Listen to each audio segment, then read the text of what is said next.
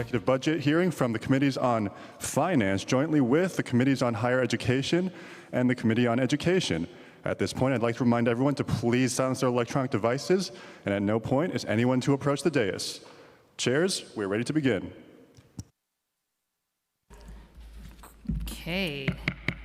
Good morning, everyone, and welcome to the 9th day of the FY27 executive budget hearings. I'm Councilmember Linda Lee, and today's hearing will begin with City University of New York, followed by Department of Education. And I'm very pleased to be joined by my colleague and chair of the Committee on Higher Education, Councilmember Rita Joseph. And we have been joined by Council Members Wong, Lewis, Marano, and Marte.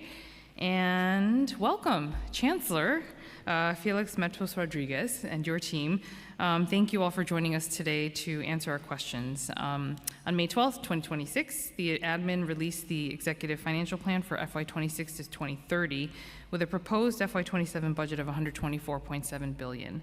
The City University of New York's proposed FY27 budget of $1.57 billion represents 1.3% of the administration's proposed budget in the executive plan, and this is an increase of $21.1 million or 1.4% from the $1.55 billion originally budgeted in the FY27 preliminary plan.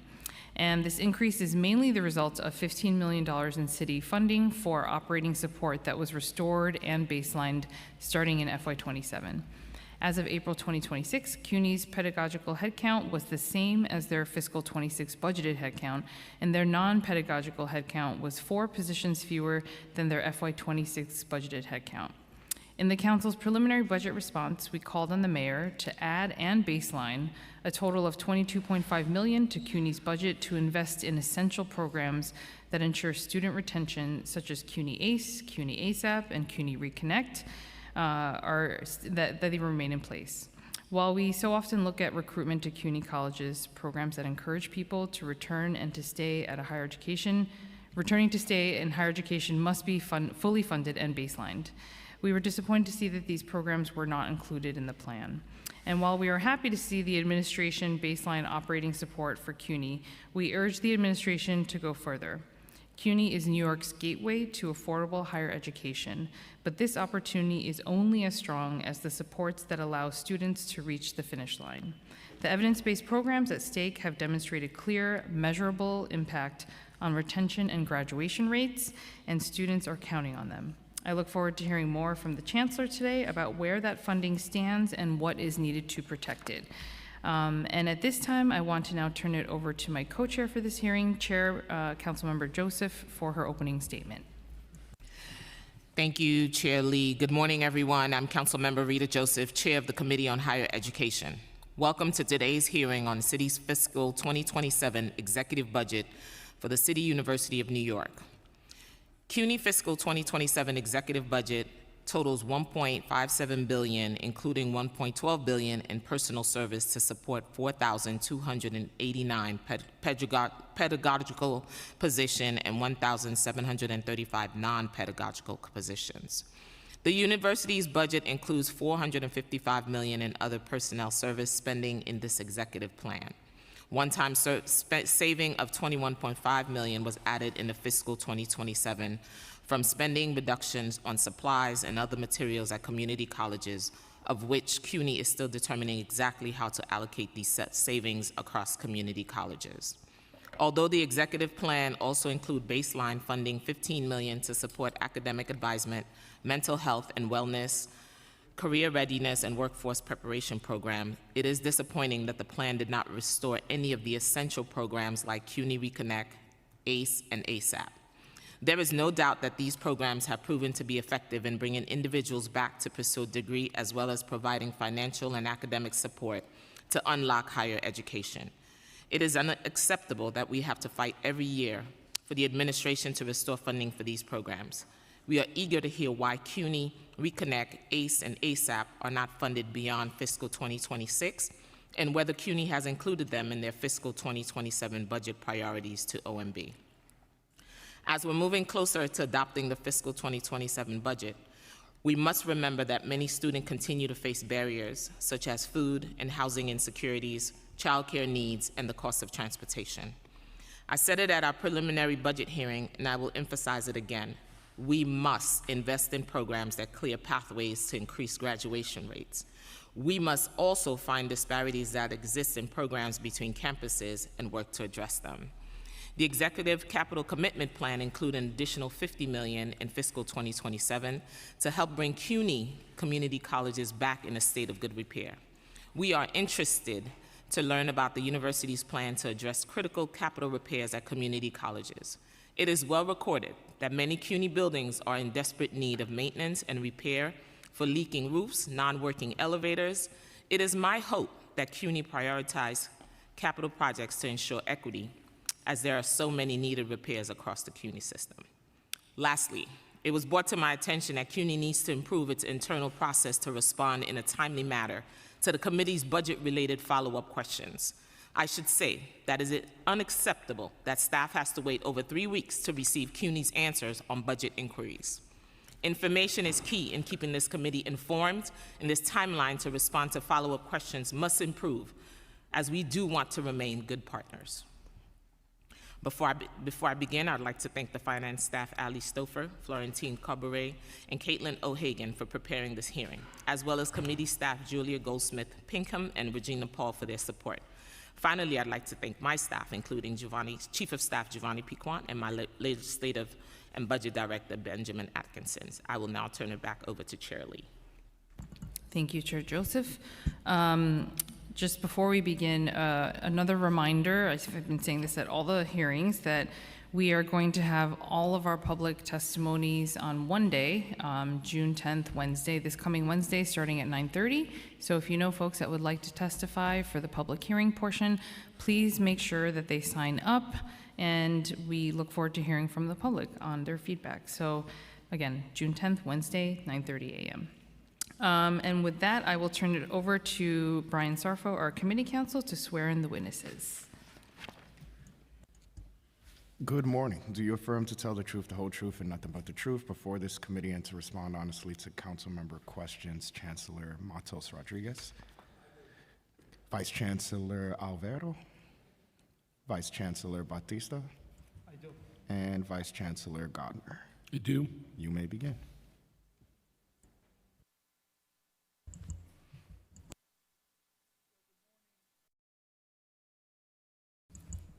Okay, thank you. Good morning, Chair Lee and Chair Joseph and the members of the City Council Committees on Finance and Higher Education.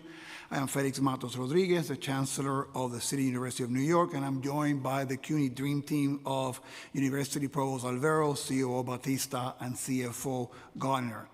I want to thank the City Council for your steadfast commitment to CUNY. Your investment sustained what has long defined this university, brought access to affordable, high-quality education for one of the most diverse student bodies in the nation, and a pathway to social and economic mobility for generations of New Yorkers. Your support has been essential to delivering strong returns for the more than 400,000 degree-seeking and continuing education students we serve, allowing 72% of CUNY students to attend tuition-free and 77% to graduate without debt. I just want to give you a warning that I'm going to be reading a shorter version of the submitted testimony that you have a copy of, and I assume that you'll be happy about that. Our affordable tuition and diverse offerings and support systems have helped fuel enrollment gains. This fall, enrollment grew nearly 4% over last fall, the third consecutive year of growth. Since the fall of 2022, enrollment has jumped 9%, nearly 21,000 additional students. This increase is most evident in our community colleges. Enrollment at CUNY's 7 community colleges has rebounded from the pandemic, with an additional 9,500 students welcomed over the last 3 years, an 18% increase. Notably, during the same period, part-time enrollment surged 37% at our community colleges. This growth is driven by the expansion of the state's TAP and by the Reconnect initiative launched to bring adult learners back to college. Community colleges have also seen the highest retention rate increase, 7%, since we have began tracking this in 1990. This growth has also been fueled by our ongoing efforts to actively recruit the next generation of CUNY students from the New York City public schools. For the past 3 years, we have sent personalized letters to all graduating seniors, and more recently to their caregivers, offering admission and waiving application fees. Once students earn their degree, we are committed to making sure it opens doors to a career. Last fall, we launched CUNY Beyond, an ambitious plan that embeds career readiness into every aspect of the undergraduate experience and smooths the transition from classroom to the workplace. The program aims to triple the number of students in paid internships and increase employer recruitment by 20%, ultimately driving a projected $3.3 billion in future wage growth that translates into increased tax revenue and greater economic mobility. We started CUNY Beyond with 4 campuses. With $6.8 million in state support in next year's budget, we are expanding it to 5 more this summer. We are looking to the council for support for 2 more community colleges in the next phase. These efforts build on one of CUNY's redefining roles, serving as New York's primary talent engine for many of the essential sectors that keep the city running. We prepare more than 1/3 of all new New York City public school teachers each year, and more than 40% of the students of color in New York State. I am proud that city teachers from CUNY have a 17% higher 5-year retention rate than those from other institutions.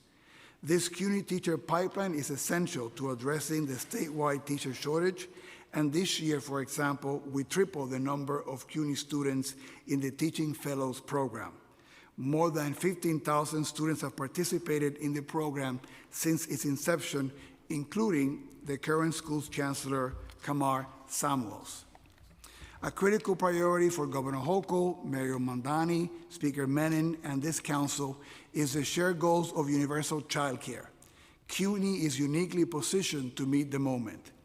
The university already enrolls more than 3,600 early childhood education students across 50 academic programs, making us the primary engine for training the educators needed to make this effort successful.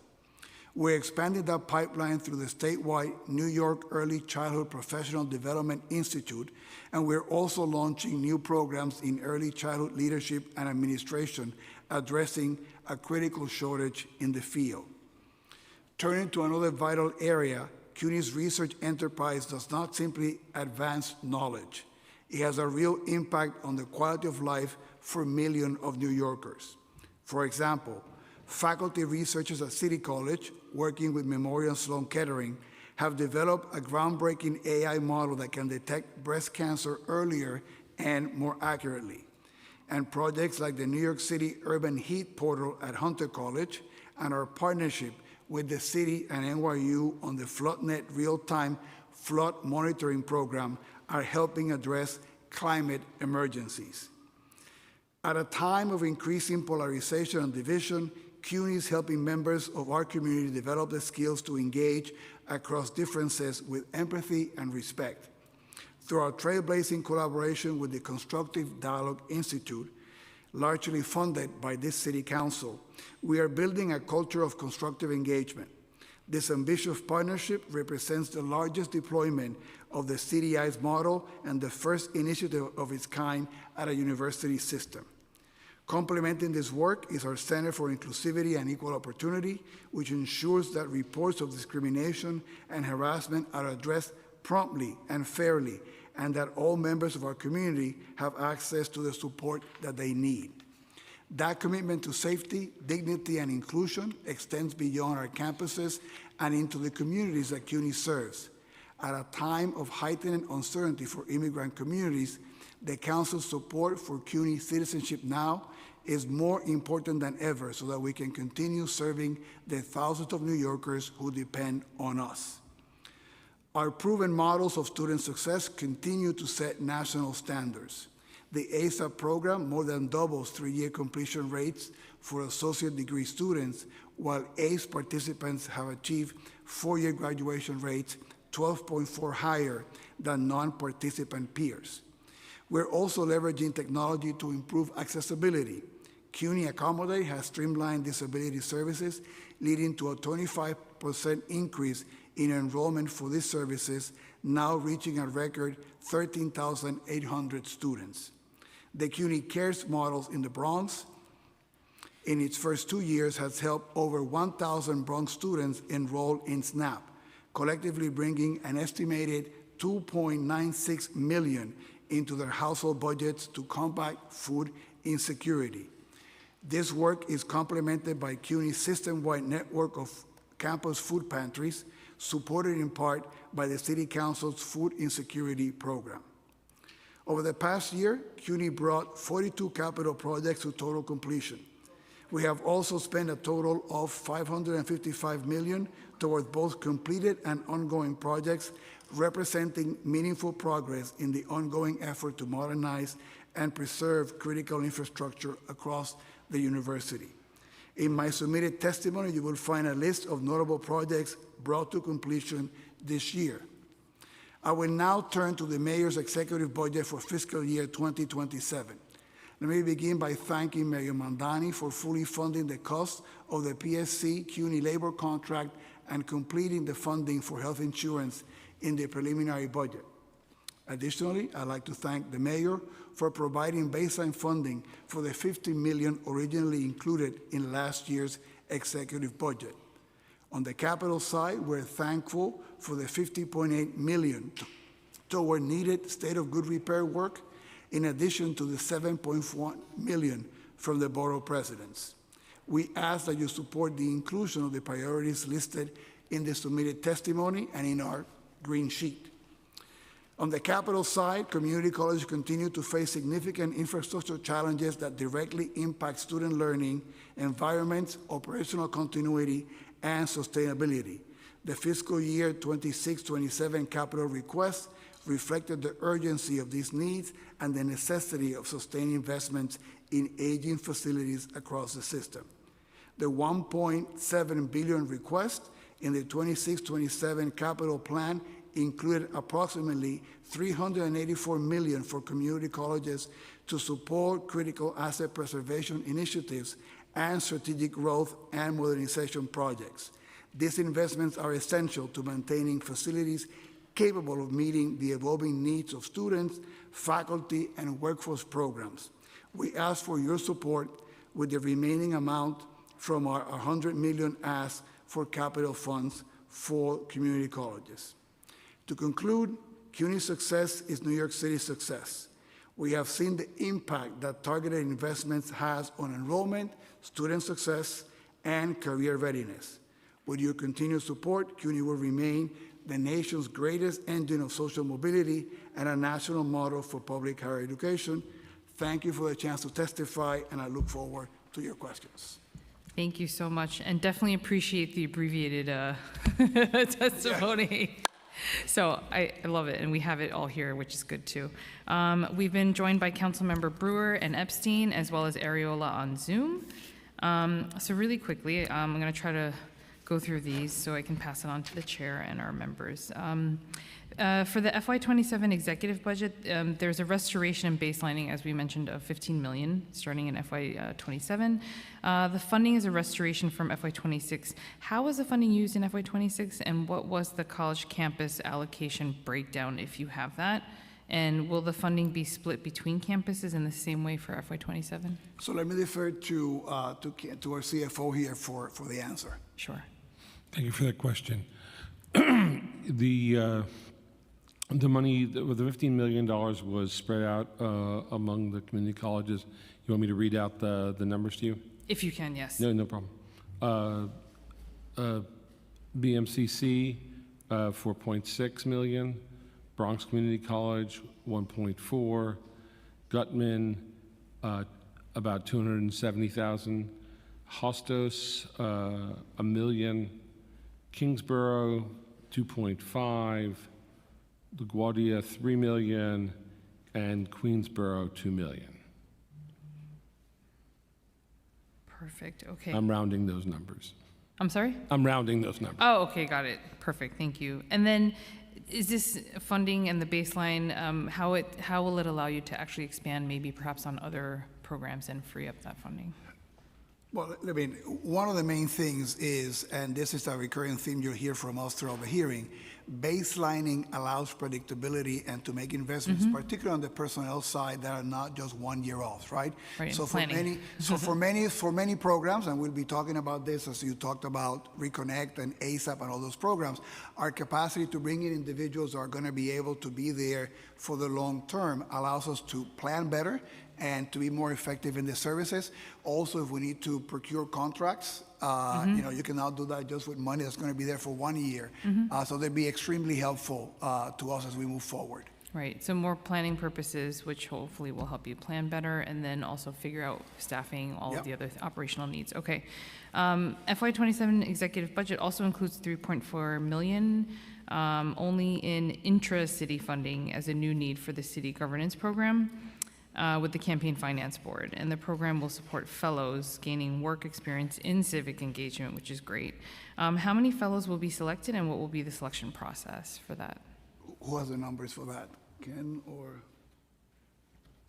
So we need to get back to you on that. I mean, the great thing about that program too is that it's consistent with our approach to give students a lot more paid and earned opportunities, right? It's money in their pockets, and they're also advancing their education while serving the city, but we can get you the numbers. Okay, and for the host organizations, do you know approximately how many you're going to be partnering with, and if you're going to also anticipate extra funding in the out years for this program? Again, the more funding we have, the more students that we can include, and the more that we can partner with other groups. I can get you a list of the organizations to be precise. Okay, and I don't know if you break it down this way, but if you could sort of give us an average of like how much the cost would be per student, because, and let us know what I guess, how much you would want to expand it to, which would Okay. also include the budget. Okay, perfect.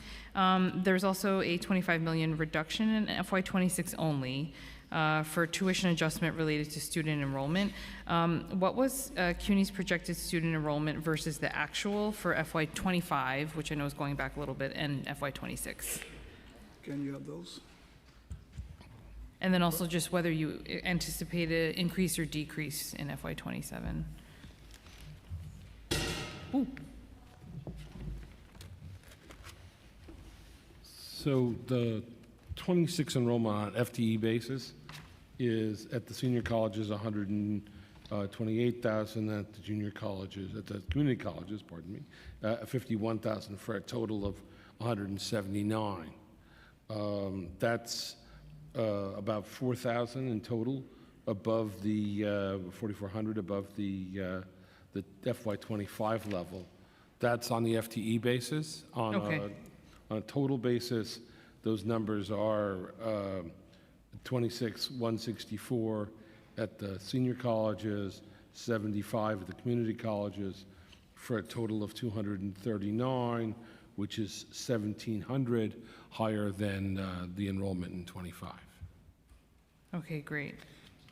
So the trends are increasing, which is good to see. The enrollment trend Yes. is ticking upward. Yes, that's good. Amen. Yeah.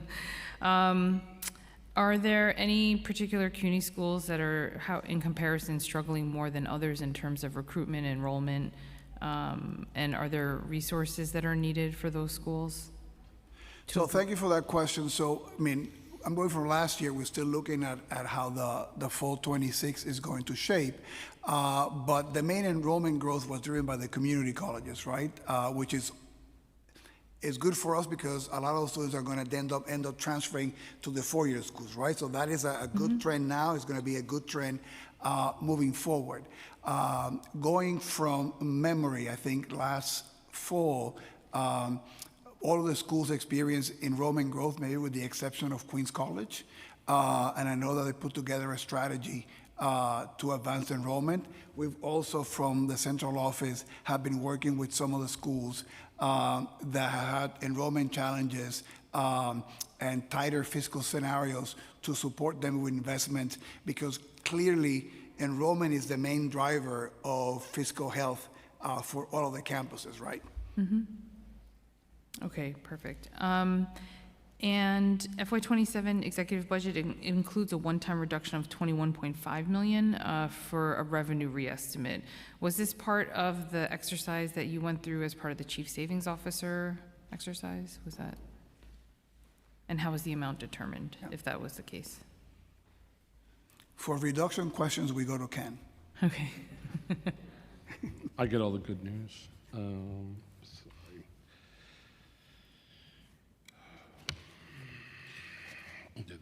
The $21 million in savings relates to the savings program that we were asked to identify. And the way that CUNY is savings is structured. All of those savings take place in 27. I'm sorry, was there more to your question? Oh, just how it was determined, how the reductions were determined, and how, like, what you used, if you could give us categories of where those reductions are.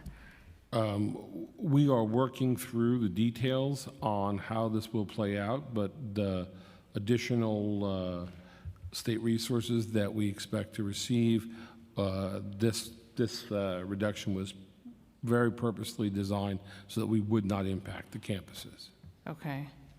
I mean, yes, that is the main goal that we definitely wanted to push on the council side, was that no cuts or services, just to make sure. And I know some of them probably came from vacancies, but were there any proposals that you submitted to OMB for the savings plan that were rejected or not accepted? No. Okay. Okay, moving to ACE and ASAP. So CUNY, the ASAP's program and the ACE program is great, and I'm glad you included more details in the testimony. How many students are currently enrolled in CUNY ASAP and ACE, and what is the retention rate? I'm going to let our provost answer that. So the finalized numbers for academic year 24-25 were 39,299 students, and the one-year retention rate was 65.6%. 65.6%. Correct. Okay. And how does the retention rate differ for students not enrolled in CUNY ASAP or ACE? That's about twice as high compared to non-ASAP students. Oh, wow, okay. And graduation rate versus similar students not enrolled? The two-year graduation rate is 16.5%, and the three-year graduation rate, which is the main metric, is 34.6%. 34.6%, okay. And I know that this hasn't been baselined yet, which obviously, as we mentioned, impacts the ability to sort of plan and for a new cohort of students. And so when do you usually recruit for that program to enroll in terms of CUNY ACE? We are usually recruiting right at the very point of admission. Okay. So students apply in the fall and get decisions throughout the spring semester, and as they are receiving admissions letters, that's when the recruitment starts. Okay. And to your point, Chair, the recurrent funds is not just the obvious personnel. You're making a commitment to bring students in for 2-3 years, right? So we need to make sure that we have the funding to be able to support them at that point when they come in too. That's another reason why the baselining on this case and also on ACE is so important. Yeah, no, definitely, okay. Yes, planning purposes wise, for sure. For CUNY Beyond, what is the current funding level for CUNY Beyond in FY26 and 27? And what are the funding sources for the program? Have that. Let's see. I know I saw that. I can just jump in. The budget level Yep. for CUNY Beyond is about 2.2 in 26 and about 12.5 in 27. Okay, 12.5 in FY27. And that is just a combination, I mean, of state and city funding. We also, similarly to the strategy that we have with ASAP, If you remember the history of ASAP, we used a lot of philanthropic dollars to establish the model, establish the success of the model, and then make the case to you and to the state that it was a worthy investment. So we're doing similarly, we're aggressively recruiting funds philanthropically to be able to support that work, particularly some of the work that we do at the central office, hoping that we can prove that this is the right thing to do for our students and then hopefully make that case. So we're sort of following a similar strategy of how ASAP was supported, structured, and validated. And how many, because I know that you said there was an extra 6.8 million in FY27 for CUNY Beyond, which would allow you to expand to 5 schools. So can you list which schools are included in CUNY Beyond?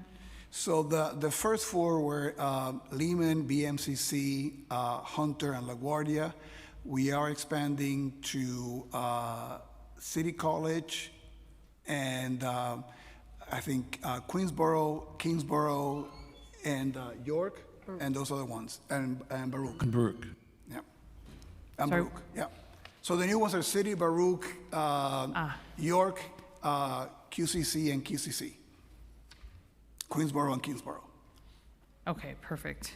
And we would love additional support to be able to bring in 2 more community colleges from the council. That would be great. We got to look at that.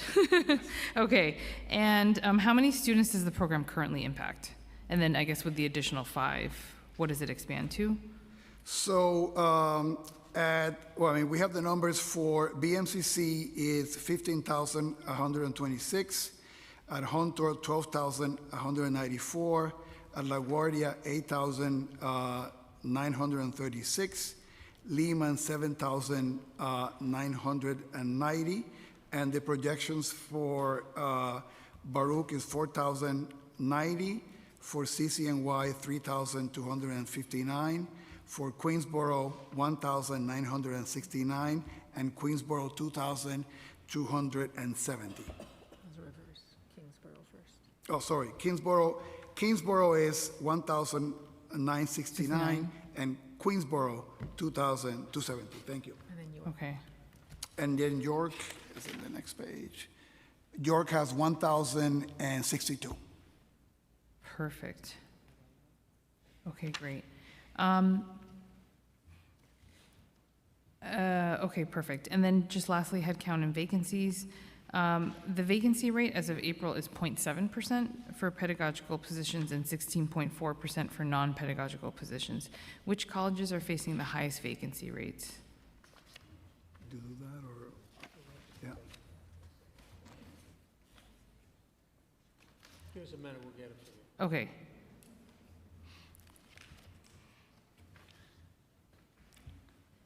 And just while you're looking for that, if you could let us know how the changes in student enrollment have impacted the headcount as well. That'd be good to know. The head count of How the changes in faculty student positions enrollment. and, Right, the vacancy rate, yeah, Yeah. and the positions, yep. I mean, the most immediate impact tends to be initially the employment of either full-time faculty or adjuncts, right? Depending on the growth of opening more sections, and that'll be the most immediate case of that. We're gonna have to get you that, I'm trying to find it, and I can't see. Okay. Yes, if you could let us know which colleges are facing the highest vacancy rates, and then also just in terms of the current vacancies and how they're impacting, or if at all, if they're impacting course offerings for the students, that would be great if you could let us know as well. Okay. We've also been joined by Council Members Wilson and Jay Sanchez, and with that, I'm going to pass it off to Chair Joseph. Thank you, Chair Lee. Good to see you, Chancellor. Same here. In your testimony, you mentioned that enrollment grew nearly 4% over the last fall, mostly in community colleges. Basically, post-COVID, enrollment jumped up to 9%. Can you further explain the tuition adjustment of the reduced $25 million if enrollment is increasing? You want to take that? I mean, because those are the projections the city makes, right, based on enrollment.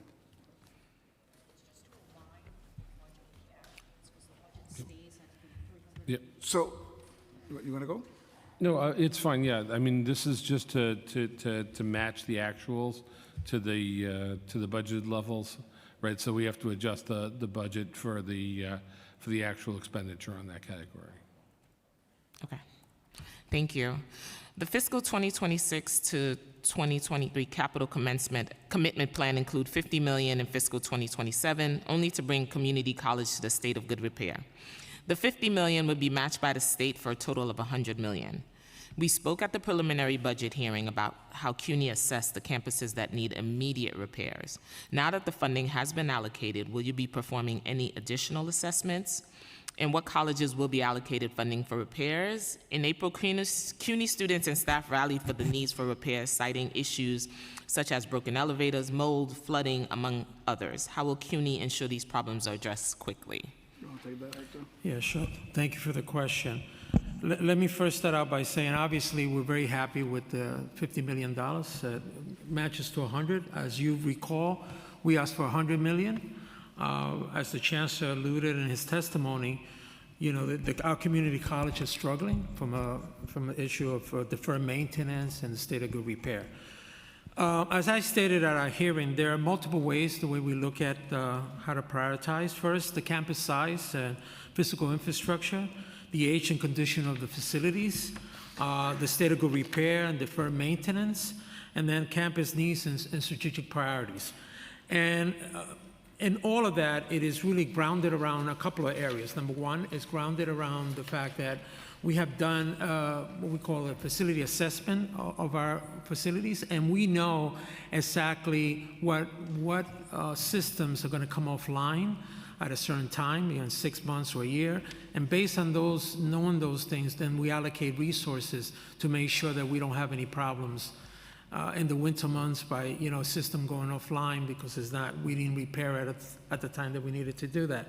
Furthermore, what we also try to do is really try to focus on tackling what we call bathrooms and a whole approach of just dealing with bathrooms and making sure that we have, or dealing with trying to package everything together so we could get the whole issue of economy of scale and trying to do a lot more with less. And then lastly, I think it's really focus on which are the vital systems that we know need our most immediate attention, and those are the ones that we prioritize. And then we try to distribute those funds across all the schools, so every school at least gets something, but some schools get more than others based on the age of their infrastructure. When you do that assessment, would you be able to share with the committee what that looks like and what's the timeline? I know that, for example, City Tech, their library ceiling fell. Is that one of your priorities? It was on the news. So when you do decide on and assess those needs and how you plan on addressing those issues, would you share with the committee what your timeline is and what schools did you prioritize and put first? Sure. I'm not sure what was on the news was actually what actually happened, but let's. Too bad I can't play the clip for you, but. Yeah, no, I understand that. But not everything we hear in the news is actually factual. But the fact is that we will definitely be able to provide you that information. So the news is lying on CUNY? Excuse me? Is the news lying on you? It hasn't been the first time. Oh. We've also heard that many students about the needs for elevator repairs at CUNY's campuses. Elevators are essential for accessibility. As it's updating the adaptive technology, how does CUNY ensure accessibility as campuses, especially in older buildings? If a building cannot made accessible due to historic landmark status, what steps do CUNY take to ensure students can require accessibility modification and, you know, take full advantage of coming to your university because of mobility issues? Well, first of all, we prioritize all that has to do with accessibility and compliance, right? It's one of the criteria that the CEO Batista mentioned in his comment. So that's one of the things that we prioritize in determining what critical maintenance might be required, and then the second part is then we work with the campuses, particularly in the ones that might be older, right, in which it might be unfeasible to do that, and then they work with the campuses to make sure that the classes that are taught for students that might require that might not need to be part of that building if you have staff that need those things. I mean, in our vision of the world, we'd love to have all the buildings to be fully accessible, but I think the campuses work very hard to make sure that if we do have some that are not, that clearly nobody's missing out because of that, and then the scheduling of classes and the scheduling of offices, and I can tell you, having been president of 2 campuses, is one of the things that you figure out while you work on the things where you can actually change the conditions and build the ramps and do the changes that are needed. Thank you for that. How do CUNY leverage adaptive technology to ensure accessibility as well? Well, I'm going to turn it over to our provost. One of the big items that you'll see in our green sheet is additional support for all the work that we're doing with students with disabilities. So go to the heart of that question. But I'll let her talk about CUNY Accommodating and some of the things that we've been doing. Thank you for the question. We leverage and are exploring and are actually having quite a lot of fun with the adaptive technologies. The new technologies are pretty sophisticated now.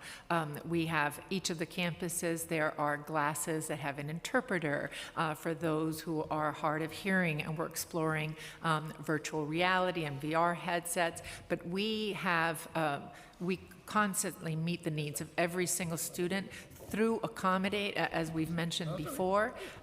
We have been able to expedite from the moment of request to accommodation granted. Our goal was 2 weeks, and we met the goal and exceed that within 2 weeks. Because we have access to some adaptive technology, we are able to provide that for students, and if we don't, we immediately meet the needs and find resources that are available. So the wait is 2 weeks, and you can borrow among the university system across. Absolutely. In case you don't have it? Correct. Okay. New York City Public School develop a building accessibility rating system to determine how accessible a building is and where they could improve. Does CUNY have a similar model to determine accessibility needs? I don't think we do. You don't? So love to learn more.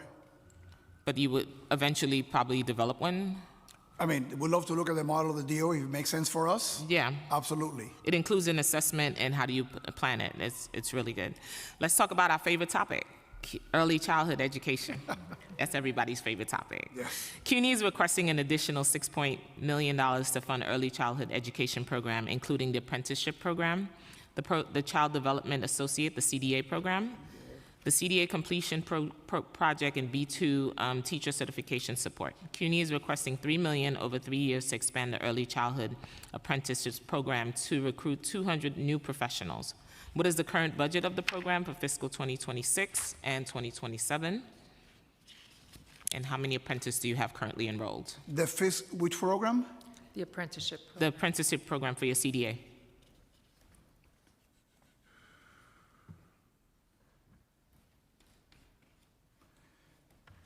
This is, I know we have this number.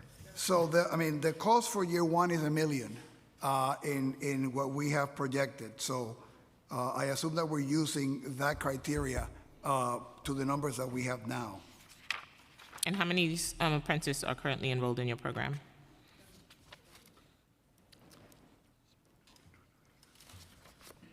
$30. And how do apprentices apply, and what type of outreach does CUNY perform for this program? Well, so we use a number of things. First, we have the statewide network, which is sort of the Cadillac of working with all the individuals that are working in early childhood. That's a key method for us to be able to recruit.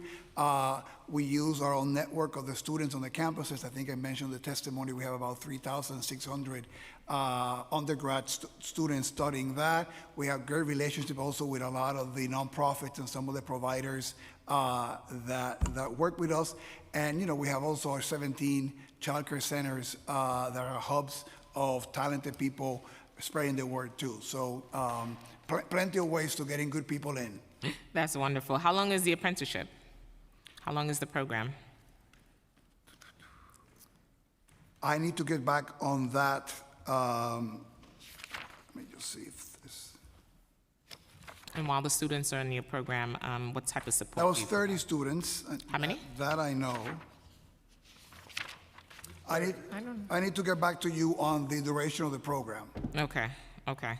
And what support do you provide once a student is enrolled in that program? Well, one of the great things that the program gets to do is that they're immediately paired with a provider, right? So you're building up first networks for the students in terms of employability, getting a sense of what that experience in the workplace is, and then, you know, I think that we are becoming the go-to as all the scaling up happens for people to come seeking talent. So. And we provide specific pre-service job training, and we assist with job matches as well. The program was launched in 2025. How is CUNY assessing the success of the program, and can you share any preliminary outcomes? So I don't have an answer for that, and I think the best thing to know is that there is wide demand for the program, and that I'll get back to you. It's a 1-year program, so I'll have to sort of find out more about the evaluation component of it. Absolutely, because that's how we're going to measure success, if we should expand and how the investment is going to work. And the part of the program includes the Child Development Associate, the CDA certificate, and it's fully funded, and all of the apprentices enroll, and so we can get you the completion data as a metric, because all of them enroll in that credential, and all of the credits in the program articulate to associate's or bachelor's degrees if they then choose to go beyond for teaching. And do you provide placements for students who are in the program once they're done, or some of them are already working in centers? Some of them are already working, but we do job matches and job placements. Great, thank you. CUNY is also requesting $2 million over 2 years for the Child Development Associate Credit Bearing Program, which is a bilingual credit-bearing CDA program that provides 12 credits to participant. What is the cost for a student who enroll in this program? Would the funds also allow certification to be provided for free? The answer to the second part of that question is yes. Yes. That I know. That's the, And the that's first- the, and the part- that- and the that- fir- that and the is first the- part? That is the idea of the funding of the program, to be able to have them participate and get those credentials. It's run through the School of Professional Studies, and there's been, you know, wide demand for it. So it's $9,000 per student. That includes tuition fees, the credential exam fees as well, the career advisement, and that is, the cost is also dependent on the number of students that are enrolled. There were 105 students in fiscal year 26 in the program. And I do want to say that last year, 110 students graduated from the CDA certificate program, and of that, 19 were from the Spanish language CDA that we recently offered. And that cohort was just started in fall 25, and already 19 graduated in that program. Wonderful, thank you. The credit transfers to the 6 associate and the bachelor degree programs. What are the 6 programs? Sure. So we have 7 CUNY programs. Borough of Manhattan Community College, so BMCC, Hostos, Kingsborough, LaGuardia, Medgar, CUNY SPS, and Bronx Community College.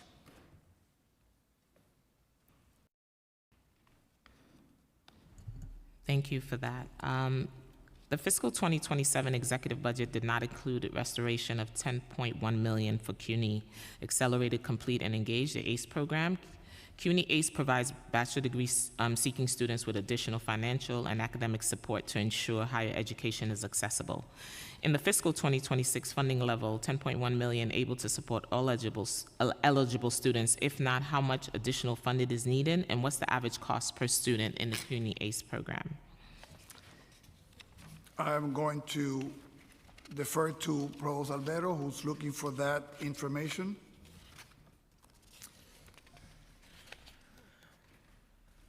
Cost per student is the thing that I am trying to get for you.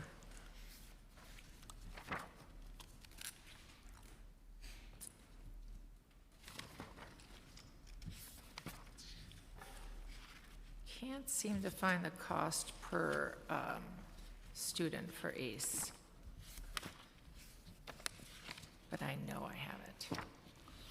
I will tell you there were 5,603 students in academic year 24-25. And I can get you the cost per student that I know I will find at some point. No worries. Are there any supports not currently offered through CUNY ACE that students have requested other than changes to the program CUNY is considering? Based on feedback from your student, are you considering any changes to the program?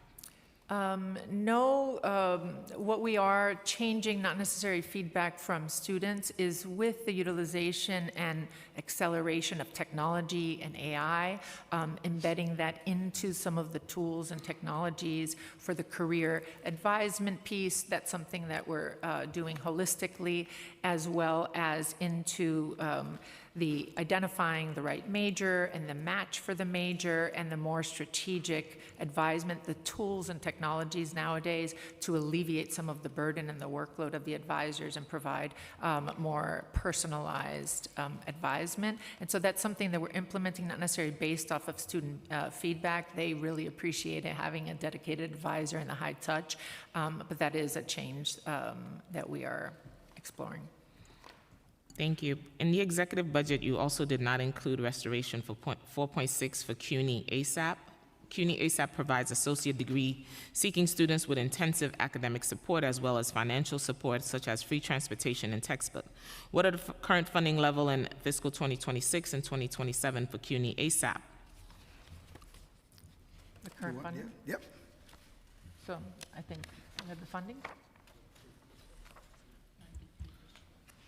For fiscal year 26, it's about $92 million. As of now, without the recurring the funding, it would drop to 88. And what is the 4.6 million supporting in fiscal 2026? How would it impact programming if funding is not restored? So it impacts, we were able to increase enrollment. We actually utilized upwards of 98% of our allocation. We were able to increase enrollment by 2,000 students as a result of the additional funding. So we know the program works. And as I knew we had this here, the approximate cost per student in both ASAP and ACE is $3,440. Thank you. I knew it was we here had it. someplace. That's, Thank you. Thank you so much for being so detailed today. Has CUNY emphasized the importance of funding evidence-based program that dramatically improves student outcomes, such as ACE, ASAP? In conversations with OMB, is CUNY aware of any rationale for why the funding of these programs was not included and baseline, and how can this council support CUNY's need for these funding? so the part of the question is no, we don't know the rationale. We on both ASAP and ACE, these are programs. ASAP is replicated in 9 states. SUNY is actually building up an entire ASAP component, sort of doing the work that we're doing. So we think that the results are fairly obvious in terms of the impact that it has. So if they work, we must continue to fund them to bring Absolutely. people through the doors. So the fiscal 2027 executive budget also did not restore $7.8 million for CUNY Reconnect, which aims to bring working age adults with some college credit back to CUNY. How many students are currently enrolled in the CUNY Reconnect, and how many credits does the average student come back to CUNY with?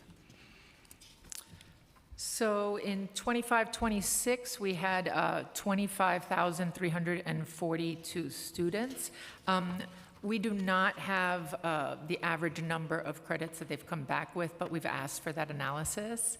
I can add some additional details that $1.2 million was used for debt forgiveness for the students and to clear their balances.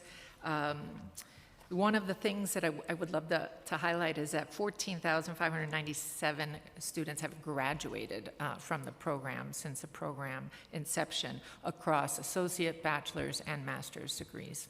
So we know it works, so we have to make sure it's baselined in our budget. Discovery and Seek. CUNY's opportunity program include College Discovery and the Percy Ellis Sutton Search for Education Elevation Knowledge. These programs support students in their academic and professional goals by providing additional academic, financial, and advising support at the 2- and 4-year colleges. What are the budgets for FY26 and 27 for College Discovery and Seek, and how many students are currently enrolled in each of those programs? So the number of students enrolled in each program is 1,537 for the fall 2025 headcount for the College Discovery, 6,141 for the fall 2025 headcount for Seek.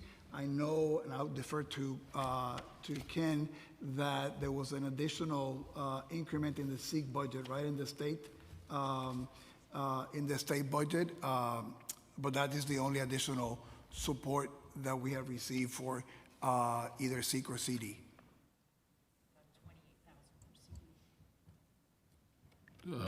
28,000 for CD. For College Discovery, right? And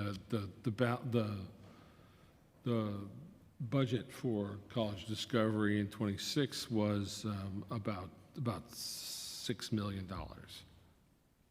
Any of these programs that I mentioned earlier are going to be baselined? The chancellor said it helps with planning. You're asking if the city's going to baseline the funding? Right. For these programs. That works. They're evidence-based. Well, the Seek funding is mostly coming from the state, right? Yes. So,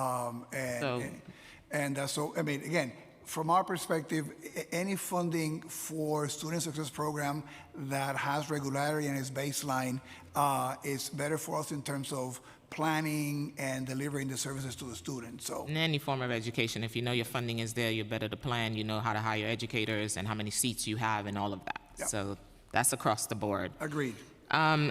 Omni cards. I know the committee has heard from Student Senate regarding the barrier of cost of transportation causing many students to miss class, lose out on internships and campus activities, or risk a fee for fare evasion. The Student Senate have put forward a request for $1.4 million for free Omni card pilot program, which will provide free transportation to over 3,000 students.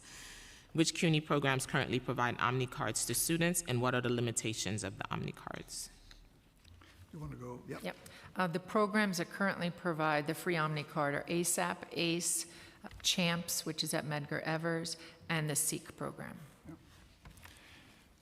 And I want to add, Chair Joseph, another component. I know that the students talk about getting to class and the things that, the key essentials, right? As we move to providing more opportunities for students to do paid internships and all that, they also need to have the transportation cost to be able to get, right? If we want to be exposing them to a lot more experiential things, they also need to be able to get there. So I also want to, and this is one of the reasons why we supported the idea of the pilot, that the obvious thing that we all think about is getting to class, right? Basic, important. Mm-hmm. But in addition to that, if we want them to be out there taking advantage of paid internships and apprenticeships, the cost of transportation can be a barrier. Okay, thank you for that. The proposal includes students who were in foster care system. Does the existing programs for foster care youth include transportation costs? Let me check.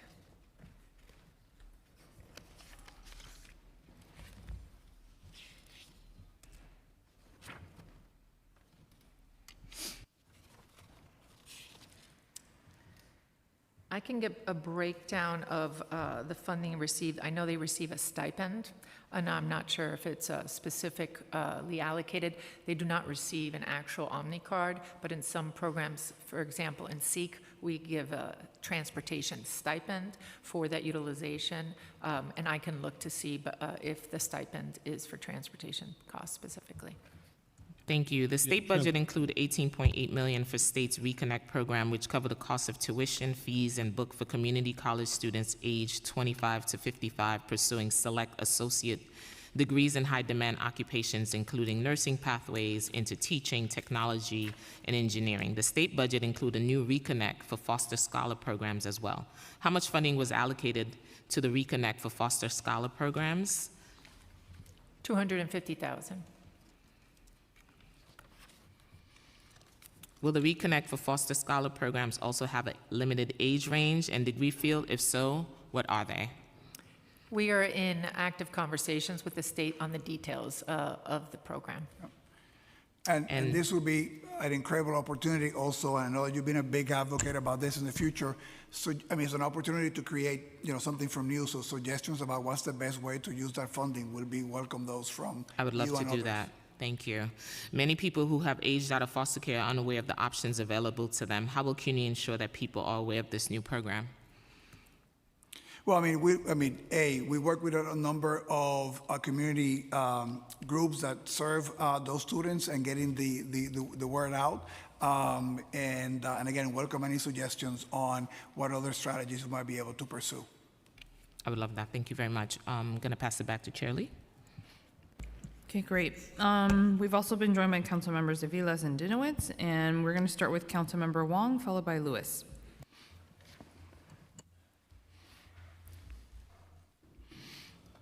Thank you, Chair. Chancellor Rodriguez, thank you for coming today. I have a question concerning Hunter College. It says over here, executive budget, CUNY's four-year plan allocates $421.8 million for new school construction of the Hunter College Brookdale campus. This funds 2 million square feet of modern academic, healthcare, and life sciences space. I'm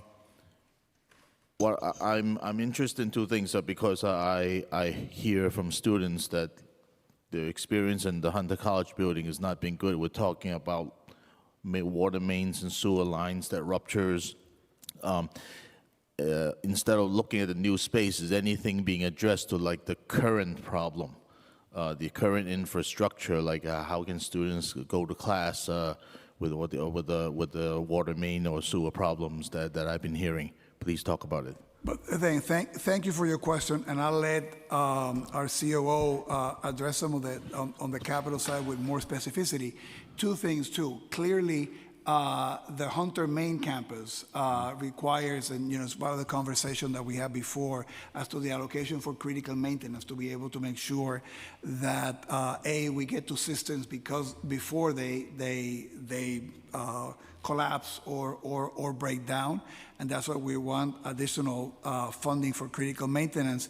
But you were talking about the Brookdale campus, where we have also the renovation of the nursing facility too, and construction was just. Did we begin that already in Brookdale? No, I mean, let me. Yeah, go ahead. Let's take the Brookdale property. As you know, that was part of a large announcement that was made by the previous administration around building sort of a life science facility. CUNY was going to have its own sort of building that would have the nursing school, as the chancellor alluded to, the School of Public Health, and some additional labs. That project right now, as I understand it, is going to, they're going through the demolition phase of it. They're getting so they could begin the demolition phase of it. We have now moved out of that facility, and the nursing school is in a really, really wonderful facility at 40 Rector Street, where we have was a previous school, and I think one of the previous colleges was in there, and we retrofitted that facility to accommodate our nursing school. So our nursing school. So our nursing school is fine. As part of the as I stated earlier, as part of the deferred maintenance and state of good repair, we allocate to colleges various funding. We focus in on those vital systems that could come offline for a particular college at a time. The last time you raised the concern of and that was a pipe that was frozen, and it was fixed immediately after that, so the information was, had been taken care of a while ago. Like, as you probably know and have heard, our infrastructure is an aging infrastructure. Most of our buildings, 60% of them are over 50 years old. And on a 5-year capital plan, our need is about $9.4 billion, and we get about $2-something billion in a 5-year plan. So the need is higher than what we get, and so we try to really be targeted. We've done an assessment of all our facilities and really try to provide a real targeted approach. Obviously, we're here advocating to make sure that you help us get additional funding, but I'd be happy to, if you have anything at Hunter College. I actually think that facility is one of the facilities that's really well run, and they really stay on top of things, but I always, like anything else, things do fall through the cracks. I'd love to hear more about it and be able, I know our chair of your committee has really been laser focused, and I really do welcome the partnership, because we haven't had that partnership before at the council, so that's really welcome. Thank you. Thank you. Thank you. Chair, I'll save my questions for round 2. Perfect. Yeah. Councilmember Lewis, followed by Morano. Thank you, Chair. Good to see you, Chancellor, and to everyone on the panel. Good morning. I have 3 questions. So I'm going to try to barrel them out. The executive budget includes $15 million in baseline operational support beginning in fiscal 2027 for academic advisement, mental health services, career readiness, workforce preparation, and tutoring programs. What enrollment growth, retention, and graduation outcomes does CUNY expect to achieve from this investment, and how will success be measured over the next several years? My second question, we know that graduate students, doctoral candidates, and students involved in research often depend heavily on federally funded grants and fellowships. Has CUNY assessed whether potential federal cuts would disproportionately impact graduate education, research opportunities, and workforce pipelines? And what investments would be necessary to maintain those programs and federal support if federal support continues to decline? My last question. I'm taking notes. All right.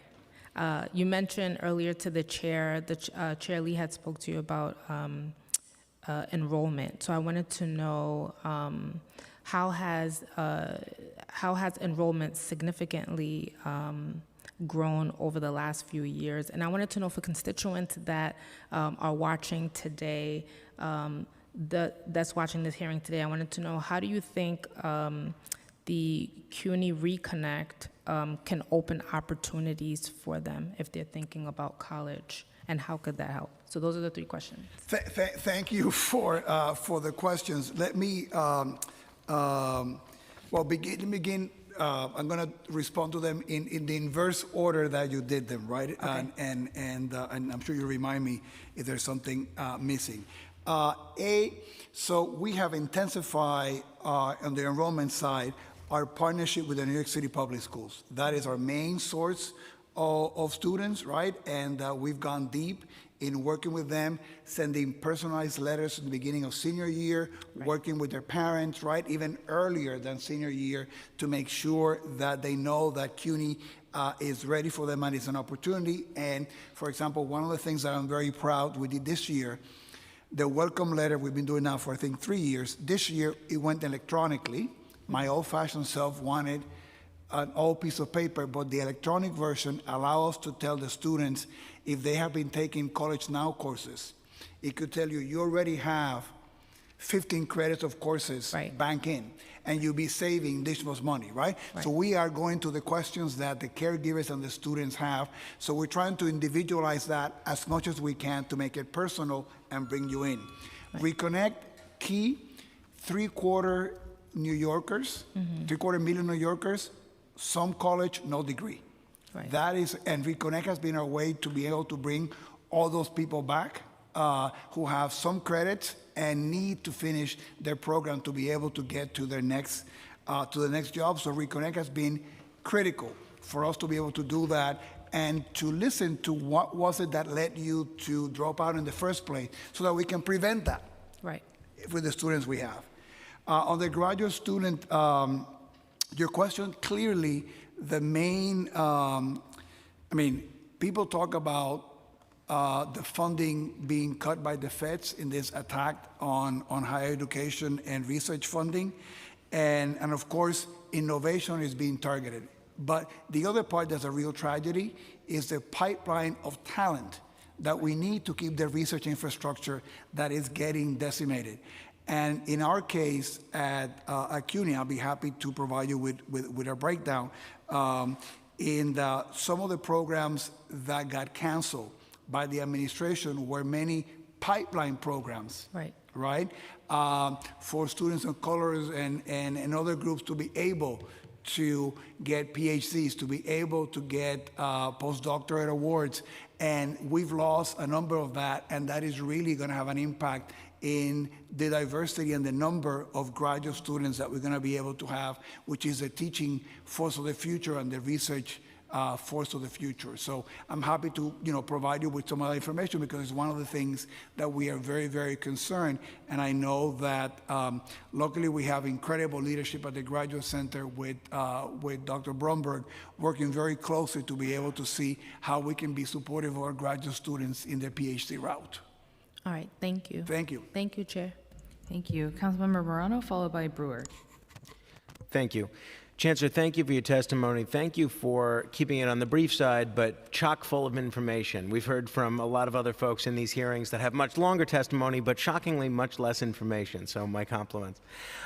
Your testimony highlights enrollment growth, retention gains, internship expansion, workforce development, AI initiatives, and several requests for additional funding. If we come back here 3 years from now, what are the 3 metrics you would want taxpayers to judge CUNY by? Oof. Thank you. Thank you for that question. Sure. I mean, enrollment growth and retention are vital to the fiscal health of the university, and we are in a budget hearing, so I will highlight that. There's also human people with degrees and human capital going to make our city great and stuff. So I think that is a key measurement. That's why we led with enrollment. We are really focused on rethinking and CUNY Beyond is that the way that from the get-go we work with our students in having them be exposed and thinking about careers. It's not about forcing anybody to do anything they don't want to do. It's opening the doors of opportunity and then having curriculum, courses, opportunities that allow you to be exploring things earlier and then transitioning in an easier way into the workforce, right? And I think that the nation is asking all of us to be doing that for the students, and we need your partnership on the capital side to do. So with those 3 Yes. That you mentioned, retention, enrollment and career success and capital. Would you support publishing those metrics annually in a simple public dashboard so taxpayers can see whether the investments they're making are actually producing the outcomes that are promised? So I would say that many of those metrics are publicly available in our website now, and maybe there's a way in which we can be more direct and focused. I think if I'm getting a gist of your question, it'd be in that direction. Our enrollment, graduation, retention data is making sure with the provost here available on the website. We are actually working on what are the right metrics to be thinking about career success. Right? So we'll welcome feedback on that. And then our information on the capital projects and all of that, it's also available on the website. If there's suggestions about how to do that differently, always welcome to that. You spend a lot of time on AI, which is great. Which degree programs currently produce the strongest employment outcomes and highest earnings for graduates, and which programs consistently struggle to connect graduates to jobs, particularly keeping in mind the AI era that we're going into and that we're in? Well, your AI question is prospective, right? So that is a crystal ball of looking at how things are going to. We do have data on some of the metrics that you mentioned in your question. Be happy to engage with the committee on those and provide them. And they're becoming also part of some of the things that we're getting asked for in the state and the federal government. So happy to provide that to you. Thanks very much. Thank you. Great. Councilmember Brewer, followed by Epstein. Thank you. So I always get asked about the North Building. I want it to be affordable housing. John Jay, what's going on with the North Building? I'll let, And you always give me the same answer, which I don't like. Go ahead. You have my answer already, Council. No, go ahead. Same old stupid answer. Go ahead. Sure. Thank you for your question. We are, obviously still analyzing, as you know, there's an active litigation, and based on the active litigation that's going on with the government foundation, we are, can't really talk about sort of what the plan is for the future at the school, but our goal is to continue to assess what the need of that school is and to make sure that that need is being met. When it comes to, with regards to North Hall, Yeah. we are analyzing North Hall to see what's the best use and what's in the best interest of the university. Okay, I still want affordable housing there. It seems to me that that would be a priority, so we'll keep working on that. The other issue I have is, I think we talked about mental health services, but just generally, how many folks are employed who are mental health professionals? How many more would you like to hire?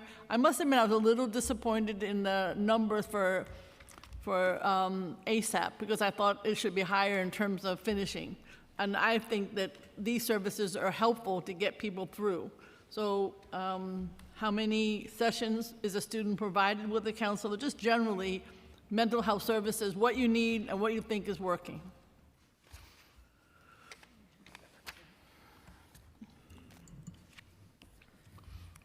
So the number of mental health counselors that could be hired with requested $2.8 million. We currently employ 120 FTEs. We would like to have 2 more per community college for a total of 14 additional mental health clinicians. Okay, and if those have to be left campus because they're not able to be dealt with locally, do they have insurance? Is that an issue that you have to address, or is it not an issue? So if you have to go outside of the campus for help, do you know if there's always ability to get insurance, or is that an issue? Well, I can say that we provide some free services. We have partnerships with other entities and organizations, a hotline that's available 24/7, chats that are available. So we make as many services, free services available to our students, should insurance be an issue if they were recommended out. Okay. Do you know, in terms of the new excellent program with public schools, do you know how many more students came in with that program that I think you initiated with SUNY a few years ago? Do you have some sense of the numbers of people who came in because of less waiver fees, all the ways in which you're trying to get more public school students to go to CUNY? well, I mean, I think that one metric is not all, right? The 3 and 4% increase that we receive in enrollment, the bulk of our enrollment comes from the New York City Public Schools, right? Right. So that is a rough estimation of that investment. All right, so there's no new number. Wasn't an increase? I thought there would be a large increase as you did the letters and you made extra effort. I can get you the exact figures for that. Okay, I'd love second round if possible. Thank you. Great. Okay. Councilmember Epstein, followed by Wilson. Hi, you doing, Chancellor? This is new. Thank you. I'm used to seeing you in Albany. I know. It's good seeing you here as well. Same, yes. Hey, can we just check in about the Omni cards for students? What the $700,000 will get you? How many additional students you'll give cards to for that additional funding? Do you want? It's in the. You mean with the pilot that we recommended? you were asking for another $700,000.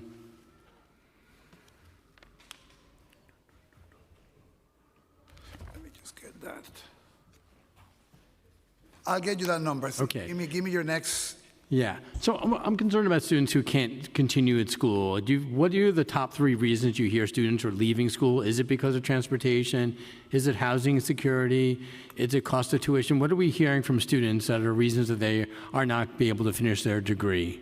So the most common reasons tend to be non-academic reasons, right? They have to do with either medical emergencies in their families is a big category. Situations about employment, right? Many of our students work part-time and full-time, and that is impacted. It impacts their capacity to be able to stay focused. Those tend to be sort of the highest categories. I mean, food insecurity and housing insecurity are also big categories for students too. So economics plays a role in percentage of students who are dropping out?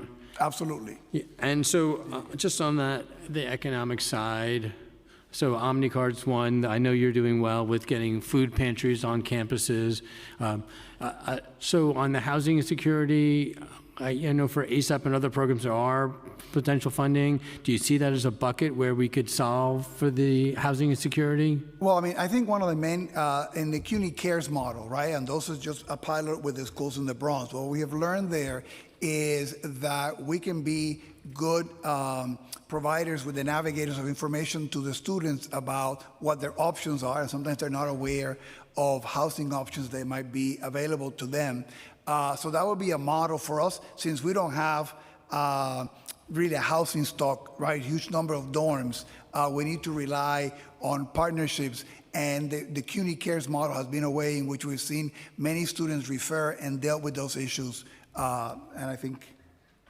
I know 2 years ago we talked about tracking students who had dropped out of CUNY and come back in, and that you were following up with them to try to get them back in the program. How successful has that been in the last 2 years? Well, so we can get you some numbers on that from the Reconnect. I don't have those with those, but those has been a key. And for us also, not only is the joy of having them back and now seeing them being on track to succeed, is learning about what led you to leave, so that we prevent it in the future. Yeah, I mean, we've talked a lot about the specialty students. Obviously, this is, you've said it from the beginning, that CUNY is the pathway out of poverty for many New Yorkers, as this is a pathway to get people to have successful education. And if we can really target our energy at people who wanted to get into a CUNY, but had to drop out, and figure out what those economics are, we can really kind of protect them and support them in that process. And I think that's what we're trying to get to here. And the baselining of Reconnect will be indispensable to get that done, and the demand is clearly there. Yeah, and the data, like, I'd love to be able to share that data so we can look at it. Okay. Thank you, chairs. Thank you. Okay, we've also been joined by Councilmember Maloney, as well as Mealy, who I saw. There she is. And next we have Councilmember Wilson, followed by Aviles. Thank you, Chair. Hi there, Chancellor. How are you? A couple questions. So the first one is regarding, so next year the New York City Public Schools will be, to graduate, will be evaluated under a new framework, the Portrait of a Graduate framework. So, which is great to show that there's other ways to get a diploma other than Regents testing, but the standards are a little vague at the moment. So I'm curious what resources are being applied to ensure New York City Public School graduates who enter CUNY, which is a huge number, that they're going to be fully prepared to meet the demands and reap the rewards of a CUNY education. Well, thank you for that question. First, we have a number of members of our faculty, of our administrative team, who are part of the conversations in that redesign, along with our friends in the New York City Public Schools, right? So we're really part of the conversation to be as ready as possible. So whenever that is finalized, right, we can then be ready to adapt and face those things. The other great component that we have is we have such a deep investment in college now and early college, right? So we are, providing those courses and doing those things along with the New York City Public Schools. So we're getting all that feedback early to be able to be in the best position to be ready for whatever that new portrait that would have probably more options and more flexibility, right? I think to your point, for us to be able to be ready for them. Great. So you've been a collaborative partner in building the process. That's great. So we know that the Trump administration has made really devastating and arbitrary cuts to humanities and sciences and medicine. How does this budget reflect steps you're taking to ensure that you're taking a step to save research that's being cut? Yeah. Well, thank you for that question, and have to commend the provost here when we faced some of the first lines of cuts on some of the federal grants, right? And later we found ways to fight some of those and get some of that money back, right? And I can give you the breakdown of what we lost. But the provost initiated a funding program to be able to support some of the researchers, right? I mean, we couldn't make the entire amount of the grant, but enough to sort of keep some of the key projects going and moving forward. And, you know, as I mentioned in answering the question from Councilwoman Lewis, I'm also very worried about, and those we couldn't restore, the pipeline programs that many of our schools had, the Graduate Center, some of the other campus, to bring the next generation of scholars with, you know, that were decimated, and that's going to affect our human capital in terms of teachers and researchers. Thank you for the question. I have one more. Yeah, it's going to be quick. So just about capital needs. So we talk a lot about that across the university system. But at the same time, in my district, the Hunter College owns a vacant building at 450 West 41st Street in Hell's Kitchen that's been unused for a decade. It's a huge source of strain in the community. So how are you evaluate underutilized properties when determining your capital strategy? Specifically, how do you balance the generating revenue from assets that could have public benefit, like affordable housing, community facility, or future educational uses? So you have beautifully addressed our dilemma in terms of that, but I'll let our COO answer that question. So you're talking about the MFA building? Oh, yes. Yeah. So as you know, we have been in conversations with the community board, with your predecessor, now the senator, around what are the possibilities with that site. We have always been open to having partnerships and thoughts around that site. The one thing that I really have been focused on, as you know, we had a situation where we had squatters in there. Had to go in and really remove those squatters and try to seal up the space. We try to do things to address some of the concerns the communities have raised. I'm always open to hearing what your concerns are so we could be together address them. But, you know, it's a property that we're analyzing to determine what's the best use. Obviously, my main concern is always to make sure that we're using the property in the best interest for the university first, and then obviously how can we provide what the university needs, the colleges need, and also work on the, you know, sort of the community, the greater good. And so we're always open to those discussions. Well, the current use is in the best interest of no one. And I would really value us sit down to talk about the future, because it's been a real problem for a long time. Happy to have that conversation. Thank you. Great, thank you. We've also been joined by Majority Leader Abreu as well as Deputy Speaker Williams, and we have Aviles followed by Dinowitz. And we've been joined by Ressler.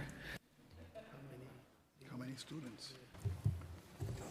Thank you so much. First and foremost, I just want to thank the whole CUNY team for being here, for the work that you do, shepherding New York City's prized institutions. We deeply appreciate it. I wondered if you could, I know in your testimony, which I was not here to hear, but read, could you elaborate a little bit more on the Constructive Dialogue Institute? Can you tell us a little bit about how long this initiative has been in play, how much the funding of the program currently supports, and what would be the funding need in order to appropriately expand it throughout the campuses? So thank you for your question. The funding for the CDI, which began about 1.5 years ago, depends on funding from the City Council. We're asking for additional funding for that. I think we're asking for $750,000 for the year, and it's indispensable to continue the work that we've been doing. We also got some grants from 2 foundations initially to do a pilot and get it going. One of the things that is really wonderful about that program is that we have the work of the trainers from the CDI team, but they're working to adapt that to however campuses are doing different kinds of initiatives. So some campuses are including engaging about constructive dialogue and dealing with difficult conversations in freshman seminars. So they're working with the faculty who are doing that to bring in that to that component there. In some other cases, they're working with student groups and other groups to be able to work with the student groups as the student groups get ready to face programming that they do. So it's been a very, very adaptable program. And again, I am really proud that we're the only institution in the country that's doing this system-wide, right? So it's not just a campus, and the funding from the city council on this will be crucial to keep it going.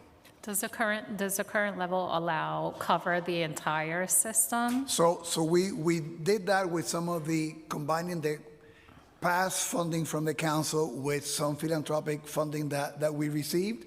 You know that funders like to give you money for a couple of years and they say somebody else should pick it up, right? So we're hoping that in that case it's the council that does that. So we will need that to continue to be system-wide. Right, definitely is something within our interest. Thank you for the question. Yes. To baseline as an important program. Just to segue a little bit into, immigrants make New York City the beautiful city that it is. Can you talk to us a little bit about? I know you host CUNY Citizenship Now, which we are very big supporters of. They do fantastic work. Thank you. For that. Can you tell us a little bit more about how you are feeling about, our current environment and plans on keeping New York City immigrants, college students safe? Well, thanks for the question, and thanks to the council for the great support of Citizenship Now throughout many, many, many years. I was at John Jay about a month ago, and 300 people. I think Councilwoman Brewer and some of you were there too. 300 people trying to get that last moving from permanent status to full citizenship. So the demand is there. We've also, in order to support our students, we raised independent funding from the Petrie Foundation that help us provide triage legal services for students who might be intercepted by ICE, right? We found out that in many cases, either individuals go to places that basically take their money and don't provide any real legal services, right? So we provided a service. We cannot take them on as clients, but at least at that time when you're having the first triaging, we can point out and say, here's some legitimate lawyers, here's some legitimate nonprofits that work with you. We can stabilize, and that's been, I think, very well received by the community. We have an office at the central office dealing with how we can support our students, and campus do that in different ways. But it's very, very much top of our mind, and thank you to the council for the support of Citizenship Now. Thank you. Just to make a last comment, Chair. New York City public school educators and parents have asked the public school system to provide revised protocol around how to keep their students safe, their staff safe, because the protocol within the building is one thing, but right outside the building is a whole other thing. I would also like to posit that challenge to CUNY around how it makes sure that everyone from the security guard to the groundskeeper to all the staff are very clear about their obligations under New York City Sanctuary City policy, and also their moral obligations to keep each other safe during such a dark time. So thank you. Would love to talk to you more Thank about you for that. that suggestion. Thank you. Thank you. Councilmember Maloney, followed by Majority Leader Abreu. Thank you so much. I wanted to ask more about CUNY Beyond. You mentioned that you're asking for $2.7 million for that program with a plan to expand to 19 undergraduate campuses by 2030. And I want to hear more about how investments in CUNY Beyond, in particular the AI Innovation Fund, are meeting the city's workforce needs, and how you evaluate where you should be investing more with matching with employers. Well, thank you for the question. So, CUNY Beyond is really going, when you take CUNY, 77%, graduate debt-free, almost equal number, don't pay any tuition, incredibly affordable, great asset in our faculty, and right. So what we want is to build more on the human capital of our students as they think about careers. So Beyond is about making sure that our students are thinking and being exposed to careers from day one when they get into a campus, right, and they can then contribute more. We think that differentiator, when we get to do that well, is going to be a driver of enrollment. Right? Parents and students are asking for places that are giving them better chances to connect with careers at the end of graduation.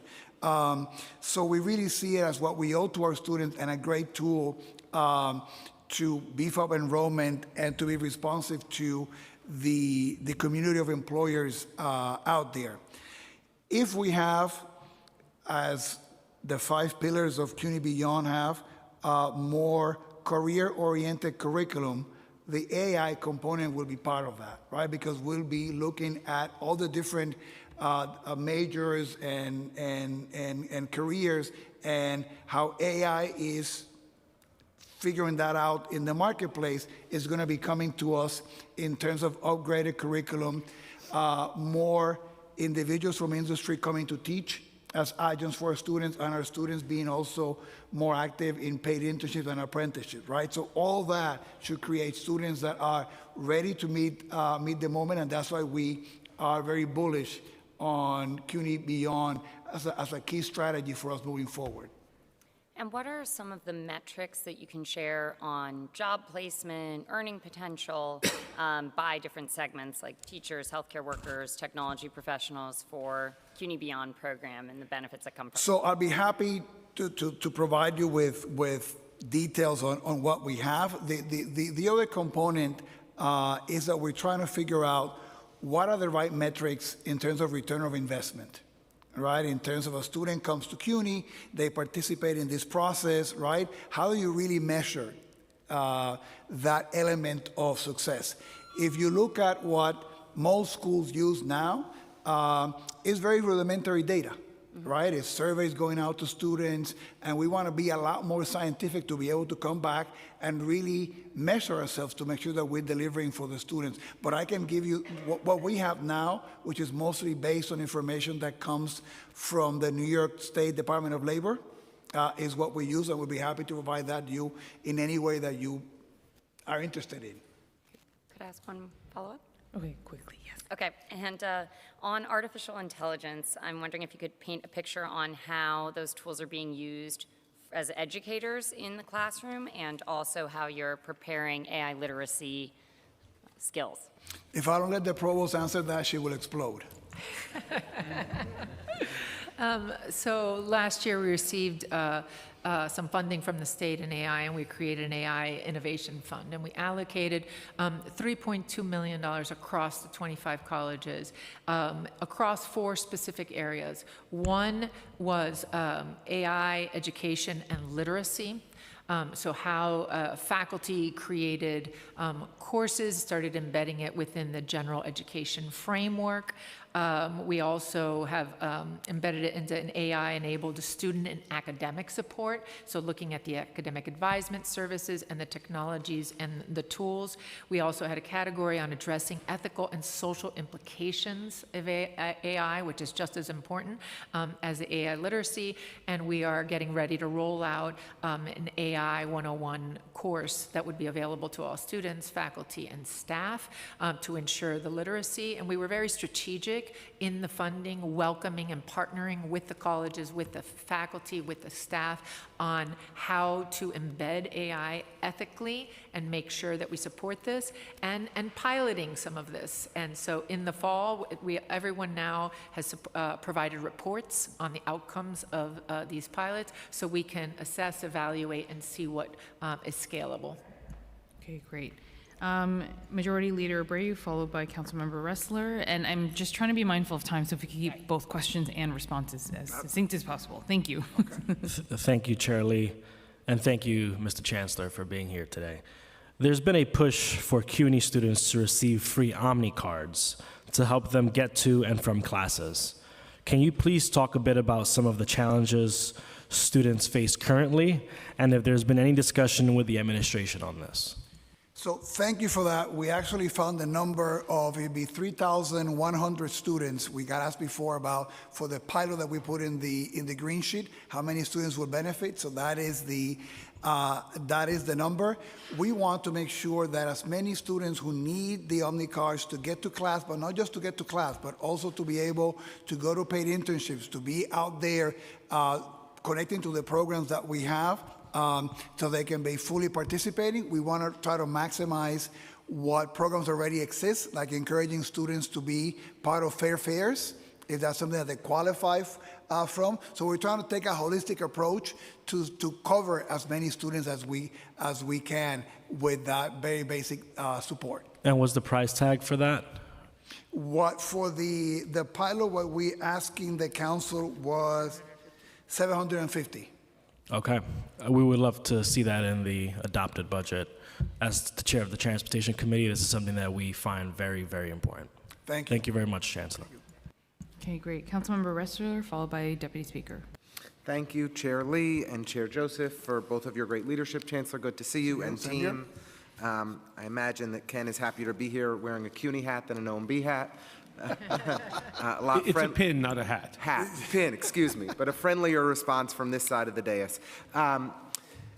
It's good to see you all. And I really just, first and foremost, want to thank you for your work, underscoring the points I heard Councilmember Aviles make. You know, CUNY is the place where social mobility happens. It is the place where we transform people's lives from, you know, struggling in poverty to real economic opportunity and being able to provide and sustain support for a family. I did want to ask a couple questions about hiring at CUNY. My recollection was that we were able to restore, I think, $94 million after 6 or 7 rounds of budget cuts by Eric Adams in last year's budget. Do I have that number right? That's correct. Great. And already the mayor has added and baselined $15 million for CUNY in the executive budget. Is that right as well? Yes. So you guys are doing better. Still more to go, and we hope to be great champions for CUNY, and I was very pleased by some of the suggested investments in the council's budget response. But I'm concerned that we haven't seen a restoration in hiring that would match that increase in funding. If I have my numbers right, prior to COVID, there were 4,648 pedagogical employees at CUNY, and we're now down to 4,257, almost a 10% decline. With the $94 million that we got restored last year, with the additional funding that we've gotten restored this year, are you able to provide any indication to us of the increased headcount that can be anticipated in FY27 on the pedagogical side in particular? So getting an exact number of that gets complicated because hiring on faculty is done on a campus-by-campus basis, and those needs are very individualized, right? So can you give me a ballpark, if not an exact head count, of where we're heading? Because I think we want to make sure that when we're investing in CUNY, that we're also investing in the faculty of CUNY and expanding it. And with the 10% plus decline that we've seen over the last five years, we want to see it reversed. So and we're on the same page. A couple of notes, right? Even though we've done gains in enrollment, we're still about 10, 12% less than where we were in the pandemic. I know it. Right? So I think that needs to be put in context. And the restoration last year in the budget is 1 year. Hiring, right, particularly of full-time personnel, takes about a year to be able to do that. On the $50 million, we had to be careful last year because it was not recurrent, right? So you're careful about not putting people that are going to be on recurring costs. So I think that in the next year's budget, you'll begin to see that shit being corrected in a more precise way because it takes about a year or so to see those things come into the budget because of the way we hire. Can I have one more? But we're committed to the same thing. Okay, I'm glad to hear it. If you're willing or able in follow-up to this hearing to provide any estimates or goals of what you're anticipating on the pedagogical hiring front for the year ahead, I think it would further reinforce the council's commitment to support for CUNY. And then lastly, I represent City Tech. We regularly get incoming from the faculty at City Tech about the conditions that staff and students are working in. And I recognize that we have significant outstanding capital needs across the CUNY campuses, and and we need to do a whole lot more to invest in that capital infrastructure. But at City Tech, we get reports of mold in classrooms, leaks, and more. And I understand CUNY's current goal is to bring about 55% of vital building systems into a state of good repair by 2030. Gosh, I wish we could get that to 100%. But I recognize that it's a lot of resources and work that's needed just to get to over half of our building systems in a state of good repair. What do you think the timeline is to get to 100%? Do we even have that kind of big picture goal of by 2040, we're going to get 100% of our vital building systems in a state of good repair? Is there a capital need? Do you have a kind of complete physical needs assessment for the CUNY portfolio of what we would need to come up with to be able to get there? Well, that is our request in the total capital plan, right, which is 9.7 billion, right? So that would be the answer to that. To get to 100, you have to go through 32, 35, 50. So we're trying to move as quickly as we can, and depending on the level of resources that we receive from the state and the city. Another thing that we've been working very hard is to do better at being quicker, at being able to use the funds that we're given, right? Which is another component of this. We've been also making sure that our partner in that entity, which is DASNY, is also, also very responsive. So the more funding that we receive, and particularly for the community college where you have to do the match with the state, we'll get to be able to have a lot less of those concerns that you identify, which we take very seriously, and we appreciate you bringing them to our attention. Okay, I appreciate the answer, and I think we all want to do more together to improve the conditions on our CUNY campuses, and I think being even more ambitious in our capital plan is necessary. So thank you for the extra time, chairs, and thank you, Chancellor, as always, for your tremendous leadership. Great. We've been joined by Councilmember Hudson, and now we have Deputy Speaker, followed by Hudson.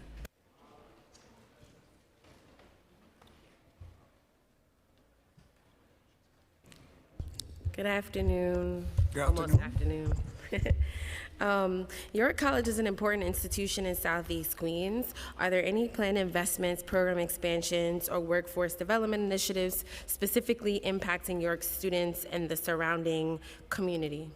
Well, thank you, Dr. Williams, for your question. And I am very happy that in the second wave of CUNY Beyond, which is really our innovative strategy to be able to make sure that our students are thinking about careers and getting ready for careers since day one, that in the second wave of courses, your college is one of the schools that are being identified, which will mean that should we be receiving additional funding from, say, in the city, it would go to your college for investment, and it's also a badge of distinction for your college as they go seek to talk to employers and get philanthropic dollars. So we really feel that that designation is going to be really, really instrumental to York in terms of enrollment and all those factors.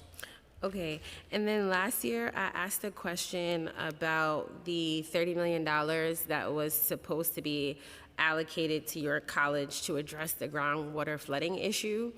Do you have any updates on that? Because last year the answer was not precise. Do you want to know that the answer last year? You all talked about it and said that it was going to happen, but there wasn't a clear timeline. Sure. Thank you for the question, Councilwoman. We just completed, the consultant just completed phase one of the work that's being done. That's the grouting work around the plan. Phase two, which is the mechanical design, will be completed by early 2027. The project was originally it was about $25 million. Based on the work that we have been able to do, it's now down to $10 million. So we've been able some value engineering that has allowed us to bring that project. So that project is right on target to be completed. We are also, I know one of the other concerns you've raised, we've also are in conversations with DEP about the charges that they're charging the college, which is over the last couple of years has been about $400,000, to try to really figure out how those charges could be removed from the because it's a burn on a college that really needs the resources. So sort of more to come there, but we're right on target to be able to address this. So hopefully by next year, when I'm in front of you again, we'll be able to celebrate that we've got this project sort of completed. Okay, thank you. Thanks, Chairs. Okay, Councilmember Hudson, followed by Dinowitz. Thank you so much. Hello, Chancellor and team. You mentioned in your testimony work that you do around CUNY Cares, really important work. We have a transition academy at Medgar Evers College, which is in my district, and I'm just wondering, you know, given the number of students that are experiencing homelessness, food insecurity, things of that nature, how much in your budget is allocated towards supporting those students? So it varies by campus and depending on the kind of support, and thank you for your question. For example, things like the food pantries and that level of support, that is mostly philanthropic dollars that are raised from foundations. The Petrie Foundation has been historically a great partner of ours for decades in some of that. Partnership with local vendors, right? So that tends to be a bit more localized.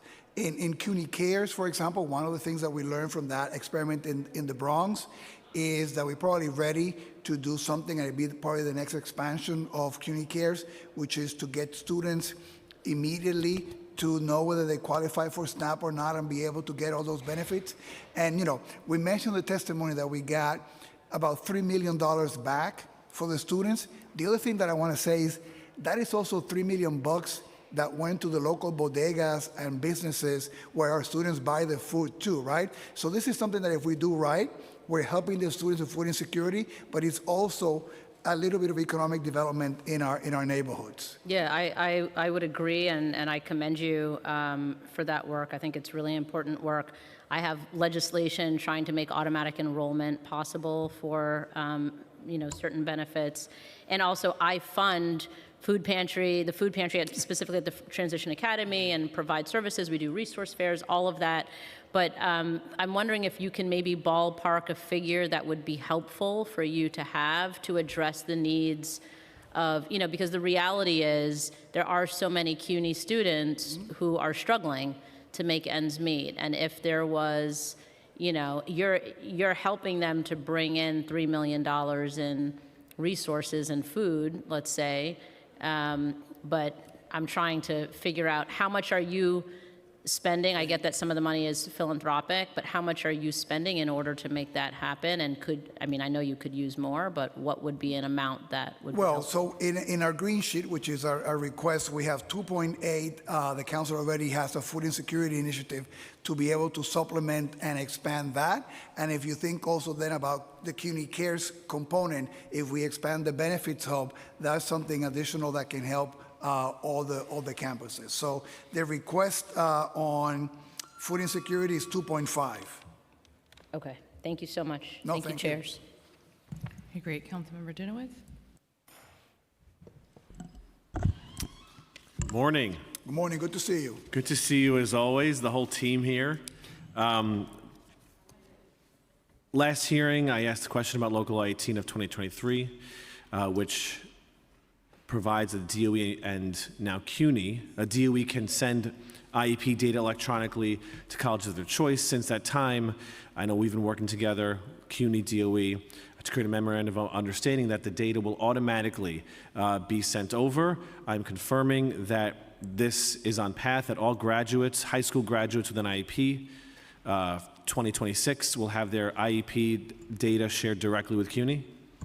Let me allow the provost to give you an update on this very important initiative. Yes, I can confirm that last week, the agreement and the details of the agreement have already been worked out, but last week, both the DOE and CUNY's IT departments met together to talk about how does this actually work and have fleshed out a few things. They might have one or two more follow-up meetings before things then proceed to the lawyers for signing. So we are on track by the summer to have everything in place, and yeah. Good. And one of the goals of that was not just so you have the data, but that you can proactively reach out to students with disabilities. I believe according to your estimates, you believe half of students with disabilities are not declaring or don't for whatever reason, maybe they don't know there are services available to them. So will CUNY reach out directly to students that are on their radar now as having listed as having an IEP or disability? Absolutely. Will you be Those reaching out students by who have- phone, So, by email, by mail? What does the outreach look like? Well, the students indicate and provide contact information, so it may be email, may be phone, but traditionally students prefer email, but we will try any means that the student have given us permission to do so. Good. Just confirming that CUNY will be reaching out. So is the expectation, if they leave a phone number and an email, will then some professional from CUNY be reaching out by phone and email to make sure they know the service is available to them? I can receive confirmation if we do both, but absolutely, it will be on CUNY to reach out, and that was part of the agreement, that we'd receive that information so that enables CUNY to proactively reach out to the students. if we have the permission That's right. and the information, we'll reach out. What we're trying to be careful here is not to promise something that legally we might not. Well, this is the point of the memorandum of understanding, is to make it legal. And then the ultimate goal is for CUNY to do the outreach Correct. so the students have all the opportunity. Same page. Secondly, I'd like to follow up on your personalized letters. There was a hearing on this a few years ago, and I just want to clarify what personalized letters mean. My understanding is personalized letters means every DOE student gets a letter with their name on it.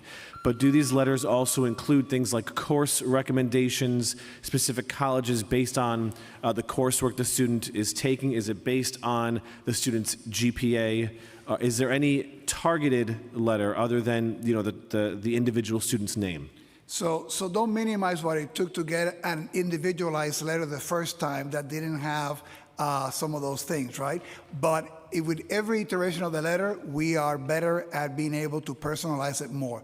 For example, this year, the letter, and it goes electronically to be able to do that, included, for example, congratulations, Eric. Ta-da. We look forward to seeing you at CUNY. You heard it here. I just got an admission to CUNY. Thank you. Since you participated in College Now, you already have, if you come to CUNY, you have already 15 credits, which will mean that you'll be saving X amount of money, right? So we've been able to tailor the letters each time more to be able to provide the students the most accurate information that they need. We want to continue that level of individualization, but the letters are to that level of detail, and we want to continue to do more to be able to provide them. For example, for some of the students that might be part of Future Ready, right? We might be able to, based on that data, make some suggestions about majors that they can take. So the more that we know, the more we'll be able to make that letter to them and to their caregivers. Yeah, that would be the ultimate goal, I think, is to make actual recommendations. The addition of College Now, it seems, is very good. Making recommendations for particular colleges or particular majors based on their coursework seems like the ultimate goal and the actual personalization of the letters. Yeah. Thank you, chairs. Thank you. Thank you, Chancellor. Thank you, Councilmember. At our preliminary, this will be my last question and you can leave. At our preliminary budget hearing, I asked data on the specific campuses and positions where vacancies exist. Do you have this data? If not, what is your timeline for providing it? How many vacancies currently exist across the whole system, and what are some of the challenges you face as folks are retiring? So we don't have that. We'll get it to you ASAP. Before the budget, before we pass the budget, right? Absolutely. Yes. Yes. Thank you so much. Thank you so much. Yes, and apologies to the council members for round two. They have a very important Board of Trustees meeting where they're going to be deciding on a lot of important things. So we will send all of our follow-up questions, and we also have been joined by Councilmember Mercedes Narcisse. And with that, thank you so much, Chancellor, and to your team, and for everyone for being here. Thank you. Thank you for your support.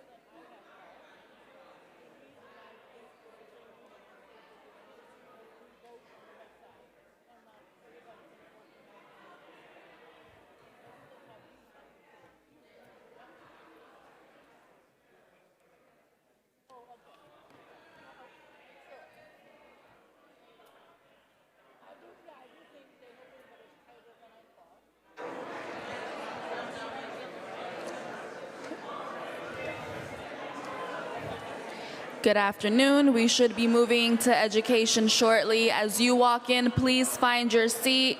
Quietly, please find your seat. Just a reminder, no food or beverages are allowed in the chambers, and no one may approach the dais. Thank you.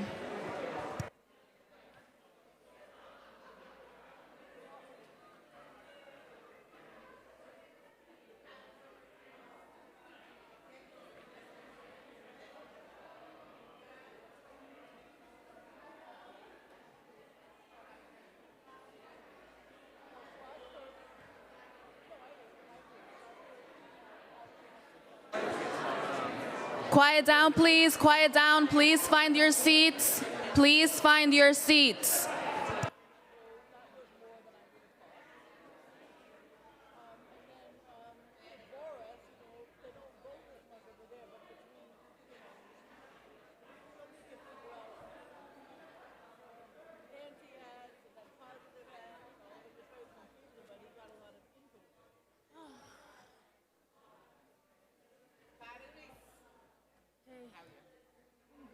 Thank you. I see some of your folks, but I don't know. Red needs want us to monitor everybody, where they move, how long. If everyone can please just find their seat, please find your seat. We are getting ready to begin.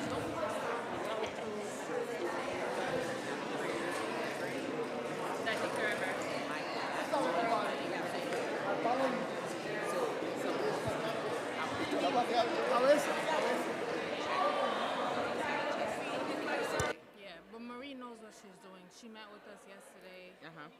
My uncle was your constituent. He passed away. His funeral was Saturday. I didn't get to tell you. The funeral was Saturday. I didn't Last Saturday? No, this Saturday that just passed. That's why I've been MIA. And Monique has been giving us. She thinks she's so powerful, but you know what? He lived on What's his 86. name? Maurice Millery. He lived on The 86. face looks like somebody that I've been seeing. You've probably seen him around. He's Oh, a so big the funeral is plumber. when? It passed. It was this Saturday. We You had to pass? bury him You keep fast. saying pass Saturday. I said pass Saturday. You said no, and I'm The gonna say last okay, Saturday, last Saturday. Last Saturday. He's out at my mom and E's. We're very upset with the hospital. They didn't do a good job. Yeah. What he had? Heart problem? No, he had a Heart stroke. issue? He had a stroke. He had a stroke? Yeah, he had a stroke. Wow. No, I'm not here. I'm moving myself. Wait, it's empty? Yeah. Oh, Are you it's on empty. education? Okay, you can put me here. You can put me here. Oh, you can have it. I can Have it, council honestly. member. Hi, council You can have member. it. Yeah, hi.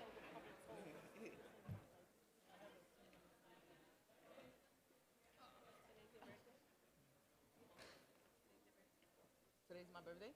You want to give me a gift? That's the only reason. No, it's not my birthday.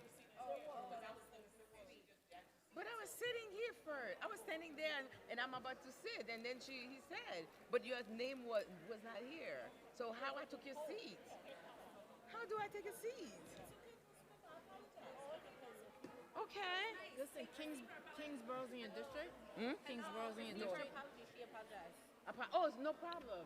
I love that. No problem. So cute. I love to see my No, black no. women. I love you guys. Why would I be upset? No one said you was upset, but I just wanted to I'll make just sure. explain. You know. I said, let me explain. I know, and because she apologized. Yeah. That was so sweet. I love that. My staffer reached out to your team. I do love it. I do. My staffer reached out to your team to meet up. Okay, Farrah, because you be trying to play last me. time it was supposed to be me, you, and Althea. Me and Althea ended up meeting up. So we I know. reached I out. did hear about that meetup. I was like, oh, Farrah met with you. You know I get jealous. You get jealous for what? Yeah, when y'all be Because you're meeting not up and Haitian? shit. Oh, no. Because I love Haitians. I don't have to be jealous about that because you guys love me. So I'm never jealous about that. Oh, okay. But no, when y'all meet up without me. Oh. But they reached out to see if we could all coordinate the time together. Oh, okay. You know what? There's a meeting The that we're Haitians having. be mad at the Haitians in my area, so they love me. I know they love you. They don't have no problem with you. I know. Yeah. I just stay out You of have to drama represent because y'all got everything. a lot of stuff. Okay? How do you say, like, lots of drama in Ampil, Creole? ampil. Ampil bagay. And I want to stay away. Who? How do I say Creole? I want to stay away from the drama. We just What need drama? help for Me, I Pastor don't know David. drama. I want to stay away from the Me drama. too. Do How like do I me. say it? Just Say it I want to do like Mercedes. Ampil I want problem. Ampil Just say problem. ampil problem. Mettez Ampil dehors. problem. I'm people of Pas de Yes, problème. I know. No, I mean, That drama. situation is messy. It's not only Haitian that's messy. I don't know. That's not my problem. I'm not in the state. And I'm not. It's not only Haitian that messy, by the way. Did Celine tell you what he said? What the What borough Clyde said? president? No. Oh, that they need capacity training? No, and he was like, "Oh, the Haitian community keeps asking me for stuff." I was. He belittles them. I said no comment. I'm not belittles Haitian, okay? them, So so I love that. whatever. I'd be like, I don't know. No, They what have- you say? they No have- problem. I'd be like, I don't. Whatever. That's not me. Their project is a great project. It is cool. And they already have It's cool. I told them I would like show some, but they didn't ask me for it. They didn't ask me for capital this year. They came and spoke to me. Oh, the mic? Oh. Told them not to ask you. So like next year I would.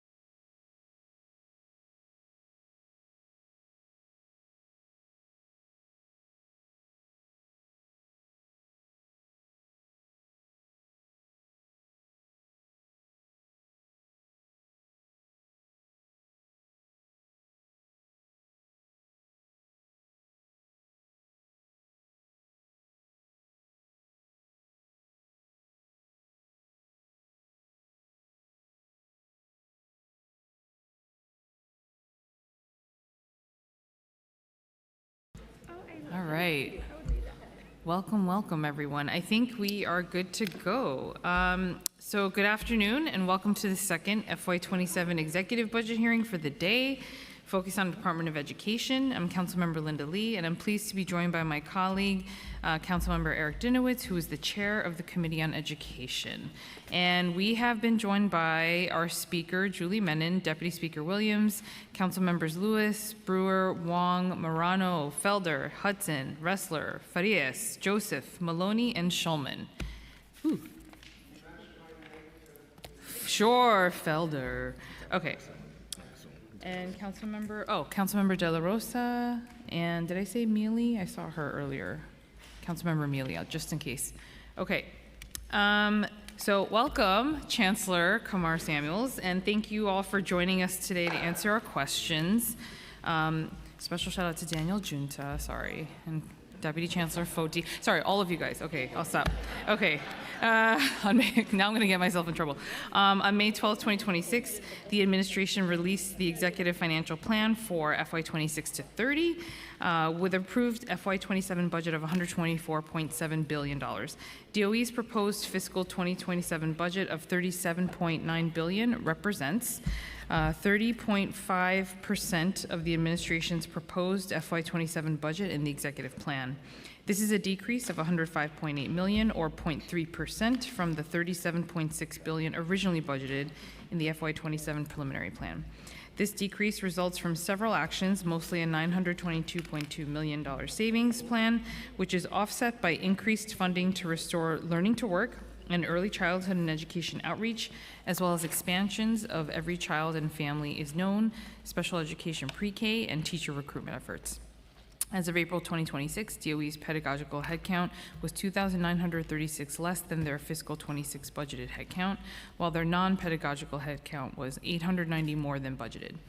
In the Council's preliminary budget response, we called on the Mayor to add $64.6 million to DOE to invest in one-time funded educational programs such as Learning to Work, the Mental Health Continuum, please, I'm making a plug for that, and Immigrant Family Engagement and Outreach. We were pleased to see that two programs, Learning to Work and Early Childhood Education Outreach, were included in the plan. And we are hoping that the majority of the one-time funded programs will be included in the future before we adopt. During my time as chair of the Committee on Mental Health, I consistently fought for Mental Health Continuum to be added and baseline, and this plan does not include the $5 million for this crucial program that brings together the DOE, H&H, and DOHMH to support students with significant mental health needs at 50 high-need schools. The funding has continually been added for 1 year only, which creates instability, as we know, and uncertainty when it comes to planning around the program's future, despite its positive impact on students. So today we urge the administration to invest in this program to support the mental health needs of students at high-need schools. And now I will turn it over to our speaker for her opening statement. Thank you so much, Chair Lee. Good morning, Chancellor. Good morning, First Deputy Chancellor and your entire team. Today, we will, of course, as the Chair said, be discussing the Department of Education's executive budget for fiscal 2027. The executive plan includes significant investments in our education system. As a shared priority between the Council and the Mayor, we are happy to see investments in early childhood education, programming for students with disabilities, and learning to work, among many other crucial services included in the most recent plan. The executive plan includes an additional $81.5 million in fiscal 2027 for early childhood education, on top of the hundreds of millions of dollars included in the preliminary plan. These investments are critical as we work towards a universal child care system. We are also pleased to see funding to increase contract rates for ECE providers who have not seen an increase since 2022, despite rising operating costs. Notably, these rate increases do not provide pay parity for the ECE workforce, whose wages vary greatly across sites, experience, and union affiliation. For a strong ECE system, we need a strong workforce behind it. The Council is ready to work with the DOE to improve recruitment and retention of ECE educators, including increased wages for workers. While the executive plan includes new investments in the education system, it also includes a savings plan of $922.2 million in fiscal 2027. This savings plan heavily relies on cost containment strategies for class size and due process cases. The plan recognizes a savings of $149 million for due process cases, coupled with investments in pre-K special education, as well as services for students in non-public schools.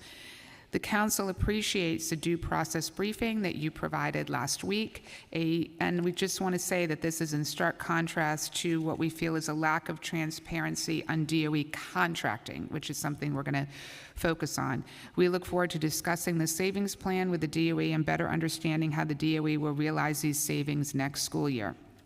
Additionally, the savings plan includes multiple savings and contract spending, most notably $30.3 million for procurement reform, as called for in the Council's fiscal 2027 preliminary budget response. While the Council is pleased to see an effort from the DOE to reform the DOE's $12.8 billion contract budget, there is a concerning lack of transparency in this spending. The Council has continually called on the DOE to provide more details on their contract budget, especially the procurement method. However, these calls have largely remained unanswered. DOE's initial response to the Council's preliminary budget follow-up on DOE contracts was, quote, "This is being reviewed and we will get back to the council," end quote, a response that was provided weeks after our request. OMB's response similarly avoided answering the council's questions about DOE contracts, suggesting that DOE would separately follow up with specific information. While the DOE did share some information on DOE contracts with the council just late last week, the lack of transparency on DOE contract spending, a significant portion of not only DOE's budget, but the whole citywide budget, is very concerning. The Council continues to seek additional information to fully evaluate the procurement method, scope, purpose, and cost of DOE contracts. So we very much look forward to a robust discussion today on DOE's contracts and savings plan. I will now pass it back to Chair Lee. Great, and I will pass it to Chair Dinowitz for his opening. Thank you, Speaker. Thank you, Chair Lee. Good afternoon, and welcome to the fiscal 2027 executive budget hearing for the Committee on Education, joint with the Committee on Finance. My name is Eric Dinowitz. I'm the chair of the Committee on Education. I'm honored to be here as a proud DOE public school alum and a forever educator. Today we'll be discussing the Department of Education's $37.92 billion fiscal 2027 budget as presented in the Executive Financial Plan. Thank you to Chancellor Samuels and your team for joining us today. The DOE has the largest budget among all city agencies, around 1/3 of the city's overall fiscal 2027 budget. It also has the largest headcount among city agencies, with 141,414 budgeted positions, 46% of the entire city's budgeted headcount. As chair of this committee, I will continue to push for accountability and efficiency and transparency. The budget for the largest school system in the country should reflect the needs and interests of its students, its educators, its faculty, and its families. The executive plan includes major investments in programming for students with disabilities and District 79 students, as well as the expansion of New York City Reads and Solves, which provides standardized curriculum. I'm particularly happy to see the inclusion of Learning to Work and early childhood education outreach funding, both of which were called for in the Council's fiscal 2027 preliminary budget response. However, there are multiple Council priorities that were not funded in the executive plan. Restorative justice is funded at only half of its current budget in fiscal 2027. Many mental health clinics are in jeopardy of closing because of the gap in mental health continuum funding. Student success centers face an uncertain future. Funding for immigrant family engagement is missing from this plan, despite being critically important given the current climate for immigrant communities. All these services and programs are facing funding cliffs because they were not funded in the executive plan, and both I and the Council will continue to push for these programs. Between prelim and exec, the plan also includes two major programs for students with disabilities through an additional $137.5 million for pre-K special education and $86 million for IESP support for students with disabilities in non-public schools. However, beyond a small expansion of District 75 classes in the prelim plan, this budget does not include any additional special education support for grades K through 12.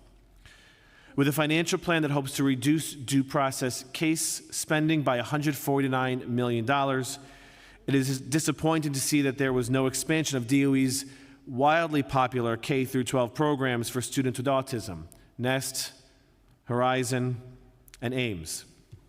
DOE reports getting thousands of applications for these programs, though they are only able to offer a few hundred seats. These programs are not only popular but effective, producing high graduation rates. Yet they remain elusive for many students and families.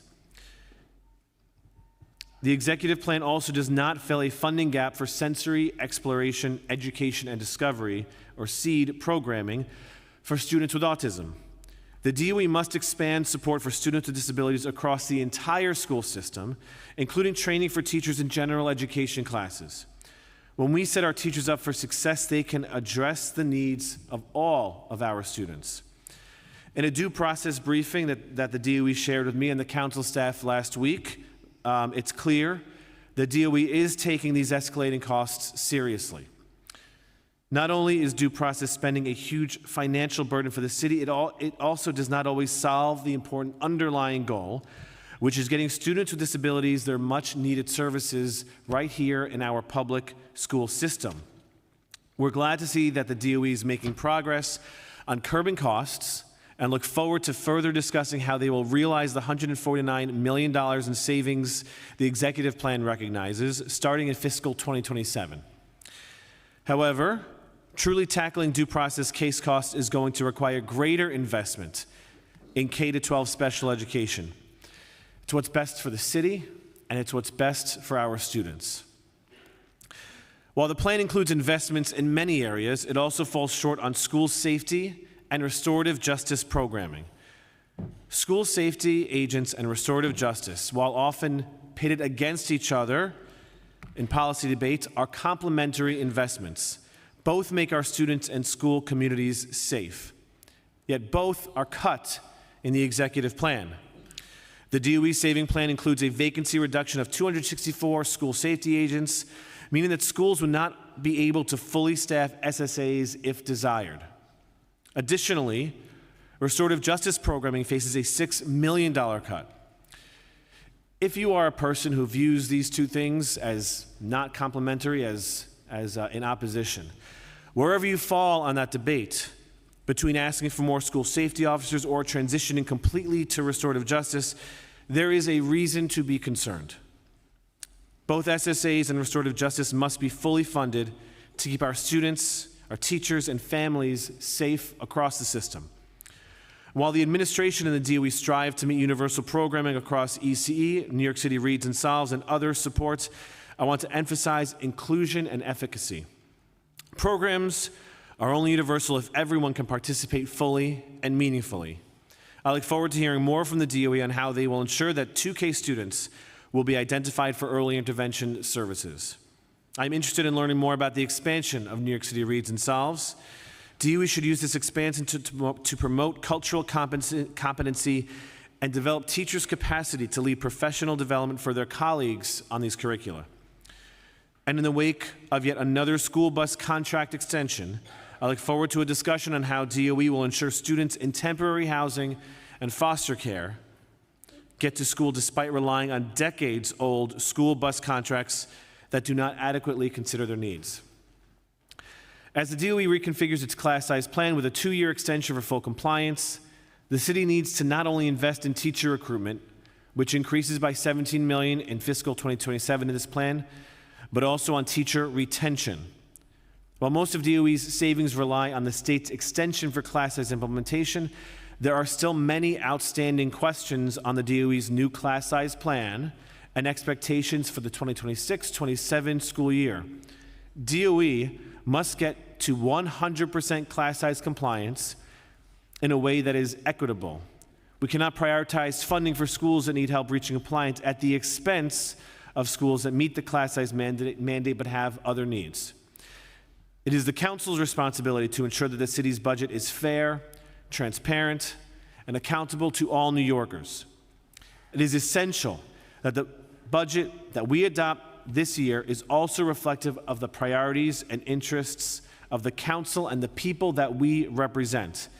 This hearing is a vital part of this process, and I expect that the DOE will be responsive to the questions and concerns of council members. I look forward to active engagement with the administration over the next few months to ensure the fiscal 2027 adopted budget meets the goals the council has set out. I would also like to take a moment to thank my Chief of Staff, Jenna Klaus, Theo Solter, my Legislative and Budget Director, Andrew Lane Lawless and Grace Amato, the committee's financial analysts, Alejandro Carvajal, the committee's counsel, and Chloe Rivera and Katie Selena, the committee's policy analysts. And I now turn it back to Chair Lee. Great. Okay, we've also been joined by council members Brooks Powers and Zhuang. And before we pass it off to the Chancellor and his team for swearing in, I have to do this PSA announcement that I've been doing at before every hearing, which is that our public testimony, because I see a lot of our community advocates and leaders in the audience, we're doing public testimony on one full awesome day on Wednesday, June 10th. That's how my brain is. Wednesday, June 10th, this Wednesday, starting at 9:30 in the morning. So please make sure to sign up for public testimony if you have not done so. We will try to make it as amazing and entertaining as possible. So with that, I'm going to hand it off to our amazing committee counsel, Brian Sarfo, to swear you all in. Good afternoon. Do you affirm to tell the truth, the whole truth, and nothing but the truth before this committee and respond honestly to council member questions? Chancellor Samuels. First Deputy Chancellor Guinta? I do. CFO Scott? I do. Deputy Chancellor Hawkins? I do. Deputy Chancellor Foti? I do. Deputy Chancellor Puello Perdomo? I do. And Deputy Chancellor Moran? I do. You may begin. Good afternoon, Speaker Menon. You just have to push the button. Check. Great. Good afternoon, Speaker Menon, Education Chair Dinowitz, Finance Chair Lee, Early Childhood Chair Gutierrez, the Committee on Education and Finance, and the Subcommittee on Early Childhood Education. Thank you for inviting me to testify on the fiscal year 2027 executive budget. I am New York City Public Schools Chancellor Kamari Samuels, and I am joined by my First Deputy Chancellor Daniel Ginta, Chief Financial Officer Sarita Scott, and other members of my senior leadership team. The Mayor's FY 2027 executive budget for NYC Public Schools, which totals $44.9 billion, will both sustain critical programming and enable us to enact a new vision for our schools.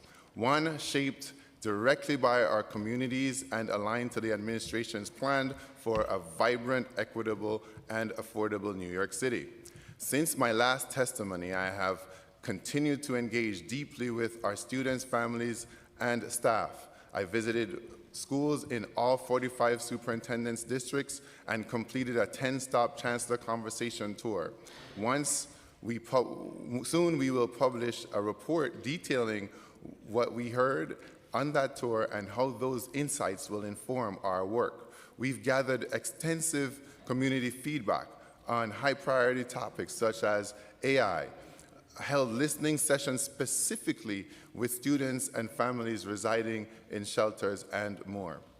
These conversations have continued to shape my educational vision, one focused on safety, academic rigor, and true integration with a consistent through line of family empowerment. And I am proud to share that we are already hitting the ground running. We are launching 2K and expanding 3K, both incredibly exciting milestones towards universal childcare and a more livable city. We are opening 5 new schools in the Bronx and Queens, offering unique, high-quality models focused on the arts, STEM, and more. We are growing New York City Reads and Solves, including bringing New York City Solves to elementary schools where many math habits and mindsets are formed. We have released our first ever bus vendor scorecard to strengthen transparency and accountability around school transportation.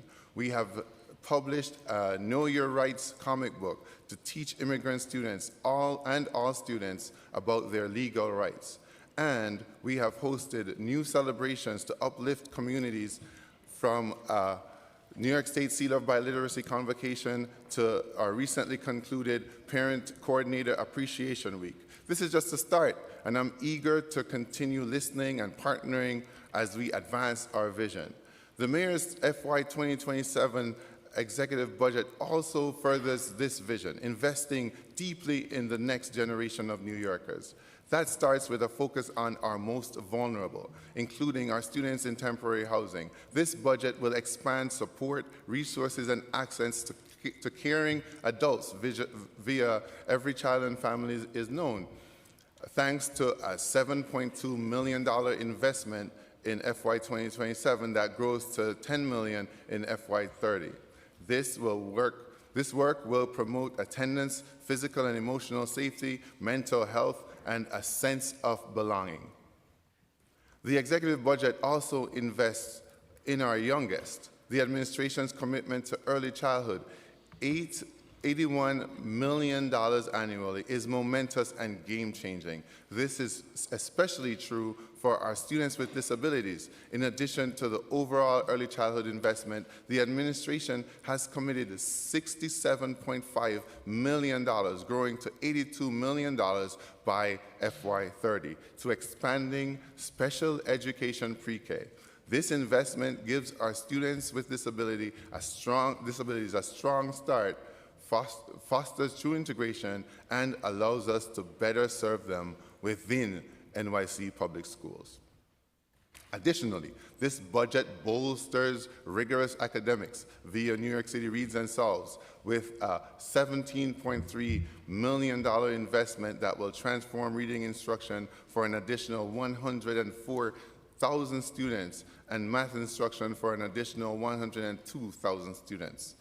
This funding includes $6 million to improve culturally responsive practices for teacher preparation, building on this council's support for the Black Studies curriculum, the Latinidad curriculum, and the Hidden Voices resources. We are bringing high-quality, truly integrated instruction to classrooms across our city. Our focus on student support extends to college and career pathways as well. In partnership with community providers, we are preparing overaged and undercredited students for economic mobility through Learning to Work, which will now be funded with an additional $31 million in baseline funding. I also want to address a topic that I know is on many principals' minds: hold harmless.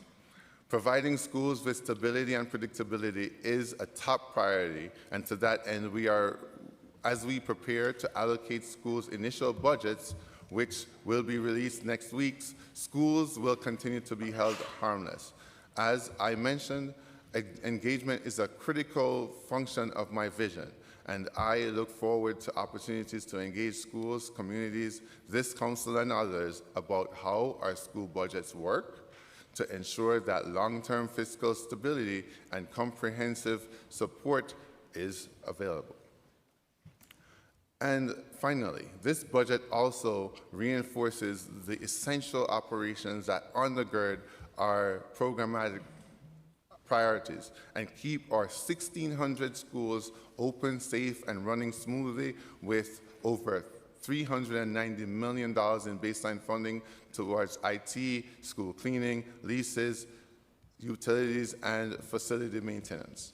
While we are extremely grateful for these tremendous investments, I am proud to say that this budget does not only invest, it also saves. In line with the Mayor's Executive Order 12, the FY27 executive budget advances a comprehensive savings strategy that streamlines work efforts, strengthens fiscal discipline, and better aligns resources with students' needs, together generating significant savings of nearly $1 billion in FY27. Today, I'd also like to speak to budgetary and legislative decisions from the state that impact NYCPS on foundation aid. We deeply appreciate the increase in L weights and new weight for students in temporary housing and foster care. We will continue to advocate and partner with the state for further changes to the formula, including a regional cost index increase and an increased weight for students with disabilities. On class size, the extension of the implementation timeline will allow us to execute our capital and hiring strategies sustainably and with fidelity, building on the progress we've made since my last testimony. Specifically, we've worked shoulder to shoulder with SCA to create a multi-year plan for all schools with class size related space needs. This work, which strategically blends capital and non-capital strategies, will be detailed in the class size reduction plan, which will be released next week. Additionally, we are continuing to bolster staff to meet the mandate. This includes allocating funding to hire more teachers and investing nearly $17 million in FY27 for teacher recruitment, enabling us to expand programs like New York City Teaching Fellows, the same pathway I took to become an educator. I also want to thank the Senate for its the state for its extension of mayoral control, an essential ingredient for equitable transformative leadership of our schools. But let me be clear, the other critical component is family partnership. The mayor's executive budget reflects that, with $3.2 million allocated to FY 2027 towards family empowerment initiatives. Engagement is core to who I am as a leader, and I believe mayoral control and local decision-making are both vital to effective governance and must complement each other here in New York City.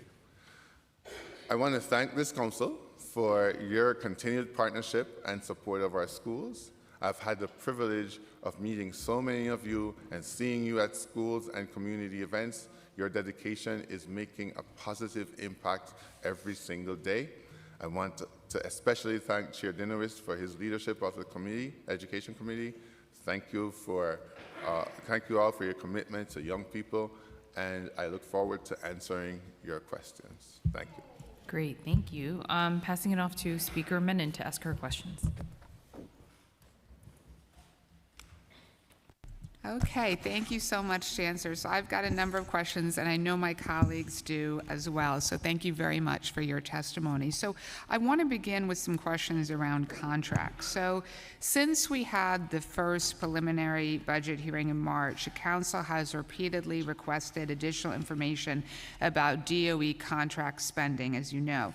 We didn't receive a reply to our questions until late last week, and the limited analysis that DOE provided was very short on detail and not responsive to all the questions that the council had. So my first question is, why is it taking so long for the council to get answers on this, and when can the council expect answers to our remaining questions about the contracts? First of all, thank you so much for this question, and I deeply understand and hear your frustration. So the initial read of the question was, we were looking at what it would take to supply, more than 600 contracts in detail to the council. It was initially set up as a very laborious process that, our team was looking into and didn't necessarily have the resources to get to right away. So I'm going to turn it over to Alicia to talk a little bit more about that, and then I'll come back to actually talk about some of the plans we have going forward. Go ahead. Thank you, Chancellor, and good morning, Speaker. So as the Chancellor stated, I think there were about 600 plus contracts that were requested, and each of those contracts are like hundreds of pages long. And the challenge that we have in a very resource-constrained environment is that it would require dedicated resources. It would take months for us to pull it because we're pulling it from a secure system that very few people have access to. So as an alternative, we offered up to provide requests for authorizations because they are pretty much a concise summarization of each of the contracts. It includes the pertinent contract terms, including the contract value. And we were hoping that the council would accept that and choose a subset of those of contracts from that we could pull, and we would be able to turn it around much quickly. I mean, I just find this troubling that of the 600, we're not asking for a printed copy, we're asking for a file of the contracts. I mean, this should take like an hour of work to do, and it's been since March that we've asked this, to get a copy of a file that has the contracts in it. This should not, I mean, I just find it astounding that this has taken months and that we still don't have these answers. I completely understand, but it actually does take, we have to download the contracts from a secure system, and not very many people have access to that system, so it wouldn't take hours, it would actually take months. But the fact that not a lot of people have access to the system in and of itself also raises a concern. As I mentioned in the March hearing, I asked if there had been any auditing of these contracts, and I know your response was there had not. And that is, I guess, what is concerning me. That is why it's very hard for us to do our charter mandated oversight function if, we can't even have access to this data. Yeah, and one of the things that I am completely committed to doing, as we've offered, is really making sure that we have consistent briefings with you on this and rolling over time so that we can do sections of the big ask that you have, and that's where I am committed to ensuring that we have an ongoing conversation, that we have a rolling conversation with all of eventually all of the data that you've requested, and that's in addition to the briefing that we offered earlier. Okay, with all due respect, Chancellor, I think we're not interested sort of in the rolling conversation. We're specifically asking for the contract data, which numerous councils have asked for data about other contracts in the past. This is not some kind of new idea. This is, again, basic rudimentary data that DOE should be providing to the council, and I'm not sure why we're getting stonewalled. Well, I can assure you we're not stonewalling. I think that, as you said, we did provide more recently a summary of a lot of the terms of those contracts, and if that doesn't suffice, we'll definitely, and it sounds like it doesn't. It does not suffice. I mean, again, we're asking, as we asked in March, for the contracts. I don't think this is in no way unreasonable. This is a very reasonable ask, and it's just concerning that we're not getting this data. Yeah. We don't want a summary of what the terms say. We actually want the contracts. Okay, so. Okay. Thank you. Okay, thank you very much. So DOE's contract budget, as you know, totals $12.9 billion. And that's one of the reasons why we're interested in this. This is a very significant number. So we want to be able to see some of these contracts so we can understand what is happening. We know that $3.7 billion in contract spending for charter schools, $1.4 billion in contract spending for due process cases. The council analysis of fiscal 2025 DOE contract spending from checkbook suggests that at least 40% of contract spending was through non-competitively bid contracts. So we know that checkbook is not a one-to-one comparison, of course, with DOE's contract budget, but this analysis was limited to contract spending for which a procurement method was available. The council's estimate of 40% differs significantly from DOE's report to the council late last week, which indicated only 10% of contract spending is through contracts that are not competitively bid, and only 12% of contracts are not competitively bid. So how do you explain this large discrepancy? So I'll address, and I believe it was 12% that we had reported, and I'll address that. When I had reported that at the last hearing, I was only referencing that it was 12% of the total contracts, and I wasn't necessarily addressing contract spend.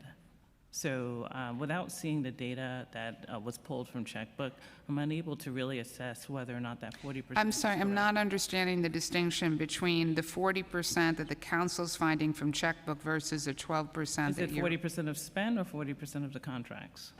So the contract spending, so you're saying your 12% figure. It was related to the actual contracts, number of contracts. Got it. Okay, could we get then the contract spend number? Because that is, so we have an apples to apples comparison. Yep. Okay, and could we please get that by, in the next couple days? We'd like to see it. We want to get that information expeditiously. Yes. Okay.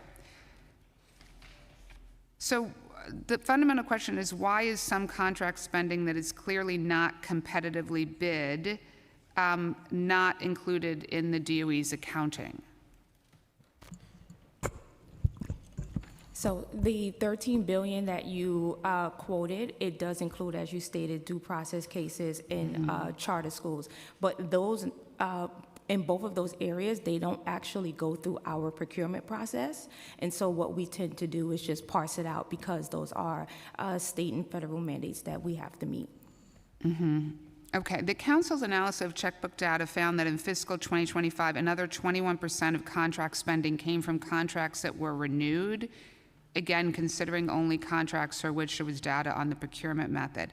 Does DOE track the portion of renewal contract spending that is competitively bid? Sorry, can you repeat that question? Does DOE track the portion of renewal contract spending that is competitively bid? I don't necessarily know that I report out on it, but we do keep track of it, yes. Okay. Can you also then provide to the committee this data? So you want spend on contract renewals? Yes, An extension? exactly. Okay. Exactly. I want to move on to New Vision's portal contract. The saving plan includes a reduction of $8.9 million in fiscal 2027 and the out years for contract reduction. We have heard that this cut is targeting the New Vision's data portal. Former Chancellor Ross Porter wrote an impassioned op-ed that I assume you probably saw about the value of the New Vision's data portal in schools, which integrates data across agencies in support of student planning, program management, and analytics. The council would obviously be extremely disappointed if this contract was cut next year. Can you confirm if this savings is cutting the contract for the New Vision's portal? Yeah, so I can confirm that that was the recommendation on behalf of the cost savings team. And I will say that we have since had significant conversations across agencies and as well as with New Visions to really think about opportunities for moving forward in a way that would be sustainable, that is not necessarily that would be advantageous for, first of all, to us, because despite the fact that it's used across agency, all of the cost sits with DOE, and so we wanted to have a conversation with the vendor as well as with our agency partners about how to move forward, and we're involved in those discussions, and we're hopeful that we can get to something that doesn't involve the disruption of the service. So so then, can the council know that it's no, it will not be cut, or? We're not exactly there at no, it will not be cut, but we are having significant conversations. I will tell you that I value the New Vision's portal. Many around certain DOE do value the New Vision's portal. One of the reasons that it was put up as a potentially duplicative resource is because it's used by administrators in schools, it's used by central, but not necessarily as much by teachers in schools. But we recognize the great utility of the New Visions portal. Okay. Moving to pay parity for early childhood education workers, what is the average salary and working hours for the ECE workforce by setting, including contracted home-based providers, contracted CBO providers, and NYCPS-run programs? Yeah. First of all, thank you for the question. We recognize the need in this area, the great need for ensuring that some of our most vulnerable employees are made, that pay parity is moving. It's a really important issue, and so I'm going to turn it over to Deputy Chancellor Hawkins to talk a little bit more about this. Thank you, Chancellor. Thank you, Speaker. So we're working really closely with the Mayor's Office of Child Care and Early Childhood Education, Speaker, to get that data set. I want to be clear that there is a subset of the provider universe that lives within and partners with New York City Public Schools. We do not manage the full gamut. And so to understand what that average true cost is across the settings, we are working with the Mayor's Office. What we can say, it does vary, to your point, right? And so we have a subset of a provider base that are contracted and center-based programs. Those that are unionized with DC 37, they have one rate. Those that are non-union have a different rate. And then our colleagues in New York City Public Schools working in district schools have a separate rate of pay, which is dictated by the UFT collective bargaining agreement. The hours vary across these settings, so I can't give you the average, but we are going to work to provide more centralized data at some point.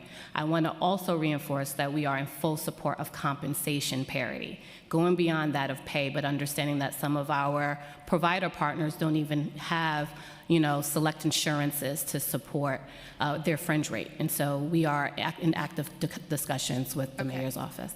I'm very concerned about the collection. This data has to be collected. I mean, we have to understand this issue, because if we ever want to get to universal child care, and this council has worked for years, we passed a whole package of bills back in 2022 mandating universal child care. So this, is not a new issue for us. We've been hammering on this issue of pay parity for many, many years. So I'm concerned that that DOE doesn't have that data. Do you intend to collect data either through a survey, the contracting process, perhaps in partnership with agencies such as DOH, MH, and others?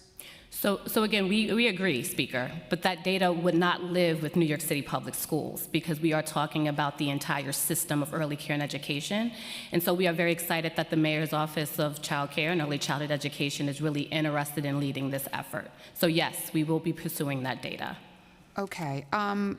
I'm going to ask on two other topics and then turn it over to my colleagues, and I'll come back on second round. So, Chancellor, thank you for coming to our 529 conference for NYC Kids Rise, and for what you've done as superintendent in districts 13 and 3 to support the program.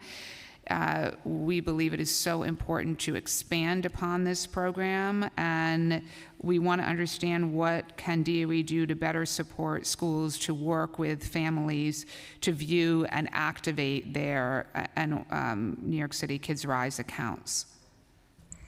Thank you, Speaker Menon. And as you know, the last 5 months have been the largest increase in activation in our New York City Rise account in the records that they keep. And so I am committed to the program, and we've done significant work with our superintendents and work with our partners at Kids Rise to ensure that our schools are continuing to give the necessary resources to parents that they need to be able to sign up and activate their accounts, specifically in our most marginalized populations. So we are absolutely working on that and committed to doing that. Okay. I want to shift gears. It was reported last week that former District 3 Deputy Superintendent Mariella Graham split contracts for the same vendor to bypass the typical financial oversight of the contracts. The contract with this vendor resulted in the placement of a former DOE employee with substantiated charges of sexual misconduct in a Manhattan school. So this incident, of course, raises concern that there may be more widespread practice of contracts being broken up to avoid appropriate spending scrutiny. And in fact, SCI's report in the matter noted that schools are systemically plagued by vendor check splitting and other procurement problems. The report concluded, quote, violations of procurement rules often resulted in financial losses to the DOE, led to state and federal prosecutions, and or prevented the DOE from working with the most qualified vendors at fair market prices.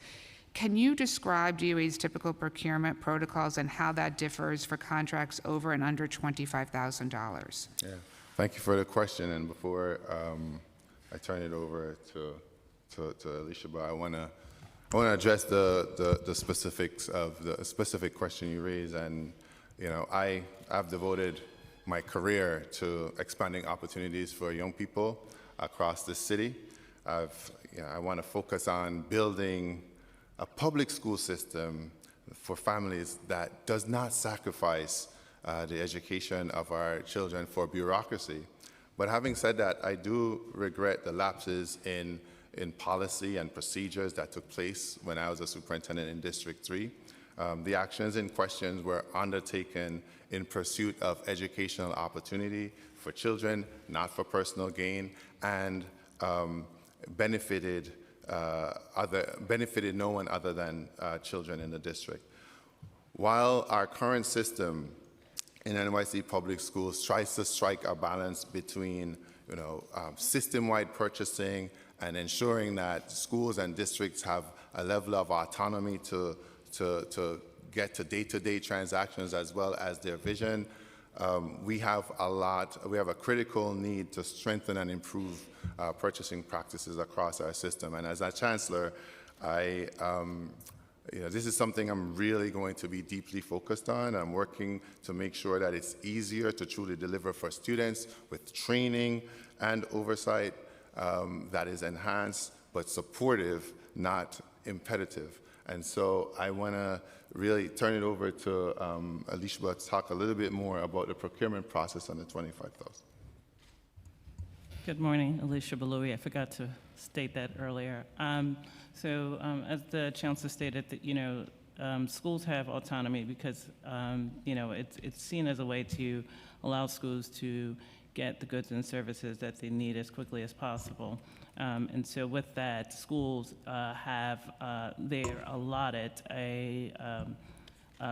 what we would call non-contractual spend threshold of $15,000 for goods and $25,000 for services with an individual vendor, be it that they follow the proper standard operating procedures for purchasing. For any spend above that 15 and 5,000 cap, there are specific types of procurement methods that they're supposed to initiate when they know that they have a need for a good or service. So I would say at the simplest form, up to $100,000, schools are allowed to initiate what we call a simplified procurement process. And it's probably the simplest and the fastest. It doesn't require going to PEP. It also doesn't require comptroller registration. Anything above that has to go through a formal procurement process. Primarily, the preferred process would be a competitive bid, but we also have RFPs. We have negotiated services. We have multiple task award contracts. The multiple task award contracts are the contracts that are primarily used at the school level. And what it does is it's a competitive process, but when it's initiated and a vendor is awarded a contract, it serves as kind of like a pre-qualified list of vendors who can provide a good or services. So a lot of times you'll see contracts in that category that are for professional development, for assessments and things of that nature. Schools also leverage what we call a listing application, which is essentially a sole source contract, and it's used for textbooks, educational software, because those items tend to be proprietary and you cannot purchase it anywhere else. Once a procurement action is initiated by a program office, they work very closely with my team to go through all of the necessary steps and processes that are outlined in our procurement policy. So that would mean, releasing the bid. That would mean receiving responses, analyzing those responses or evaluating them, and then moving toward award. Once the contract is awarded, then we go through another due diligence process where we're doing background checks to ensure that the vendor is responsible. All vendors are required to go through a data privacy protocol, and they have to sign data privacy agreements. And once they're done with that, then we present those contracts to the panel for educational policy. We meet with the panel before the actual panel vote to give them an overview of each of the contract items that they're going to vote on. And once we're done with that, we hold the public panel meeting and they vote on it there. Once it is approved by panel, or if it's not approved, we don't move forward with it. But once it's approved by panel, we enter into the contracting stage. Once we get to the contracting stage, that's kind of where additional negotiations occur. And once we finalize that, then it gets submitted to the controller for registration. Okay. But that's just Cliff Notes. I mean, that's a very Cliff Notes version of it. Sure. A couple questions on that. You mentioned textbooks as an example. Why would and you mentioned that they're proprietary. Why would textbooks be a proprietary? So that seems kind of commonplace. Why would they be proprietary? So oftentimes, so textbooks are proprietary to the actual publisher, and oftentimes you can only purchase those items from the publisher, and that's the definition of a sole source. If I can't purchase it anywhere else but with that particular vendor, then that's a sole source. It's not competitive. So then how does DOE ensure that the staff with the authority to sign contracts that are not competitively bid are not improperly splitting payments to avoid standard procurement protocols? Repeat the question again, I'm sorry. So it goes into the questions that I was formally asking the chancellor, which is how does DOE ensure that the staff with the authority to sign the contracts that aren't competitively bid aren't improperly splitting the payments to avoid the standard procurement process? Okay. So I think you're referencing the non-procurement violations. Right. So we provide training to staff who have the authority to initiate procurement actions.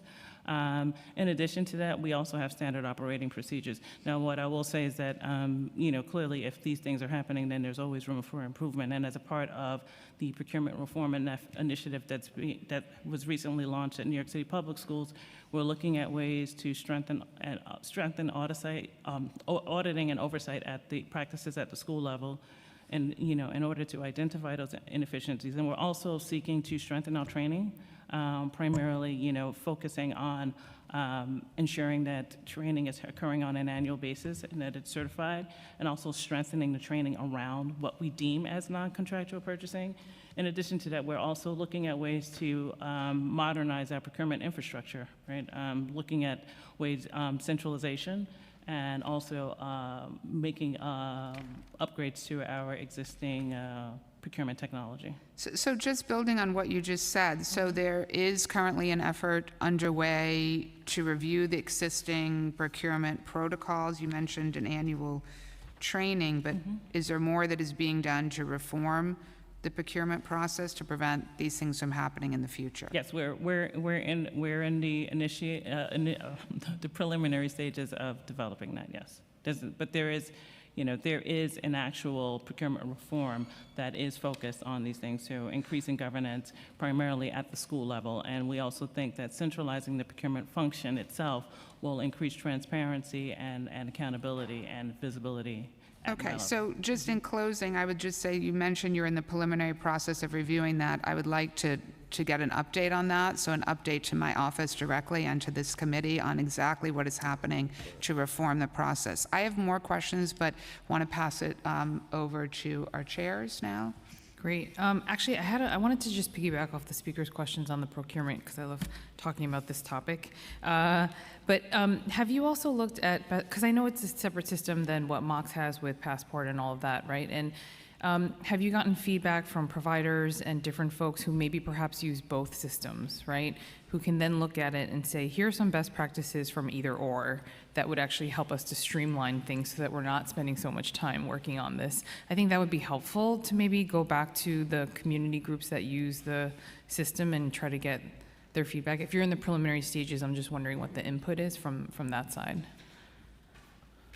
Well, we haven't gotten to that stage. Okay. I mean, so right now, we're really invested in trying to find a replacement system. Got it. The way that Passport is configured to date, it's not really functional for our use. Oh, no, yeah, nor would I suggest you use. Sorry. No offense. So we're engaged in conversations with City Hall's innovation team and the Mayor's Office of Contract Services to develop a plan or a pathway for replacing our procurement system, because I think that that's one of the biggest challenges, and it's one of the reasons why we don't have as much transparency and visibility as we would like. So. Right, and Yeah, the only reason why I suggest that is because I know that oftentimes the providers are using both systems, and so I'd be curious to see what overlap there could be to streamline things.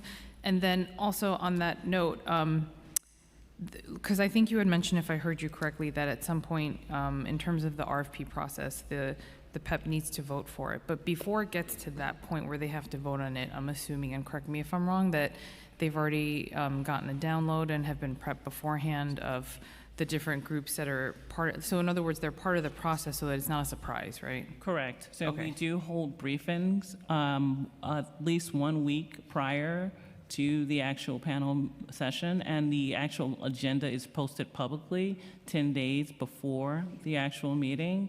So it gives them time to read through the proposals and ask as many questions. And after we have the briefings, we often follow up with additional responses to questions that may arise during those meetings. Okay, so 1 week before actually seems kind of a short time period before, and the only reason why I'm saying that is because it seems like you all on your end have to go through all these arduous steps before you get to that point.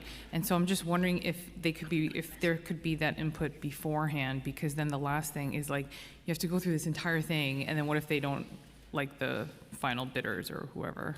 I completely understand what you're saying, but it takes about a year for us to even get to the point where we can present it to panel.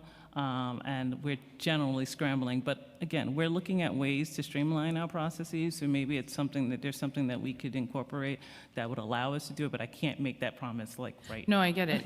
And why does it take so much longer versus other city agencies? I mean, and just to simply ask it that way. Well, the end-to-end procurement process is relatively long, right? Releasing bids, awarding them, and then, oftentimes when we release a bid, we're awarding contracts to multiple vendors, and that in itself can take some time. So you have to ensure that once, we award a contract, we have to do negotiation on pricing. We also have to do background checks. That can be pretty extensive.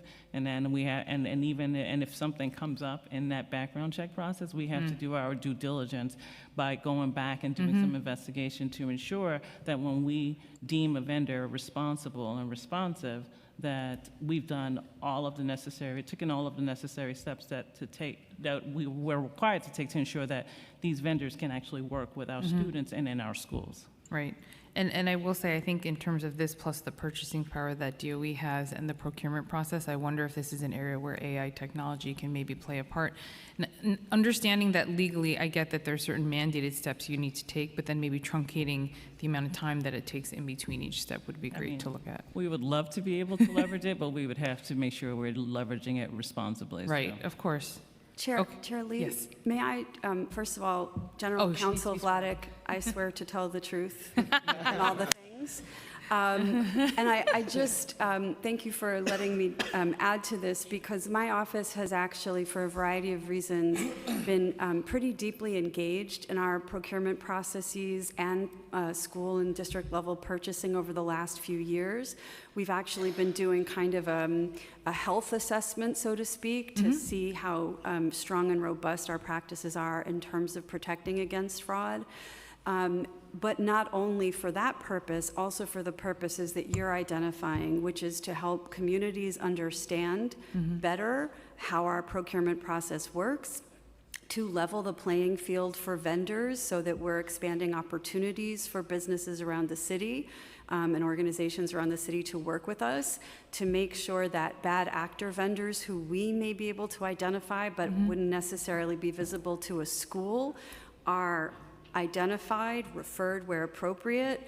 And so all of the things that you and the speaker are pointing to are elements of this like very complex and vibrant ecosystem. And I think I have a certain amount of pride in the core soundness of the apparatus, given the size and scale of what we're doing. It is so complex.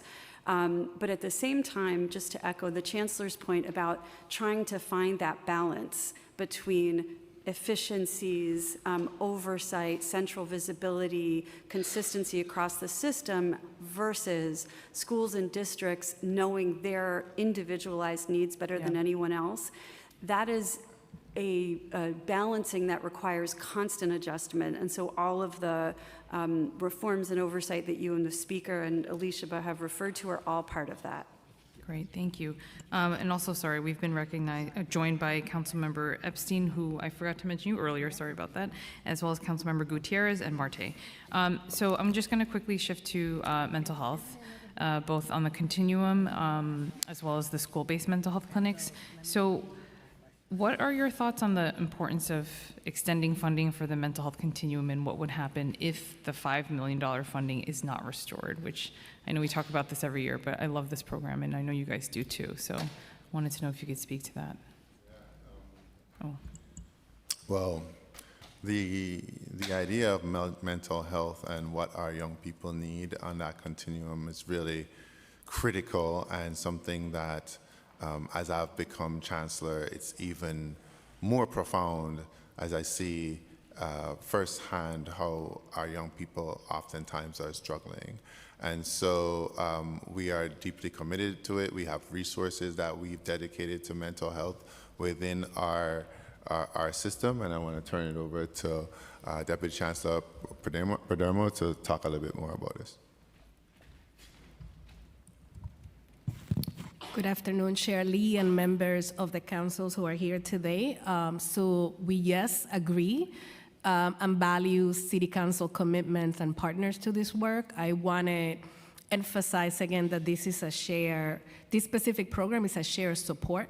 So it's a combination of resources that go into Health and Hospital, the Department of Health, and New York City Public Schools, and only a smaller percentage of the funding come to New York City Public School, because the clinical services are actually residing within Health and Hospitals. So we believe we value the partnership. We understand that our young people are navigating challenges, and making sure that they get the help that they need quickly is critical. And for those 50 schools that have benefited from this program, not only have we been able to onboard 16 Article 31 clinics, in addition to the other clinics that reside in New York City Public Schools, servicing over 400 schools in total. And then actually that's a perfect segue to the school-based mental health clinic question I had, which is, you said 400 schools was for the continuum? For the overall. For the continuum, we support 50 schools. 50, right. Primarily in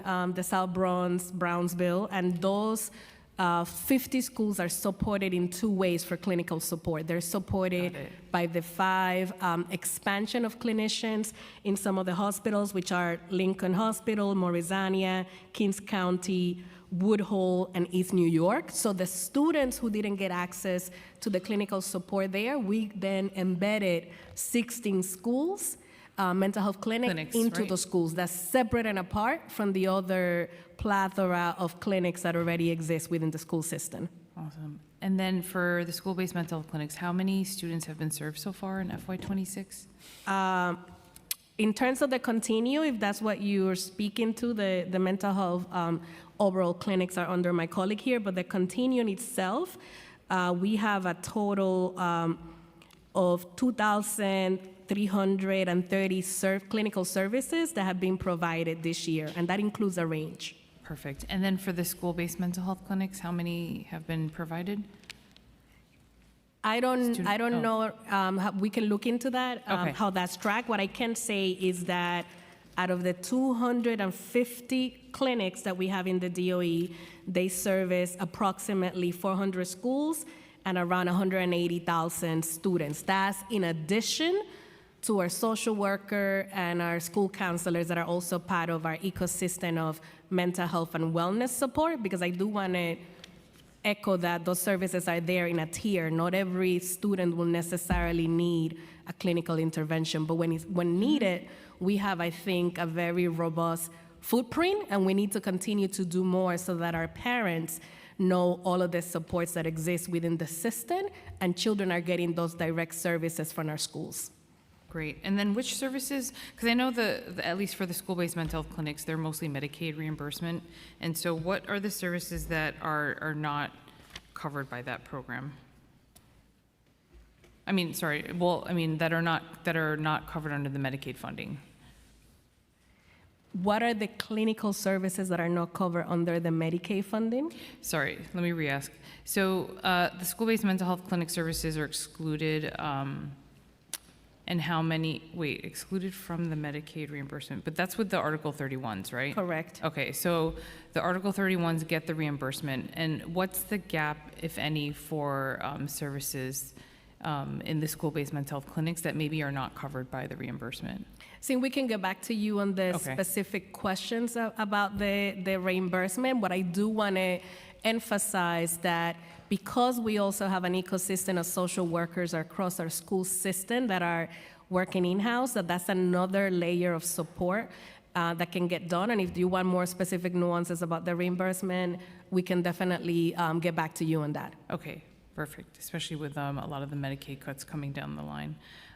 For the savings plan, how many of the 97 filled central pedagogical positions are affected, and which divisions are impacted or excluded? Which initiative are you referencing? Sorry. Well, I mean, based on the savings plan, hold on, let me just bring up a more detailed question. So hold on, let me just read this whole. Oh. Which one are you looking at? This one? Yeah. The vacancies for vacancy reductions? Oh, vacancy Within reductions, that, is okay. this one? Okay. School support. So, actually, let me just go through this. The executive plan includes $922.2 million, correct me if I'm wrong, savings plan in FY27, which grows in the out years. And the majority of the savings plan relies on cost containment and class size due process cases. So the remainder of savings are focused on contract reform, OTPS spending reduction, and other spending efficiencies.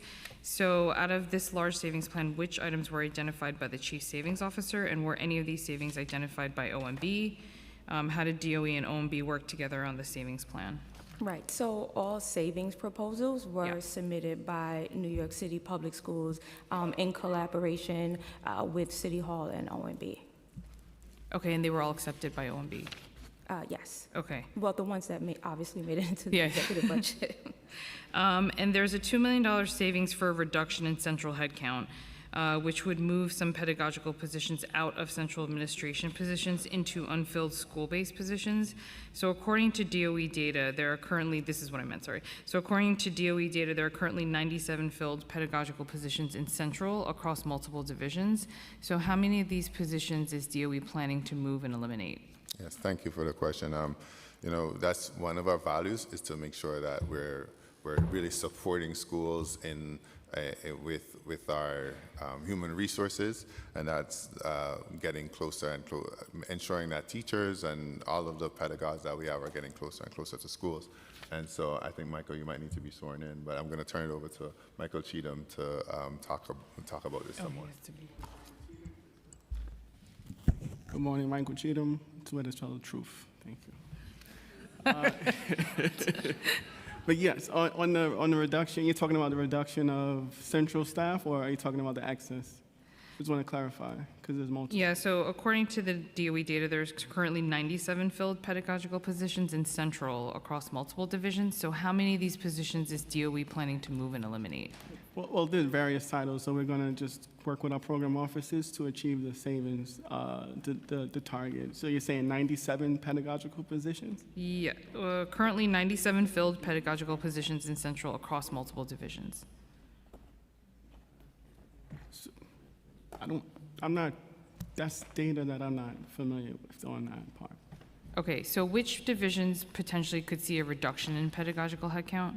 Well, this is going to be, we're going to work with the divisions across all teams to make sure that they identify. It's going to cross various titles. Vacancies that haven't been filled for some time are going to be the first ones that we prioritize. Okay, so that hasn't been finalized yet. The central budgets, we're working with our teams to when we roll it out for next fiscal year. Okay. And I know that it is often helpful to have the pedagogical staff in DOE Central, which is something you guys were talking about, I think, at the CEC meeting last time in our district, when crafting the programming for specific student populations. So how will DOE ensure that the savings plan will not negatively impact that work? Throughout our process of looking through savings, even proposing and submitting them, we wanted to make sure, one of the key things that the Chancellor wanted to make sure was that there was no disruption to schools whatsoever. Okay, so no disruption to the programming services, great. Okay, which is what we wanted to make sure as well. Correct. Okay. Also, the plan includes a vacancy reduction plan, of which 17.8 million is cut in the school support UA, and this savings is associated with 197 civilian positions set to be cut from the school support. So what types of positions are being eliminated there? I think this is going to the earlier question. We're working with the program teams and across various titles, prioritizing the positions that have been unfilled for some time. Right. And working our way through that process. Okay, right. To be clear, these are positions that were never filled. Or, Yes, that's where we're prioritizing Right. and starting to Okay. work through. and then if you could, so this will not reduce the budgeted headcount for social workers, guidance counselors, or other similar positions? Okay. The school-facing titles? No. No. Okay. Sorry. And what's the current vacancy rate for social workers and guidance counselors? And are any of these vacant positions identified for the savings plan? We can get back to you on that number. Okay. Confirm that none. Right, we can confirm that that's not a part of this savings plan to Okay. reduce guidance counselors and social workers in schools. Perfect, okay. And the FY27 budget includes 27.9 million reduction, which grows to 55.9 million in the out years due to transportation route efficiencies. How is DOE planning to optimize transportation routes without disrupting service? And the council is constantly fighting to improve. This came up in the last hearing as well, so.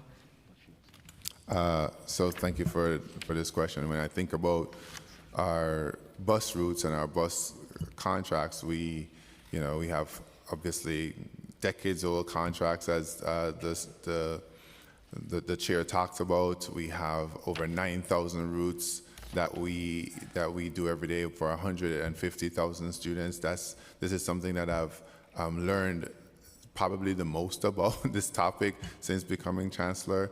And thinking about the modernization that we need to do, how we make our routes actually more efficient. I'm going to turn it over to Deputy Chancellor Kevin Moran to speak a little bit more about that.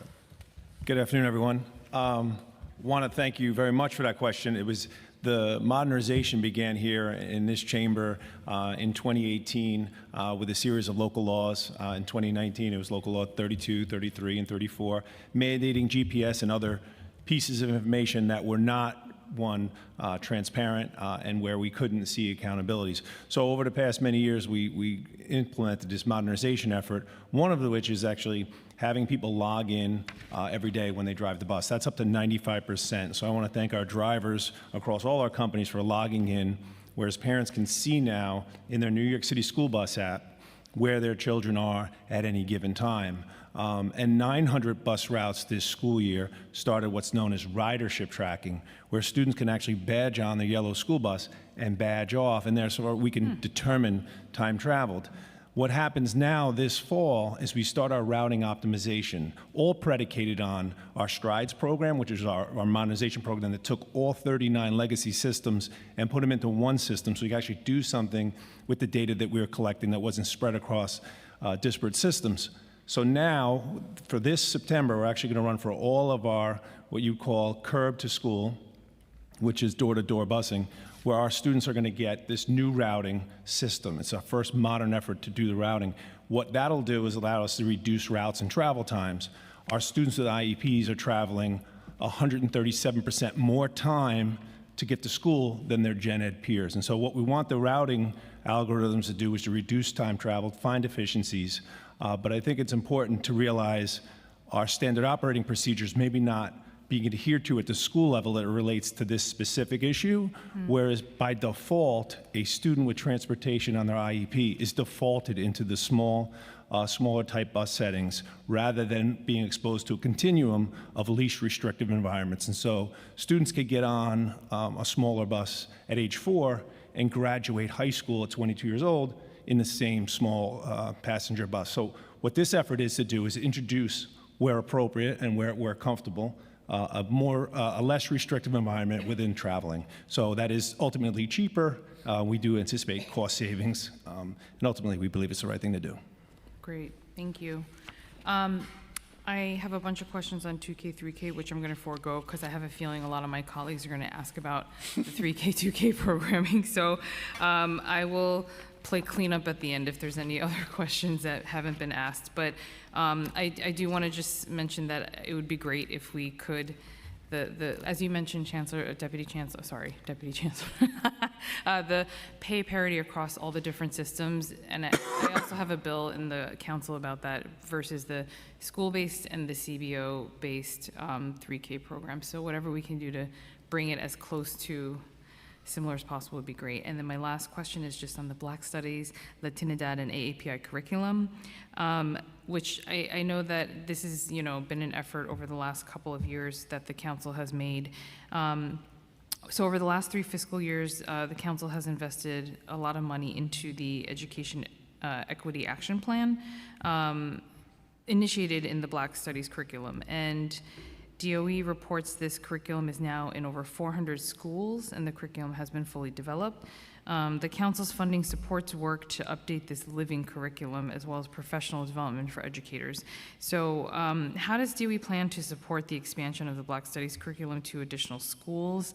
And how many schools does DOE expect will be using the Black Studies curriculum next school year? Yeah, thank you so much for this question. We are deeply committed to the Black Studies curriculum, the Latinidad curriculum, AAPI curriculum, all of the Hidden Voices resources. And what we are doing now is ensuring that at the school, at the superintendent and principal level, that there is a pathway for seamless implementation. And the person leading that initiative is sitting right next to me, First Deputy Chancellor Danielle Gentas. I'll lead Danielle to talk more specifically about how we're going to make sure that that happens.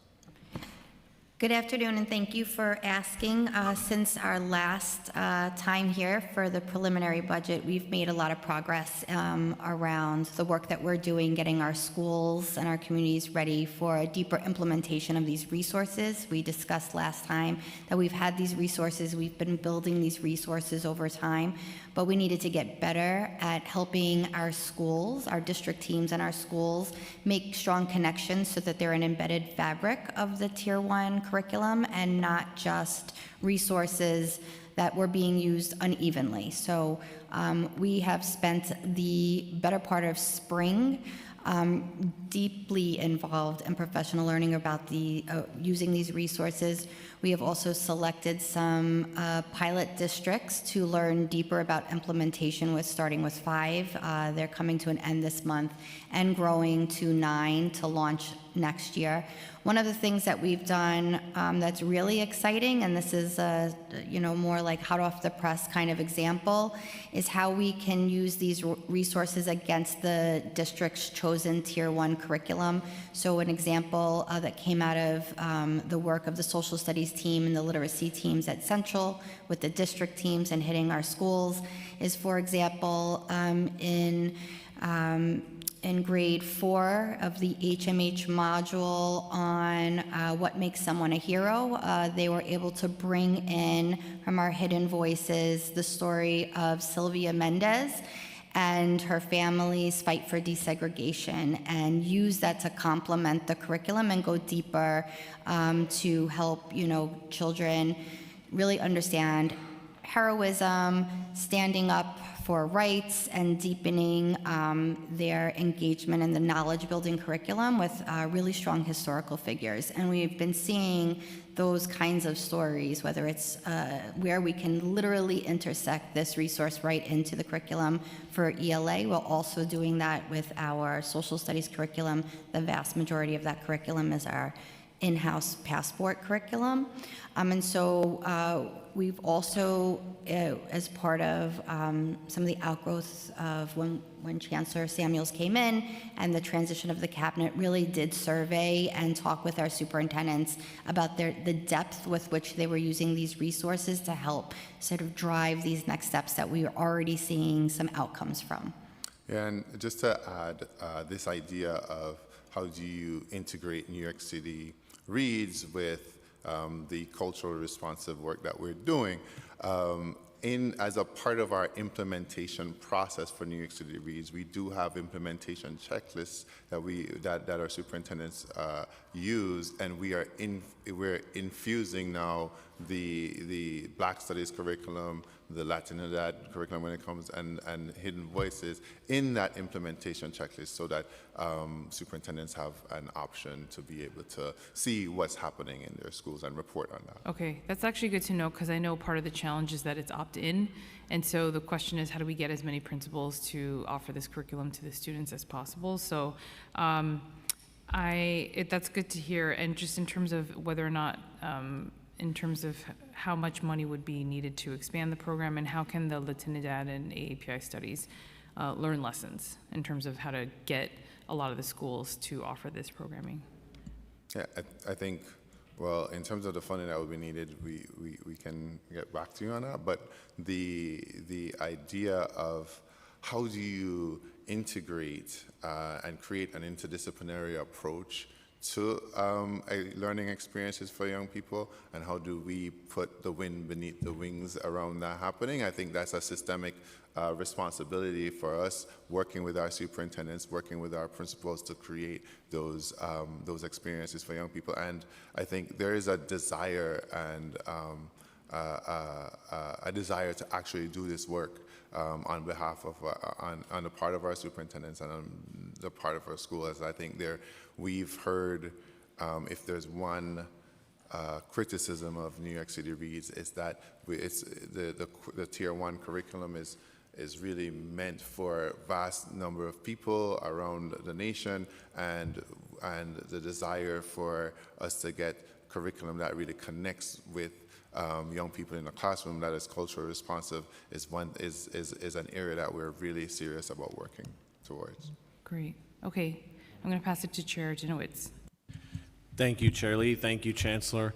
I have a few questions about a few different topics, but I want to start where one of the things Speaker Menon brought up, which is the stories that have come out recently about the procurement and the contracts, and Mariella Graham, when you were superintendent.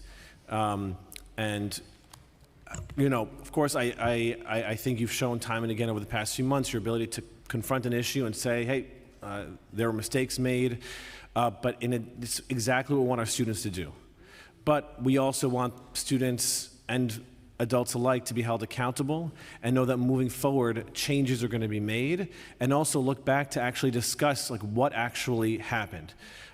This is the largest school system in the country. This is the largest agency in the city. It's about a third of our budget. And parents throughout the city, there's a deep level of trust, whether you're a parent or a taxpayer, that we must have in our school system. Parents send their kids to school every day and trust that the teachers in the school system are going to do right by their kids. And we pay taxes, and we trust that those tax dollars are going to go to where they need to go. So this is a question about accountability at the top, because it's critical that people are held accountable and that the culture of accountability is set from the very top, because all the safeguards are all well and good, but they're meaningless unless they are instituted and demonstrated at the top. And just to make sure everyone knows what we're talking about, according to SCI, it's $386 million in fiscal year 25 were from these individual contracts that were below $25,000 or $15,000, which don't hold the same scrutiny as those above their amount. So that is a significant sum of money. And over the years, SCI has done investigations, and this is all online for anyone to see, about how people have circumvented these rules in order to be below that $25,000 mark. And so, in 2024, a principal knowingly approved multiple purchase orders below $25,000 provided by two separate companies that had common ownership. Another principal circumvented the DOE bidding process by approving purchases separated into $5,000 increments for two vendors. There were manipulations of bids, artificial competing bids. Another principal circumvented DOE procurement policy. And then, of course, in the case of Mariella Graham, we all saw the articles. as SCI said, violated several DCB rules by improperly entering into a non-bid negotiated services contract valued at $180,000 with a non-DOE contracted vendor for the purpose of circumventing DCB bid thresholds and DOE's multiple task award contract processes. So there's a lot of layers of this, but if you could tell the committee and the public what your role was during that time. Yeah. So, look, I regret the lapses in policy and procedure that took place while I was the superintendent, and the actions in question were all meant to, in the pursuit of educational opportunity.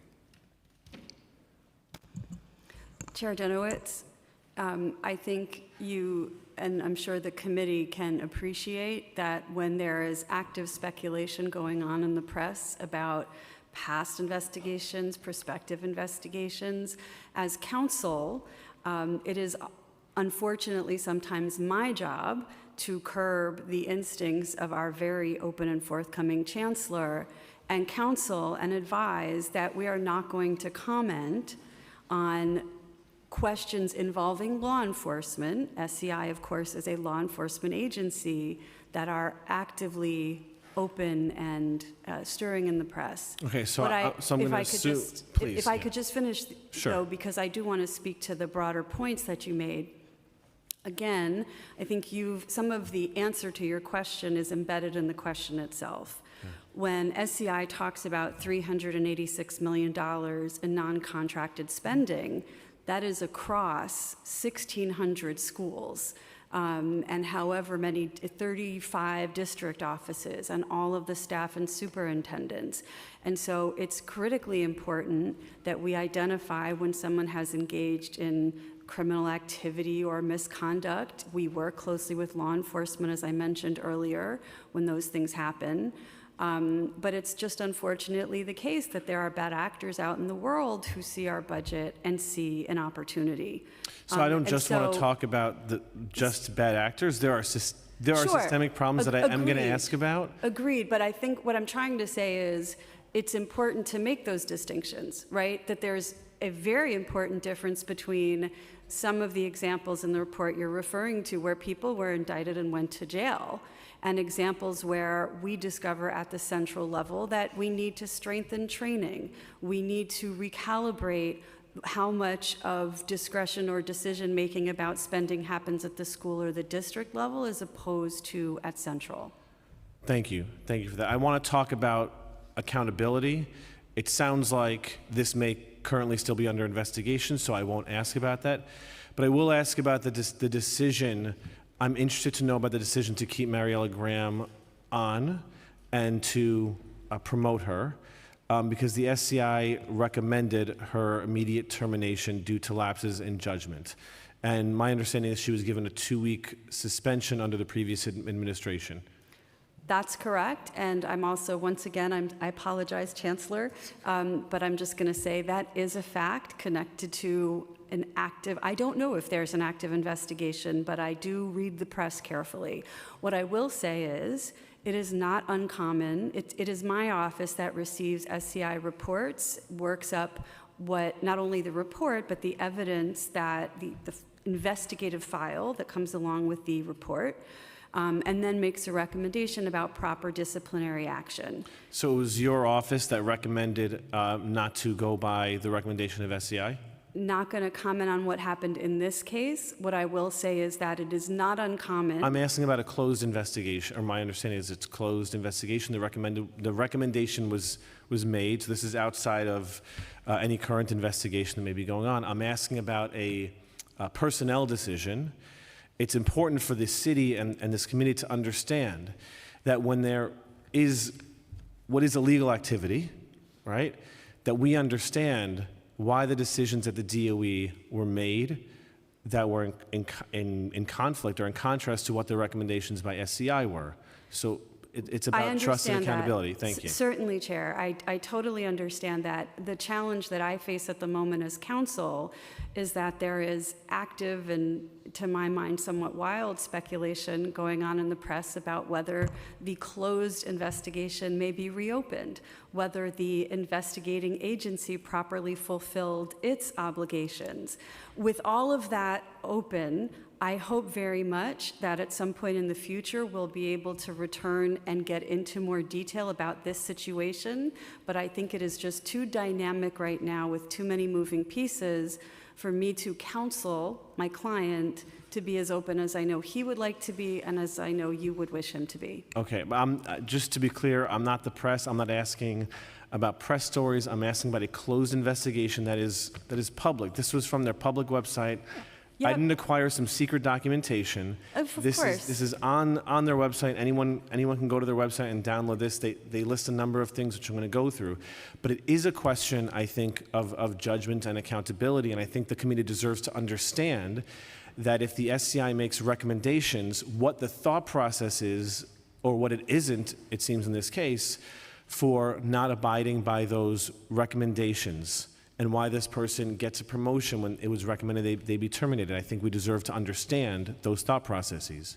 I agree. I do not disagree. But what I'm saying is the matters that you are describing as closed are being discussed in the press as possibly not closed or possibly something that law enforcement is being encouraged to reopen. But you're a lawyer. It's Yes. closed. It's closed. Yes, It but is- but my job is not just to look back, but to look forward and assess risk and have a duty of care. So to our looking client. forward then, Yes. does the DOE make any commitment that if a employee of the DOE engages in impropriety and breaks the law but doesn't go to jail, can they commit that there will be accountability for that person? Like, these are our tax dollars, these are our children. Certainly. So let's look forward. Chair Dinowitz, very important distinction.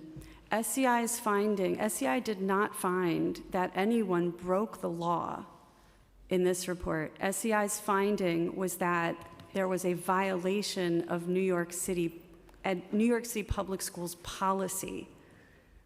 That is not, breaking the law suggests illegal activity that could be criminally chargeable. That is not anywhere in or near this report. Thank you for the clarification. So in the case that someone violates policy, which resulted in an adult being in a classroom with children that shouldn't have been there, that this adult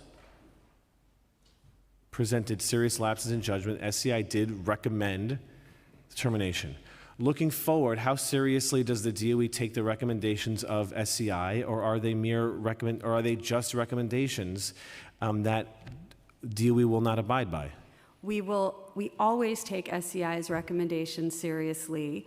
We also have an obligation to have fidelity to the idiosyncrasies of any given case. And so while I can't sit here and discuss the evidence that we reviewed that was developed by SCI in support of their report, I can tell you that my team and I personally signed off on the disciplinary decision that was made in this case. And that was you signed off, and that was your recommendation as well, or you just approved it legally? I'm not gonna discuss internal deliberations. I'm willing to share the outcome, and that's what it was. Okay. I will say it's a very lawyer answer, and I understand, but it's very disappointing. And I don't want to belabor this one employee, but this is indicative of problems that do exist. I believe they're more systemic than any SCI investigation will let on, because any teacher, any professional who works in a school understands a lot of the nonsense that they've seen some principals spend money on. And I've been sent on professional developments where thousands of dollars were spent under that $25,000 cap, which deserved a lot more scrutiny than would ever be done under the $25,000 cap. Given that I understand you don't take SCI's recommendation for individual employees, they did make recommendations for improving the systems. And that is not under litigation right now, that's not under investigation. So I'd like to talk about each of those. You mentioned training. enhanced training. Now, currently, that training is not required by principals. Is it the DOE's policy is the DOE going to make that training required for principals who deal with millions of dollars in their budgets? Chair, this is of course something we have to discuss with our union partners, but in my lawyerly view, we should, and I hope we'll be able to negotiate to that outcome. Is that the view of the chancellor as well? Yes. That they should? Okay. SCI recommended increased oversight of non-contracted vendors. In what ways has DOE implemented or are attempting to implement this recommendation? Thank you for that. So those recommendations also implied that we would need an influx of resources that we don't necessarily have at the moment. And this is why at the top of the discussion when we were talking about procurement reform, one of the ways that we think we could address that is by centralizing the procurement function, because with having I'm sorry, just to clarify, centralizing procurement for those sub $25,000. Correct. Okay. Because we'll have more. That would make me accountable as the chief procurement officer. Well, maybe not, given some of these answers. I don't know. Well, to some extent, right? I mean, because then, if and I think you notice when you decentralize things, that it creates, all of these pockets of vulnerabilities, I think that would probably be the best term. It creates vulnerabilities, right, because you just don't have oversight. And so I think centralizing the procurement function itself will solve for that to some extent. Now, not saying it's going to solve for it all, right, because, like I said, we're 1,600 schools. But it creates, it'll allow us to standardize processes, internal processes. It'll allow us to strengthen our standard operating procedures and also ensure that we're also looking at our policy to ensure that we can, tighten that up to ensure that, that we can minimize these occurrences in the future. Yeah, I mean, in an ideal world, right, because the chancellor mentioned autonomy of these schools, and for I think most all of them, that's very important. In an ideal world, you'd want to raise that $25,000. Deputy Speaker, Council Member Dr. Natasha Williams organized a roundtable of MWBE providers, and one of the concerns they raised was that it's hard for them to compete, especially for these sub $25,000 contracts. And my response to them is what I'll share on the record now, which is I think it would be great if your companies would more easily do business with DOE. However, we do have this systemic problem of these under $25,000 contracts, which has not to date been, I think, truly addressed. And unfortunately, we can't just rely on principals or school leaders volunteering to take training. I think they should be required to take this training, right, and be held accountable. If SCI makes recommendations, it's still a puzzle as to why someone who exercised serious lapses in judgment, which resulted in an adult being in a room with children he shouldn't have been in, would continue and be promoted. SCI recommended stronger safeguards to ensure the integrity of bids and procurement documentation. Has the DOE implemented this recommendation? We haven't implemented a lot of the recommendations because, again, I had stated earlier that it's going to require some structural changes and also some changes to policy. These things take time. So it's under advisement, and we're currently working internally to figure out how we could roll that out. What is a time? I mean, you have the best lawyer in New York City sitting right there. What's your timeline? Unfortunately, I unfortunately don't have a timeline in the moment, but it's all a part of the broader procurement reform strategy. So I will ask, and I'll say it's under advisement, but SCI recommended increased scrutiny of sole source procurements. So, and they made a recommendation that we actually absolutely agree with, and that's something that I'm working with my team on. Just in terms of ensuring that that schools are seeking proper approvals for those items. And what does proper approval look like? So, for a sole source, there are instances where vendors will say that they are the sole they're the sole provider of this good or service, right? But the truth of the matter is, if a sole source item, if an item is not considered, or good or service is not considered sole source, if I can purchase it elsewhere, right? And so, Well, just to be clear, I understand it as if you're a vendor and you tell me that it's sole source, that's good enough. yeah, no, That's not the case. no. Okay, please explain. No, so yeah, vendors tell you that, right? The But- chair Lee says check Amazon.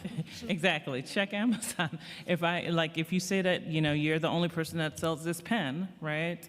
It's my team or whoever, the school's responsibility to actually do the proper due diligence to ensure that they cannot purchase it elsewhere.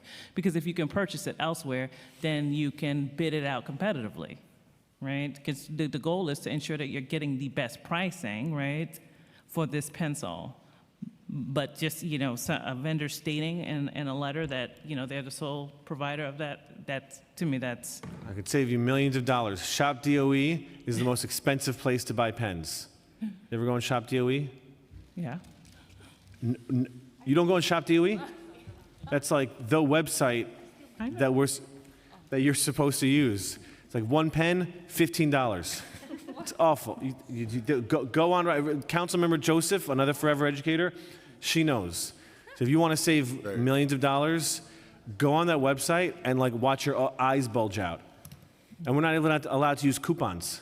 There's no coupons, no discounts, you can't go to Staples. You seriously don't know about this? What, you're asking me if I don't know about Shop Shop DOE? DOE? Yeah. Of course I know about Of course you Shop know DOE. Shop DOE. Okay. My God. I thought you said you didn't. What if... She's never bought pens from Shop DOE. Don't.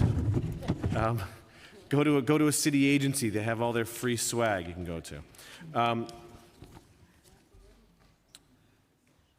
Okay, I do want to move on. This is certainly an issue that is of great importance and great concern that we will continue with. As time goes on, I hope all the legal issues are worked out so that information can be shared publicly, but also getting a timeline on what those changes are. $300 million is no small chunk of change, and if there are ways to improve upon that, and also ideally, and someday in the future, allow for more of our MWBEs to have access to our schools, that would be the ideal scenario. I want to ask about restorative justice. This is a program that you talk to any educator, any principal, they love it, it works, our students love it, it works, it's important for the social, emotional health and their academics. It provides alternative responses to conflicts at schools, including interventions when harm has happened, as well as practices that help to prevent harm and conflict by building a sense of belonging, safety, and social responsibility in the school community. And again, this is something I implemented in my classrooms. I not only saw greater community in my classroom, but my test scores went up, engagement in the classroom went up. The fiscal 2027 budget includes a cut of $6 million for restorative justice, and I want to say that again, a cut of $6 million for a program that worked and one that I believe the mayor believes in and actually campaigned on. What would be the programmatic result if the $6 million in funding in the budget for fiscal 2026 is not added for fiscal 2027? Yeah, thank you for your question. I also believe deeply in restorative practices, and I believe that in order to do it well, there has to be significant capacity building, which we've been working on over the last number of years within schools. So there's significant capacity to do this work, and I want to turn it over to Chief Mark Rampersant to talk a little bit more about that. Were you sworn in? I swear to tell the truth. Do you affirm to tell the truth? It's not just the truth. I think we have to go back. It's the whole truth and also nothing but the truth. Nobody else did that, but I'll swear to tell the whole truth and nothing but the truth. So thank you for the question, and I appreciate the sentiments of a school teacher, an educator, to talk about the importance of restorative. And what you shared is exactly what would be missing if we're not able to continue to restore those funds. One of the things about the whole notion of restorative is the work that goes into it is to really build muscle so that the work can continue, right? So we don't need to continue to bring in vendors to provide services when we have strengthened all of our adults to continue to apply those services. You talked.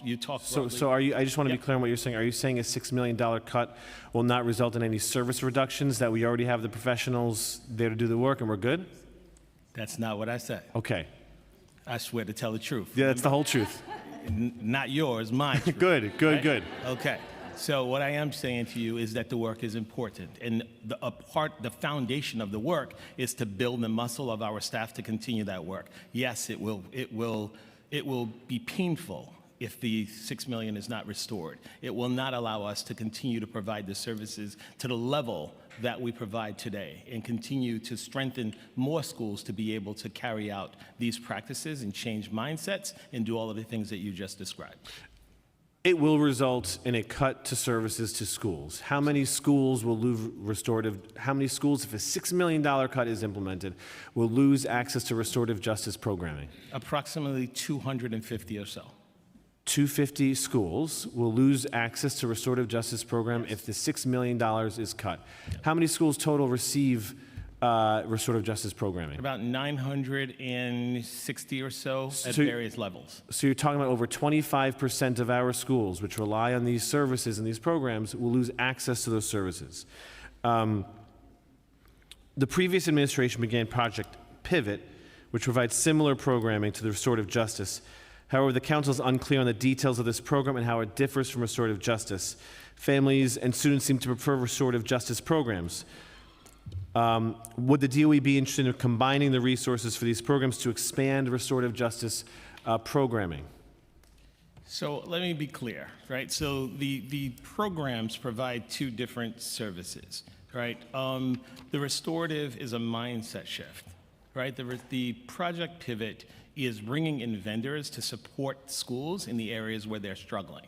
So if there is a safe passage issue, right? They're bringing in vendors to be outside of the schools to safely transport or allow young people to transport safely to and from school. It's some of those initial vendor direct provisions of resources. What restorative is doing is changing the mindset and teaching our staff to be sort of more mindful of the why around students' actions, right? They're two totally different, and interestingly enough, they do both exist in some of the same schools, providing different services, but for the same outcomes, and that is for the betterment of our young people. Okay, so there's no two ways about it. There's no shifting money around. There's no two ways about it. Restorative justice, the administration proposed cutting it by $6 million. Over 25% of schools will lose this service. This is a critically important service and program for our students, for the safety and emotional well-being of our students, and as so many of us know, the academic benefits to restorative justice. I'm going to pause there and turn it over for questioning, and we're going to start with Council Member Schulman. Time to get to her seat.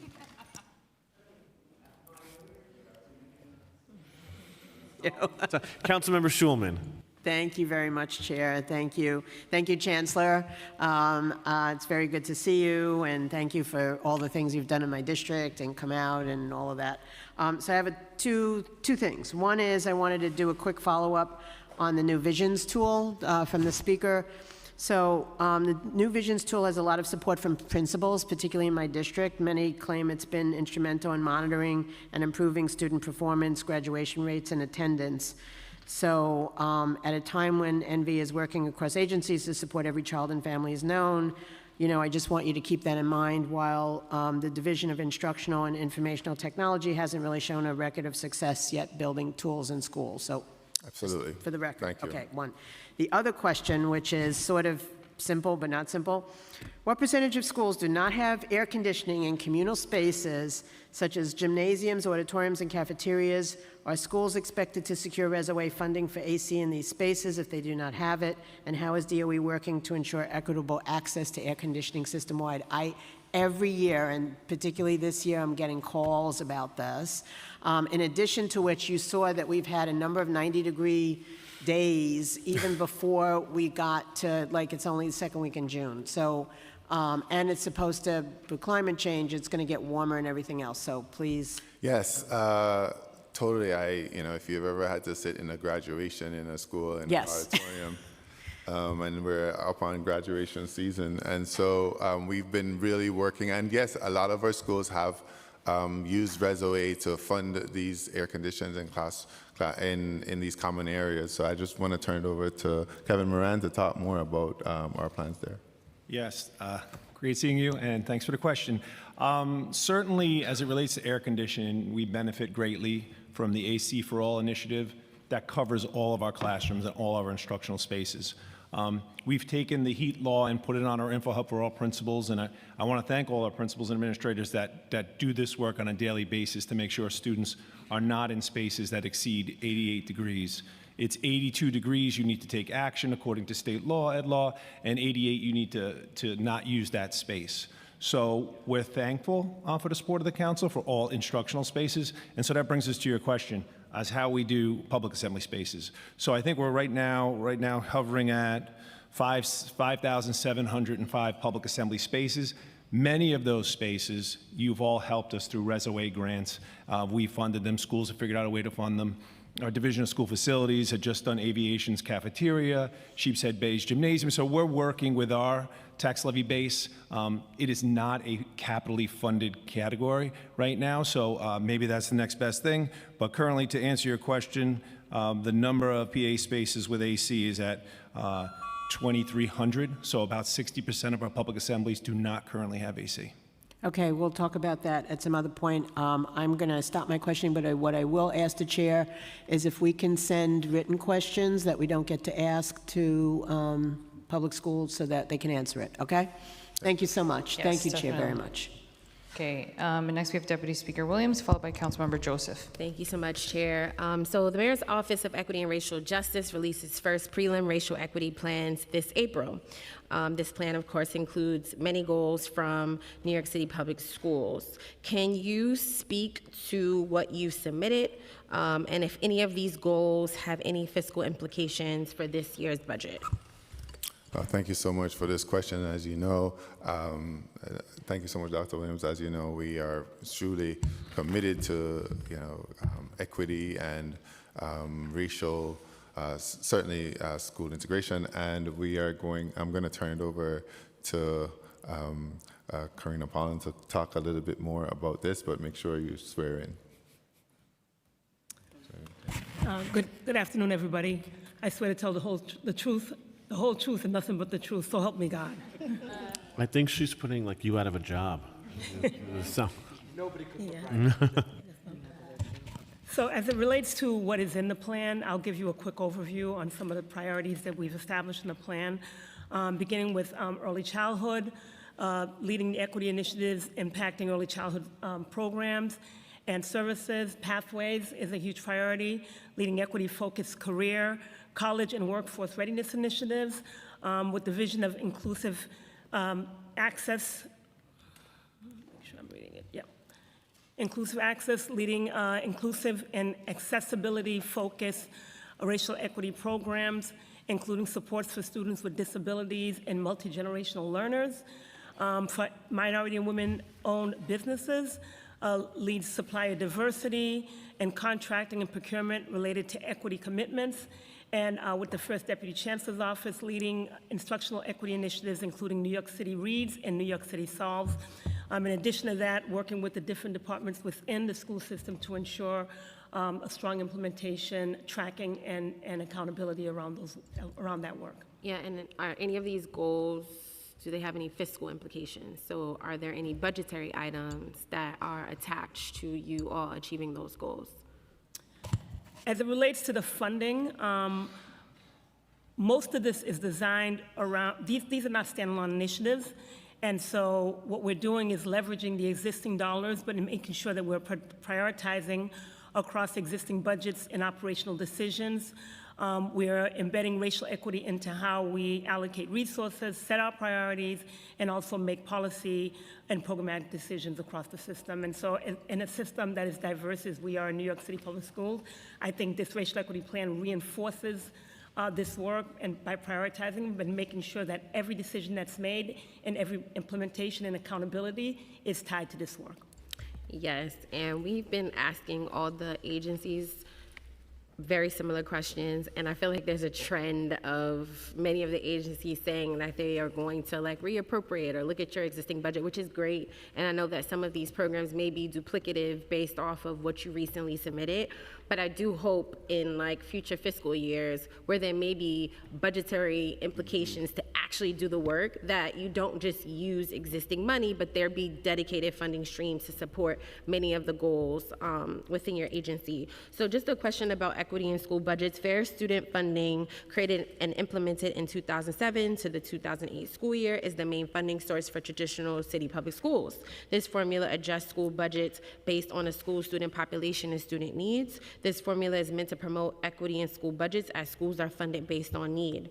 Has there been any recent analysis of the SFF formula and its ability to promote equity? And what are some of the limitations of this funding model?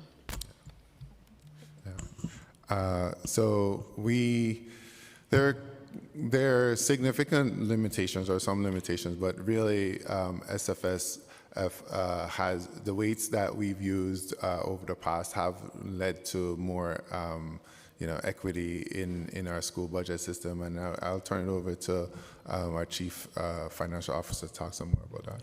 Yep, thank you. So as you may be aware, about 3 years ago, we actually added new weights to sorry, I popped them in my mouth, I'm hungry.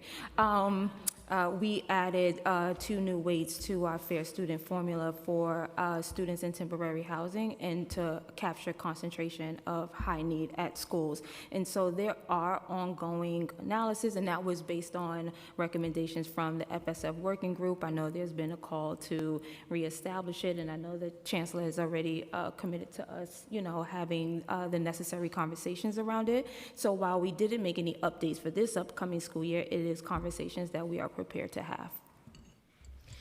The current class size funding distribution model allocates significant funding towards low-need schools, as they are typically the schools struggling with class size compliance. Has New York City Public Schools done any analysis on how class size funding affects the equity of funding across schools? And are there any considerations in how to distribute class size funding more equitably? Yeah, thank you for that. Absolutely. We've been thinking about how to prioritize schools and areas that have a high economic need in the process around ensuring a reduction in class size. And I'm going to turn it over to Erin to talk a little bit more about this. You need to swear in. Hi, I'm Erin Jahant. I swear to tell the truth, the whole truth, and nothing but the truth about class size. Okay. So I think, again, last year's approach was schools opted in to the funding, right? So that was mainly driven schools that were in, maybe had a greater gap in terms of where they were and where they needed to get to decrease class size. Because again, it was driven by the schools. We know that schools in, say, wealthier communities might have larger class sizes. And so, again, I think the process last year that it was opting in from the schools up probably led to some of the funding, or definitely led to the funding outcomes last year. I think what we're looking at this year, right, acknowledging that equity is a critical priority of the Chancellor, and we are looking at prioritizing schools in higher E&I schools this year in the funding distribution, which we're working on right now. But that's a core part of our work, looking at higher E&I schools alongside schools that have space to comply. Yeah, I think it's also important to distinguish what and how we think about what a high E&I school is, right? If you just go by percentages, then some schools may look like they're low ENI, and some schools may look obviously like they're high. If you have a school with 200 kids, that's 90% free and reduced lunch, then that's going to be a number that's about 180 students. But if you look at a school that has 3,000 students and they are 50% ENI, that might look like it's a lot lower, but that would be 1,500 students, right? So the way we're looking at ENI, we want to really focus on the number so that we're getting to we're getting to address a large number of students rather than only the percentages, which may distort the actual number of students that you're impacting. Okay, in the interest of time, and I'll make sure we send the questions, but I just wanted to talk about these topics really quickly, still under the theme of equity in school budgets. I know this has come up a ton of times. I feel like it's coming up a lot more recently. Just wealthier districts reported raising of PTAs, so there are PTAs that have reported raising over $1 million, while other schools report no additional funding through their PTA. And so, again, would love to see how New York City Public Schools is addressing this particular issue when it comes to school resources. On another topic, teacher recruitment and retention. So, we know that there has been a considered focus on workforce diversity. 53% of educators are white, and the majority of public school students are not. Love white teachers, love Mr. Peterson. He's literally the only person that has ever made me love math in my entire academic career. However, New York City is a very diverse school district, and so just wanting to understand, as you all have been increasing the funding for recruitment this year to comply with class size mandates, using this as an opportunity to continue your efforts to hire a diverse workforce. Like, we know you have New York City Men Teach to recruit Black, Latino, and Asian men. So would love to just understand how you all are using your additional funds to continue to increase diversity amongst school educators. Equity and due process cases. So we have a term and condition that the council has received from New York City Public Schools showing the demographic makeup of the student population with due process cases settled or closed in fiscal 2025, which is significantly different than the demographic makeup of public school student enrollment in the 2024-2025 school year. So just want to understand your thoughts on this difference and what it means for the question of equity and who is actually receiving these services when our school systems are failing children who have learning differences, as I like to say. Questions related to things in my district. So New York City Public Schools has consistently talked about preparing students for jobs of the future. Yet access to high quality programs remain uneven across schools and communities. So I just want to understand what investments is New York City Public Schools making to expand dedicated STEAM centers citywide? How many currently exist? Where are they located? Do you have any timelines? And just making it a loaded question, and I would love to get your answer on this, and then I'm done. So students like mine in Southeast Queens, we're surrounded by a major economic engine, which is the airport, yet many students lack direct access to specialized STEAM facilities that connect learning careers in aviation, engineering, cybersecurity, AI, advanced tech. So also just wanting to understand your plan to ensure geographic distribution and whatever other resources could be included in this budget to align with the many goals that New York City Public School has.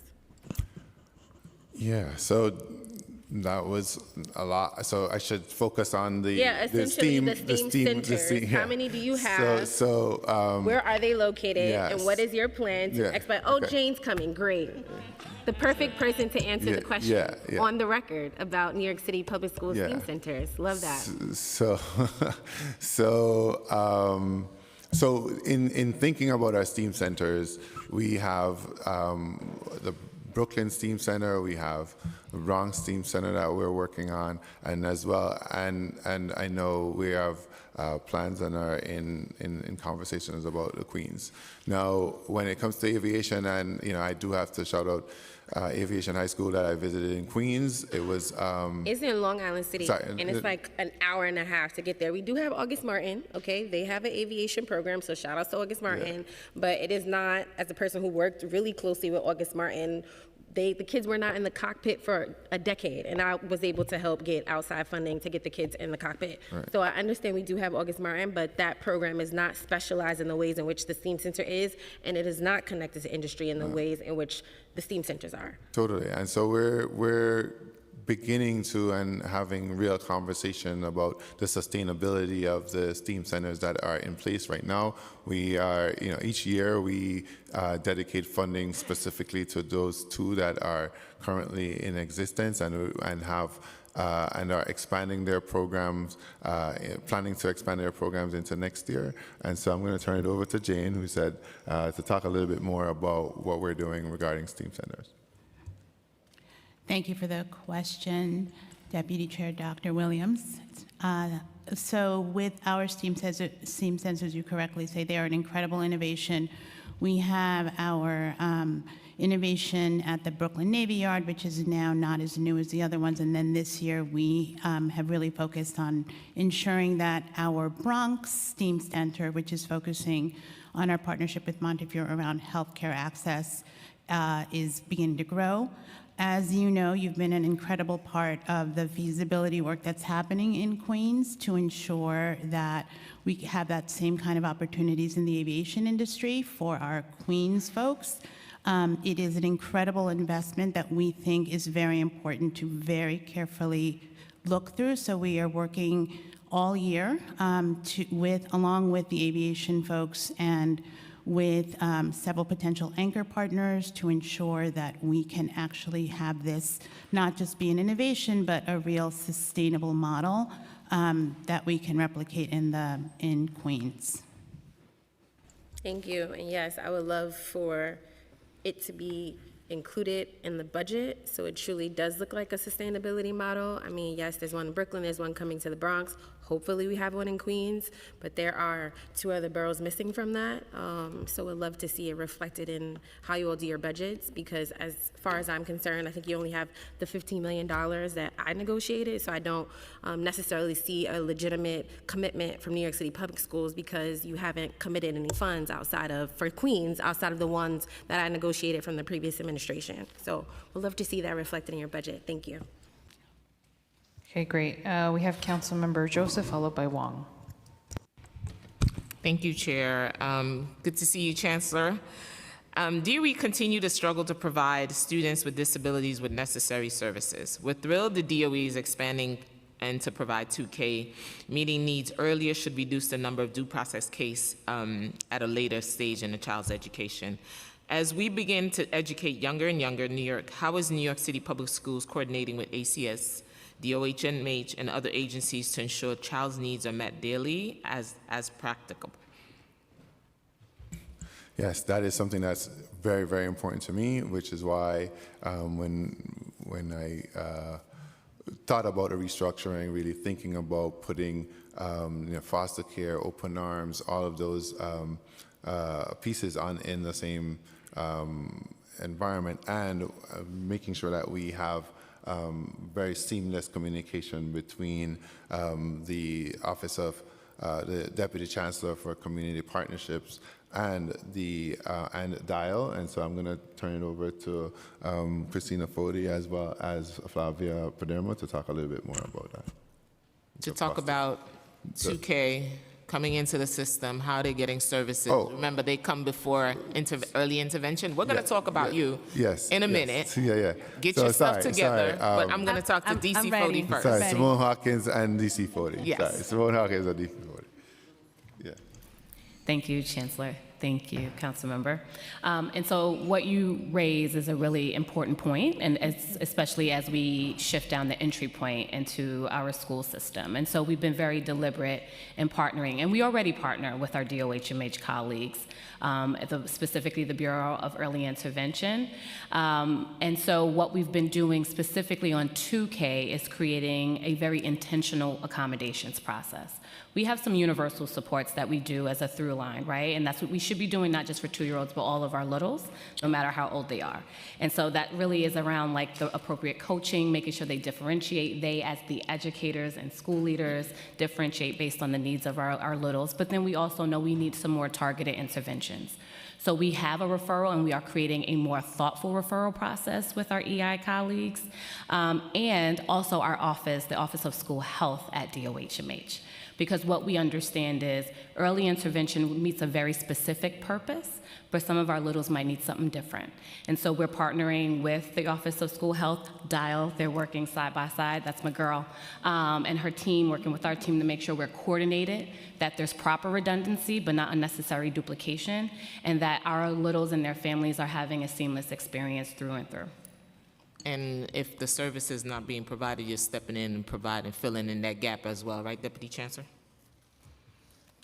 Yeah, we're going to, as DC Hawkins said, we're going to work side by side to make sure that students have what they need to access the program.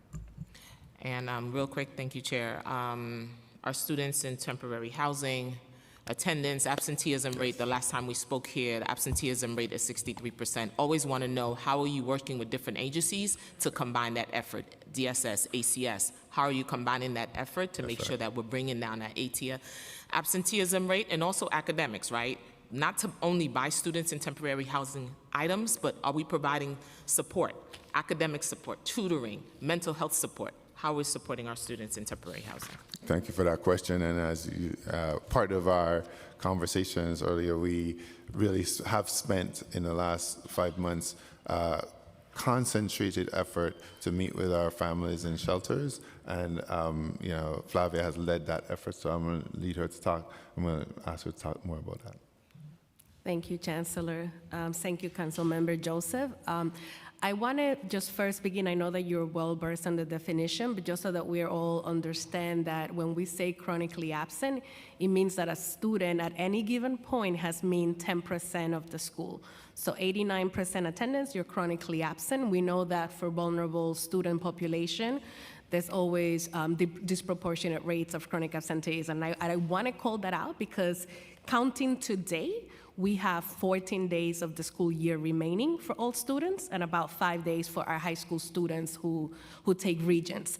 So if you're out 18 days of the year, you're chronically absent. And it's not just an arbitrary number, it's a national standard, because at that point, we begin to see correlations between academic achievement and attendance. And that is why that number is so critical for all of us. And with that, I want to say that the supports that we're doing both for attendance and for students who overall, and for students who are in temporary housing, vary from looking at central support. So for example, this year we recruited 32 attendance teachers who are part of our total attendance pool to provide dedicated home visits during holidays, during weekends, and after work hours to try to make it more easily accessible to reach those families for students who have been out.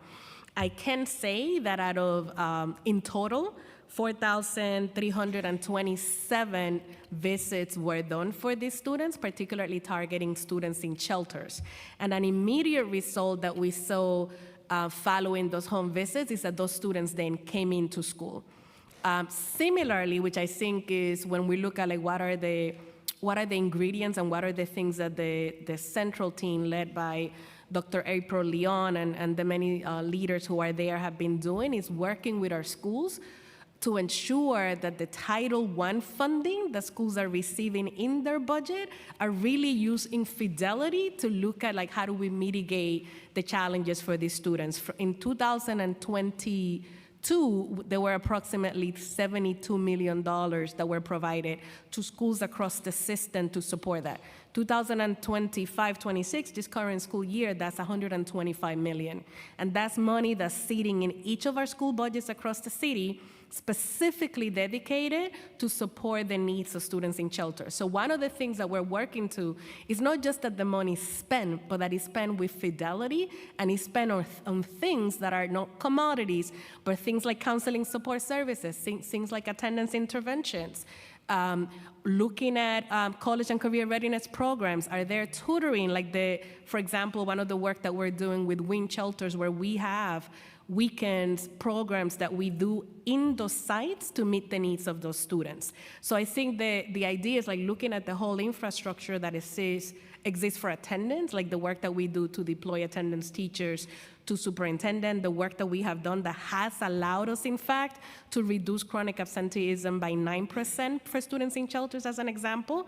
But there's still so much more that we need to do. That's also another example why initiative like community schools, in our second wave of community schools that were expanded now about 4 years ago, one of the indicators that we were looking at were schools that had high concentration of students in shelters, because we know that wraparound supports, the notion of a caring adult, the notion that you're going to have schools that are going to be looking at data on a daily basis and making calls. We cannot wait for a 407, which is the indicator that you get when a kid is 10 days out. This is like everyday strategy, making sure that you're making calls, making sure that you're making connections, making sure that you understand the reasons why students are out, and that you are creating individualized plan, particularly for students that we know that are vulnerable.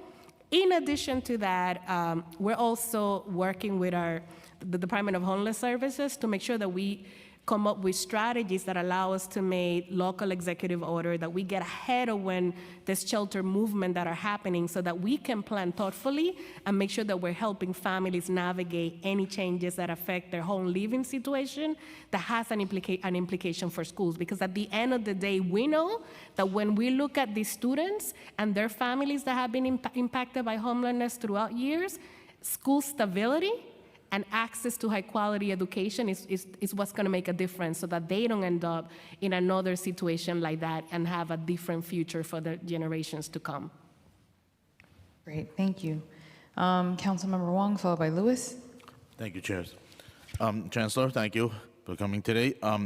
I want to talk about a situation in my district. A 9 Dot Energy company proposed a lithium battery energy storage system to be built at 6430 69th Place in Middle Village. That's directly across from the school, PSIS 128, is right next to the annex of the building, and facing the lot to the left is the annex of the school, 128. To the right is a daycare center, a preschool, and a children's play area. The project is as of right, but has not been built yet. But we know, I watch YouTube, and I'm sure everyone watch YouTube. Lithium-ion battery fires are extremely difficult to suppress. At a BESS fire in Warwick, New York, the fire burned for more than 3 days in December 2025. Here's my question. Is a policy question. When a developer proposes a lithium-ion battery storage facility directly across the street from the school,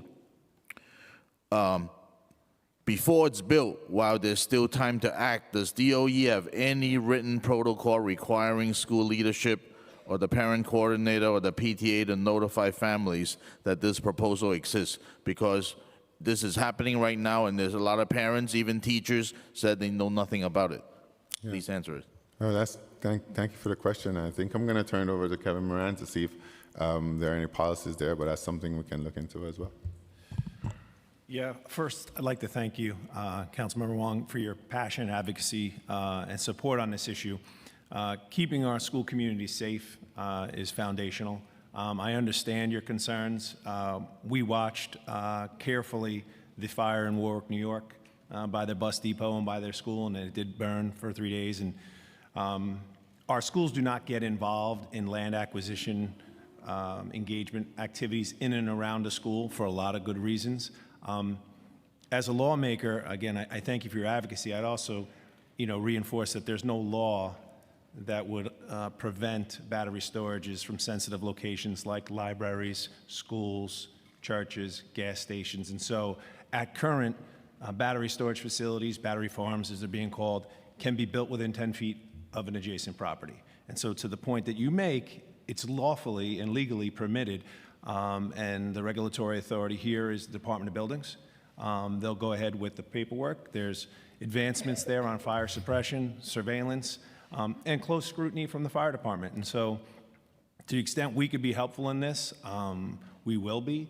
But no, there's not a role for a PTA or a principal or anyone in the school community to play as it relates to land acquisition in and around the school. Okay, well, thank you for the answer, because right now that we still have teachers and parents coming to me and say they're unaware of this project, and there's a big gap where the whole community is unaware of this proposal, and that's across the street from where the children go to school every day. That's a problem, and then I'll have to talk to legislators in Albany to get this patched up, because this clearly is not safe, it's not the right place. Well, I would say that it's an emerging industry in the city. It's meant to relieve the strain placed on the grid right now. In my neighborhood, I got it right across from my library, right next to a gas station. I see them growing, and so to the extent we can partner on ways to make sure this is done safely for our community, it would be appreciated. Thank you, thank you, thank you, thank you, Great. Chair. Thank you. Okay, Councilmember Lewis, followed by Brewer. Thank you, Chair. And good afternoon, Chancellor, to you and your whole team. You guys look like the Avengers. Thank you for all being here. 2 quick questions. Families of students receiving District 75 services continue to report that some elementary school students are not consistently receiving specialized supports and related services outlined in their IEP programs. The executive budget includes significant investments in special education services, including additional funding for IESP support, special education, pre-K expansion, and court-ordered special education compliance. Despite these investments, many families still report service gaps. How will the DOE measure whether these new investments are actually resulting in improved service delivery? And what percentage of students currently receive all mandated services without interruption? I'm gonna quickly just go into my second question because I don't have a lot of time. Families have expressed frustration with limited assistance provided by the family welcome centers. You probably hear this all the time. The executive budget includes additional funding for family empowerment initiatives, and yet families continue to report challenges navigating the admissions process. What is the current staffing level and budget allocation for family welcome centers, and how have response times and case resolution metrics changed over time? And are there plans to increase staffing in the new budget? Great question, and I'm going to start with the first one first.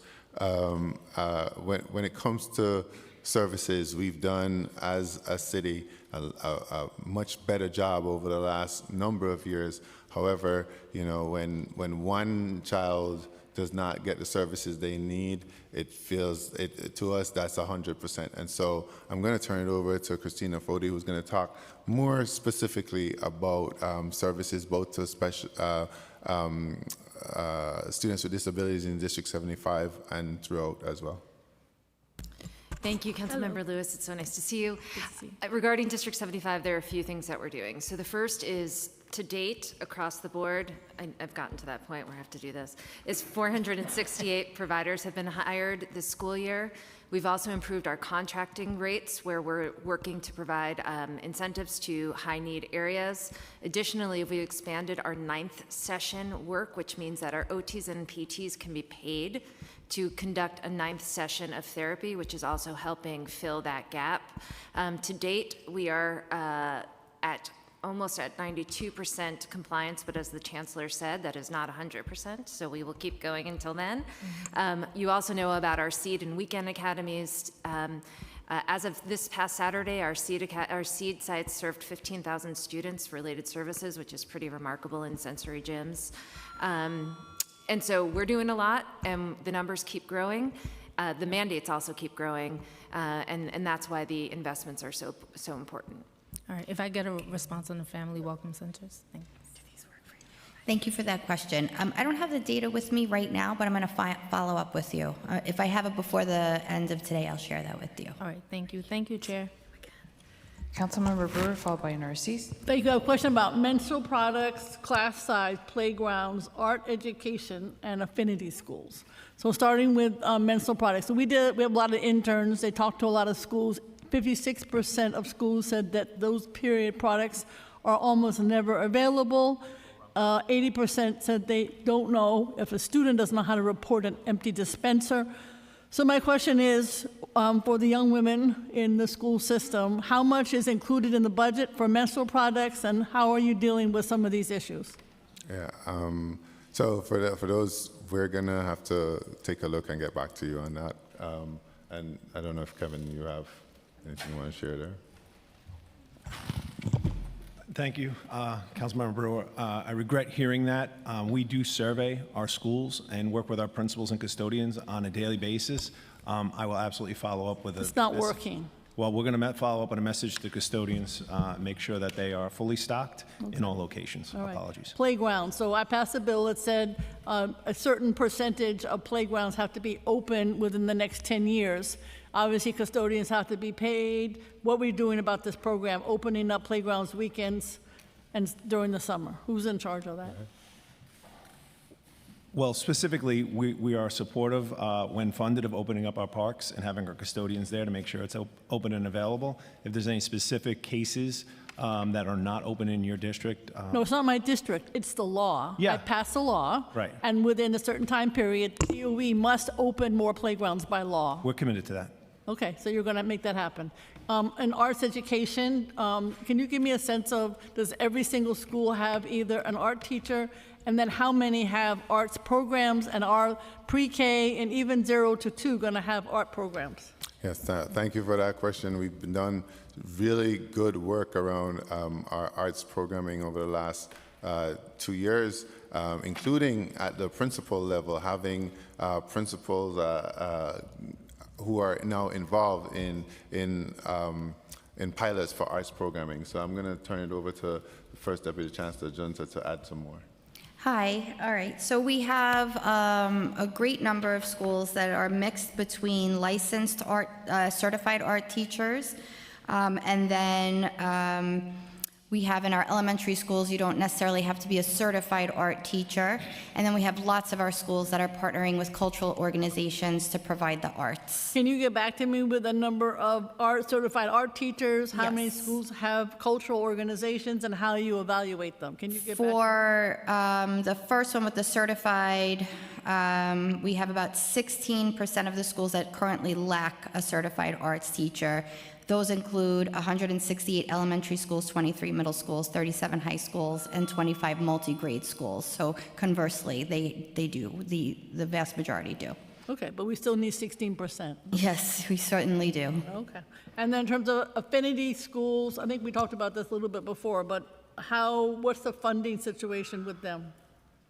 So for affinity schools overall, we haven't had any issues with the funding mechanism for affinity schools. Specifically, we've been talking about the New Visions portal, but overall for affinity schools, it's not. Their funding is in place. Okay, because they feel differently. And then just, I love your comic books. I hate comics, but I like your books. And congratulations on Hold Harmless. And just in terms of class size, I understand 2 years we'll have more time to do, but do you have some sense of how many class sizes have already been reduced? Because that's phenomenal, and how many have not? Yeah, so one of the things about the class size law is that is interesting is that it's not about reducing class size necessarily, it's about getting to the actual compliance numbers. So, for example, you could have a kindergarten class that started off at 25 students and now is at 22. It's not at 20, so it doesn't get counted as compliant, but it's been reduced. And so, I'm going to turn over to Erin to talk a little bit more about the progress that we've made, but just to say, you have to hit the mark to get credit. Right. You can't just reduce. But go ahead. I think you all know this, but boy, when somebody gets to 20, which is ecstatic, just like I have hit gold. Yes. And you can tell the private schools go to hell. Well, I can share the data that we have on progress last year. So grades K to 3 saw a 28.7% increase. Grades 4 to 5 saw a 23% increase. Middle school grew 20%. High school grew 16%. And to the chancellor's point, and to your point about overall progress towards class size reduction, about a third of the non-compliant classes are only 1 to 3 students over the new caps, and we've reduced the number of classes that were 6 students or more above the cap. That rate declined 12 points, so in 29% of classes in FY25 had 6 or more above the caps, and now it's down to 17% in FY27. Okay, and it won't slip in the next couple of years, right? I mean, what we're doing now is we're working to look at funding for schools and make sure that teachers are available in line with the new caps to make sure that class sizes are maintained. Okay, I just think you should keep going because it makes a huge difference. Thank you. Thank you. Thank you, chairs, and thank you, Commissioner and all Chancellor and all your team. And I have to say thank you to Kevin Moran, that been very nice in supporting me in the District 46. School nurse funding is baseline in this budget. Does that put a full-time nurse in every school building citywide this coming year? Or are schools still sharing one nurse across multiple buildings?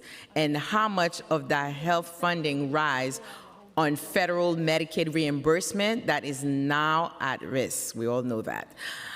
The second one, the budget adds new funding for preschool special education, a chronic shortage area, right? How many new seats land in Brooklyn, where parents are still waiting months for a placement? How many community schools operate in Brooklyn, and are any of them at risk of closing or scaling back services this year? And I have another quick things I have to ask you, even though it's DYCD, but I want to bring that to your attention, is after school program, the shifting of those IFPs, people apply for them, and the family, you had a big rally in my district where the community organization, the org that been taking care of the schools, suddenly find themselves across New York City for the contract similar, while they have somebody new or some other organization, some elsewhere, not even in Brooklyn. So I want to know, what can parents do? Because they've been sending me email.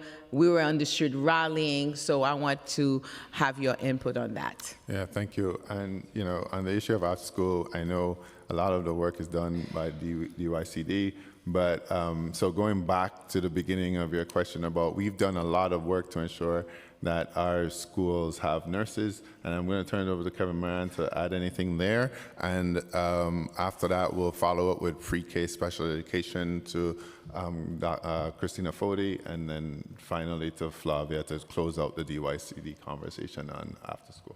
Okay, real quick on your question, we meet all legal mandates as it relates to staffing nurses in all of our school buildings.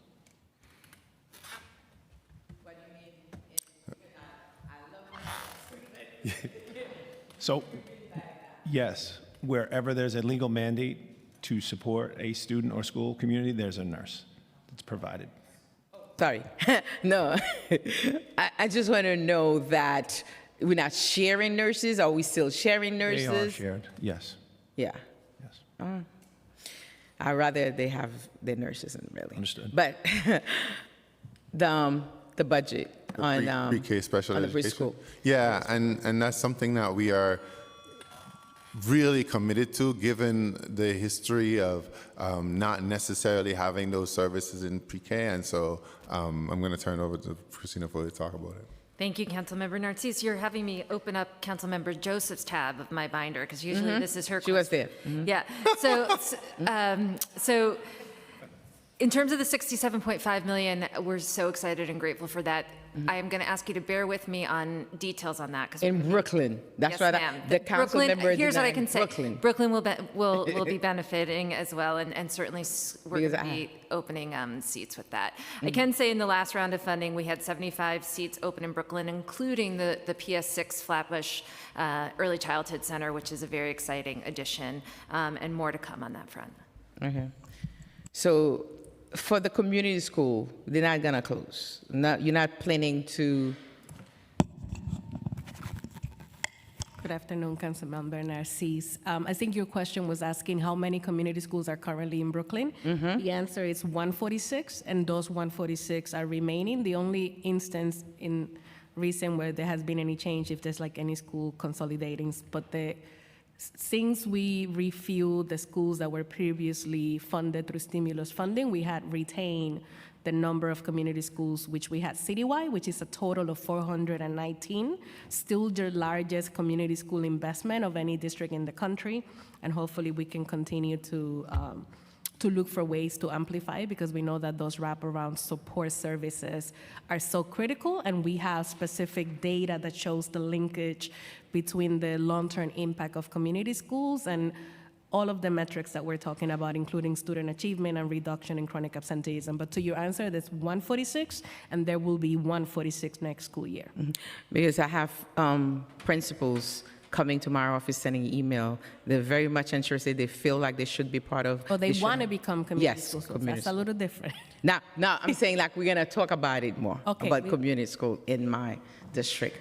And the last one, The DYCD, yeah. So just to be clear, there are contract nuances about how DYCD does their procurement for their contracts that really, I know DYCD recently had a hearing. We don't manage their contracts, and I can't speak to all of the details of their contracts. What I can say is that since 2015, we hadn't done citywide a procurement for after school. So many of our principals that we have now, which I think, in our system, have never had to go through this experience. What we did do in partnership with DYCD was that as part of their process, we make sure that there was a principal ranking, and a large proportion of the principals did get the CBO that they either ranked first or second. There were multiple schools that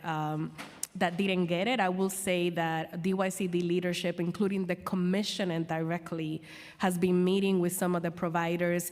We had held meetings with multiple CEC, our community parent councils, to make sure that they're clear.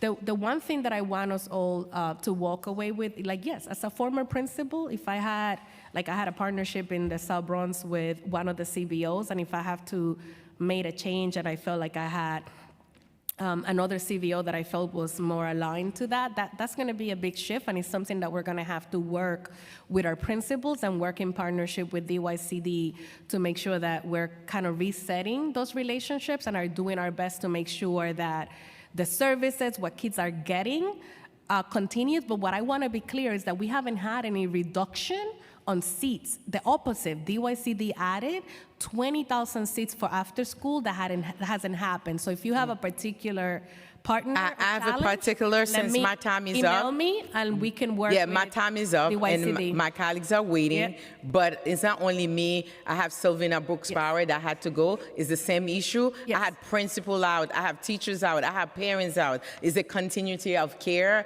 and the services at the Absolutely. same time. Please email us and we can work with Thank you. DYCD to work on that. I appreciate your time. I appreciate all. you as well. Thank you. Appreciate And that was actually a large focus of our DYCD hearing, so it was good. And we have definitely expressed our concerns. So, and the commissioner is great. She's been working with us on that. So, thank you. Okay, we've been joined by Councilmember Krishnan, and we have Councilmember Epstein, followed by Ressler. Thank you all. Thank you for your time. I want to talk about after school. There are about 250,000 students who get Title I funding, only about 184,000 after-school slots. So what we're seeing, especially down by me, is racial segregation and economic segregation because we don't have free after-school. Chancellor, how are we going to solve this, and can we solve this soon? Look, I think we see this issue around the city, and it's certainly an issue where, it's also an issue of the type of after-school provider and what actually we're getting in terms of quality. And I think, schools also work with providers to make sure that they have the ones that don't, are not funded by Title I, that they have scholarships for young people and all this. But it's a very difficult thing for a school by itself to ensure the equity in after-school programs. But don't we have a responsibility to make sure that our schools are racially and economically integrated? And after school is a critical component to it. Part of that. And, I've talked to DYCD about this. Can we get a commitment from you that we can get a plan to ensure that, especially for our Title I families, they'll have access to free after school in some period of time? Because that's what we really need. Yeah, so that's part. I think this is certainly a partnership between us and DYCD, and I know we have some expansion plans and so on, but I'm going to turn it over to Flavia to talk a little bit more. Thank you for the question, Councilmember Epstein. I do want to flag that there was a commission assembled towards the end of the prior administration that was really a cross-sector commission on this notion of universal after school. So we know that the vast majority of funding for after school for the whole city comes through DYCD. Then the rest of it is funded through community schools. A lot of the community schools that I mentioned have the capacity to do that work. We also have LEAPS, which is a state-funded grant that goes directly to CVOs that can do that. As a parent who benefits from after school myself, because I have a child that attend New York City Public School, I know that this is something that all the communities, especially in areas of need, welcome. And this is something that I welcome the opportunity to partner with you and all of the agencies and CVOs that were part of this discussion so that we could actually look at that report that was published less than a year ago, some of the first step to getting to that vision about universally after school, the funding that it will take, and the collaboration between the agencies, the OHMH, who offers the license, because it's a multi-layer step, but it's the right effort to pursue and push. Yeah, I'm happy to work with Chair Dinowitz, Chair Stevens, and to kind of move this forward. This is something we see as a racial justice issue and economic justice issue. Chair, if I can just get another minute or so. I know at the preliminary budget hearings, we talked a lot about literacy issues and making sure that young people, if they get to third grade and they still aren't reading and writing, they're not getting support. And we see the school to prison pipeline, and talked a lot about trying to get to people earlier in their education. Mentioned Literacy Academy, which does a lot of great work, and the 2 literacy dyslexia schools that were started in the prior administration. I haven't seen anything in this budget that would advance the issues of trying to ensure that our young people, are getting the support that they need. And I want to just stress that, we really need that, because honestly, if a kid by third grade isn't learning to read, the chance of them, unfortunately failing later in life just goes up exponentially. We'd love to see some commitments here. Happy to be as supportive I possibly can to make sure that happens and ensure that those young people get the support that they need. Yeah, so we are completely committed to ensuring that all of our young people are able to read, and if they're not able to do so by third grade, that we have systems in place that we're developing and have developed to get them on track. The main thing that we are doing is our multi-tiered system of support, our MTSS. I'm going to turn it over to our First Deputy Chancellor to speak in more detail about that. But this is an opportunity for every school across the city to be able to implement this well. Thank you for your question, and passionate literacy fan. Building off of Chancellor's comments, our commitment to expanding New York City Reads is one such step. We've expanded our reach now into middle schools. And so New York City Reads lives across all of our elementary schools and most of our middle schools at this point. We're layering that in with multi-tiered systems of support, which he just said, which is the using of screeners to really catch where Tier 1 kids are missing key concepts in Tier 1 and be able to really pinpoint what it is that's getting in their way, and an aligned, high-quality intervention to help catch them up. But it doesn't just live just there. It's also a close partnership with Deputy Chancellor Foti and the specialized programs that she's seeking to grow, and the work of universal childcare, because we all know and agree, the sooner we get our kids in a literacy-rich environment with in a thriving way, and then in supports when they need them, is the critical difference. As it relates to the literacy academies that you spoke of. I have recently been able to meet with the team and learned so much more about their work. And yes, we are in very early conversations around expanding those schools, and I know they're very interested in bringing one to Queens. Great. I look forward to whatever help I can provide on that, because those 6-week intensive programs really work. And the last thing I'll just flag is, love that we're doing more internships. I have a District 75 school there. Kids are thriving for internships. They were denied this year to get those internships. Is anything we can do to create more opportunities? So I have schools where the kids are in the country less than 2 years, and those young people want internships. They're able to get some resources. As much as we can do, because we're going to keep those kids in school if we get them those internships and money and opportunity. Absolutely. Otherwise, we see high dropout rates in those schools. Yeah, absolutely, Councilmember. If you could send me the information on those, I'm very curious to know about why that was the case. If it was perhaps travel that was in the way, I do want to say that we are deeply interested in expanding our travel training programs. That is often a barrier of why kids in District 75 struggle to get their work-based learning opportunities. And we've seen incredible results via our travel training. So I will definitely dig in, and yes, looking to expand this opportunity. We'll love to follow up, and I'll have my team reach out to you directly. Thank you. Great. Thank you, chairs. Ressler, followed by Aviles. Thank you, chairs, Chancellor and team. Good to see you all. I know you're all not going to comment on that oddly timed New York Post article, but briefly, could you just elaborate? We've experienced an extreme shortage in Spanish language teachers over the last few years, especially with the migrant crisis. It was exacerbated. Could you just briefly elaborate in some detail on the breadth of, or the shortage that we've been facing across the schools in New York City?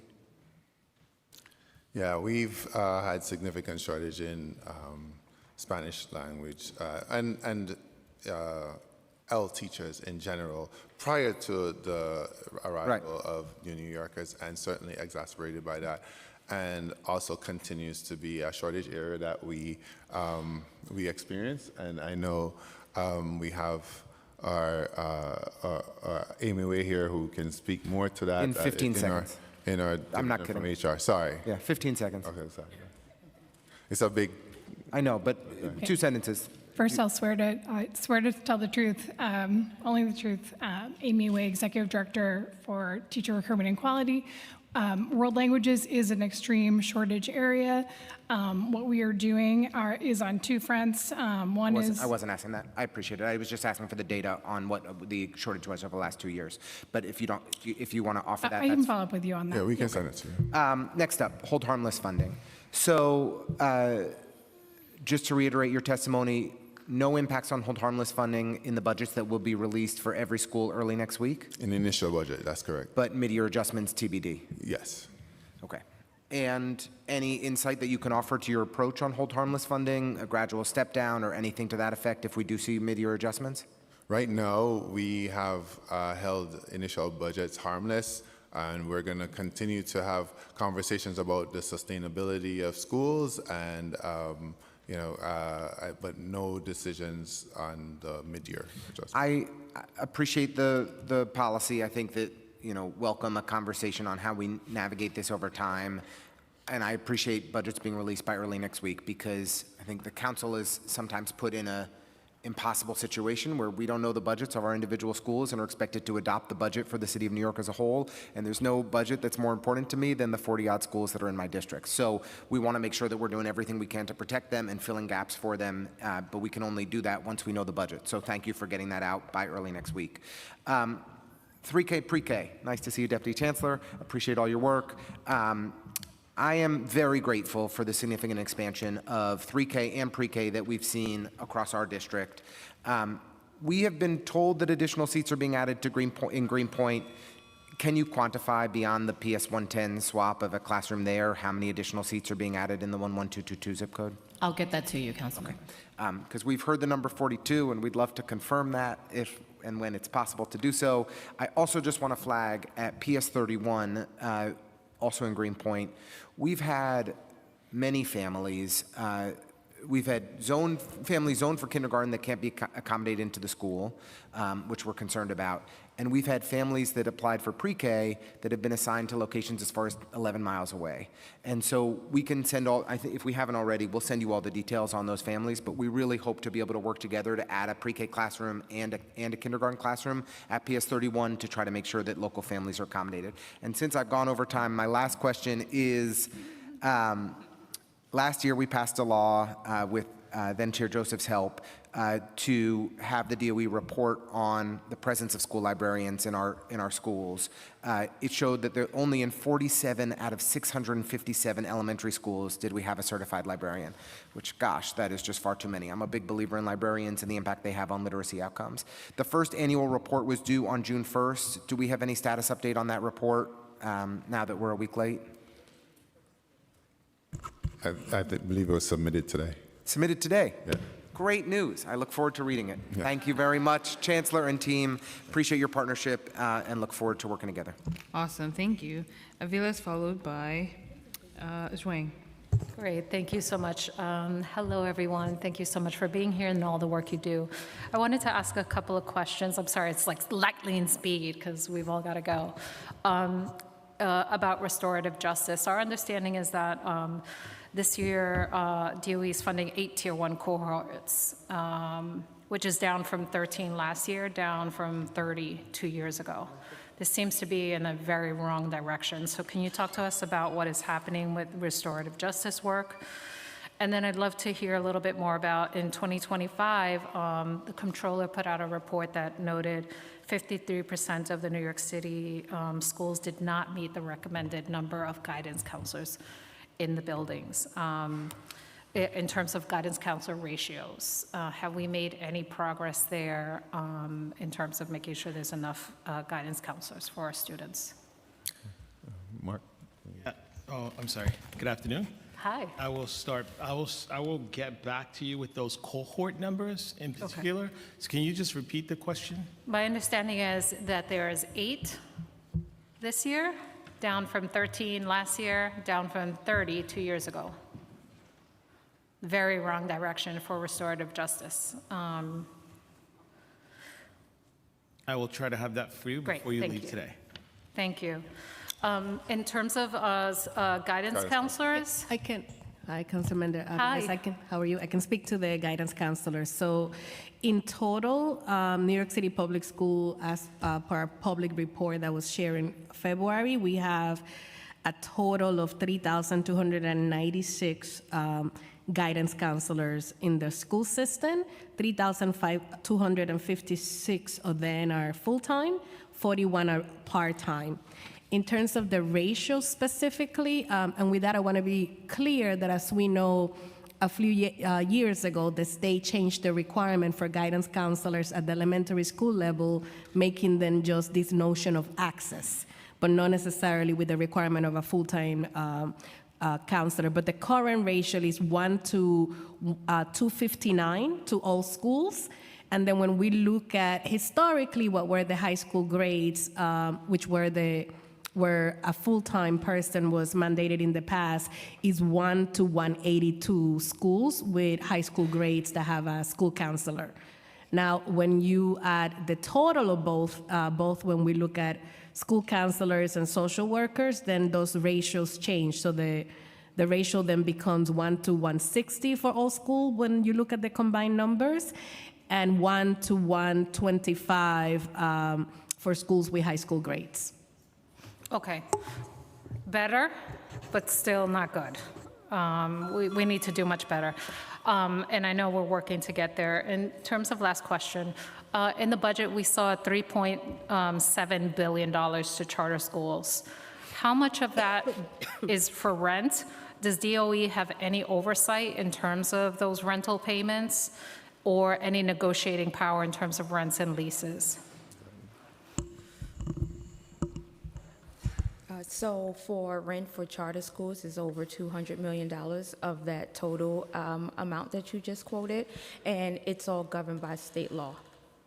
And what are the major categories? So 200 million is rental assistance, and then what is the breakdown of the other major categories? Tuition. Most tuition. And rental payment is it? The rental payments should be captured in the lease cost that I just provided to you, but the bulk of it is tuition for general ed and special ed students in charter schools. Got it. And then there's no negotiating power that DOE engages in terms of rental assistance or negotiating leases for schools and new buildings? Sorry, and just a correction, rental assistance is over 300 million, so thank you for that, Erin. I think there's very little there, again, because it is all governed by the state law, but I will defer to DC Moran if there's a correction needed there. Yeah, so exactly. On the budget side of the 3.5 billion, it includes 340 million in rental assistance. And in terms of rental assistance, we're just following the set policies by law to reimburse. So when a school is placed in an industrial building, in an industrial zone, on a truck route, DOE doesn't engage in any conversations that an educational institution should not be placed. We're not the charter authorizer in many cases, and so they'll be going through the state or otherwise to get. Thank you. Thank you so much. Thank you. Thank you. Councilmember Zhuang, followed by Krishnan. Thank you, Chair. And first of all, not only Councilmember Mercedes love Deputy Chancellor Kevin, me too. Thank you so much for putting the AC in my school. This is a struggle for a long time, and also I realized SCA in general, when our principal work with SCA to make sure that no one use the auditorium service, and then SCA tell them, oh, we're gonna do the work there in the summer.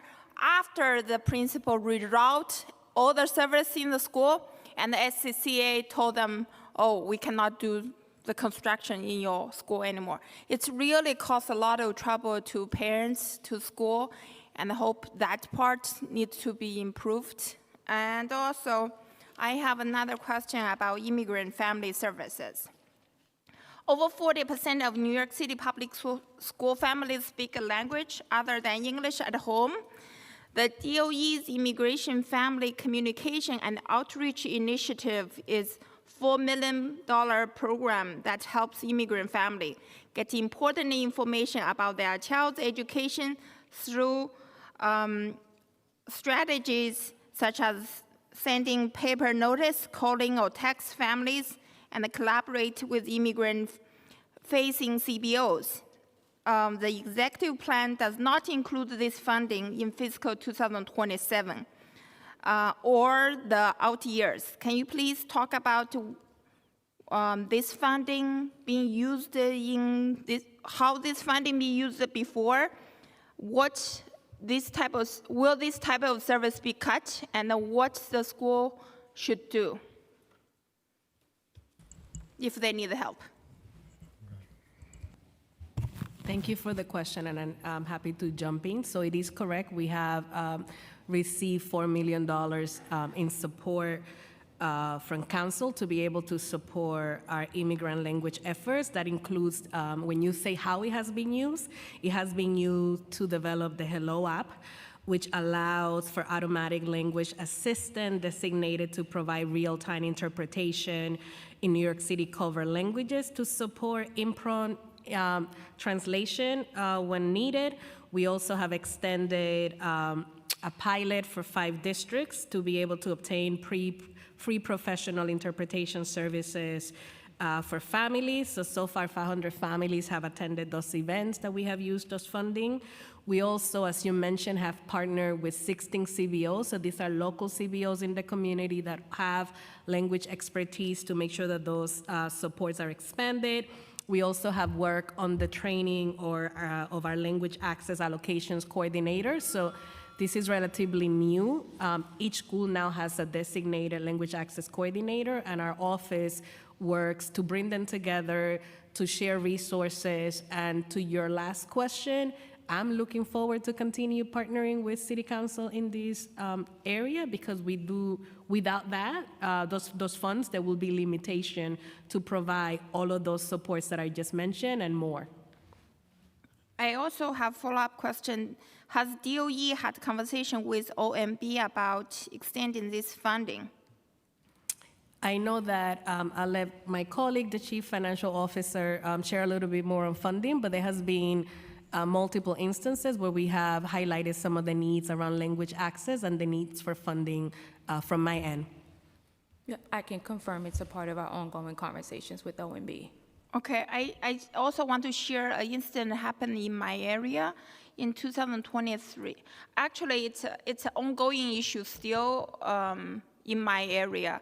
There's multiple, not only just one high school, there's multiple high school principals reach out to me. They have been, they need assistance to communicate with some newer coming families. Some language is not easy access in the with school, and also because they are high school students, they think they are adults.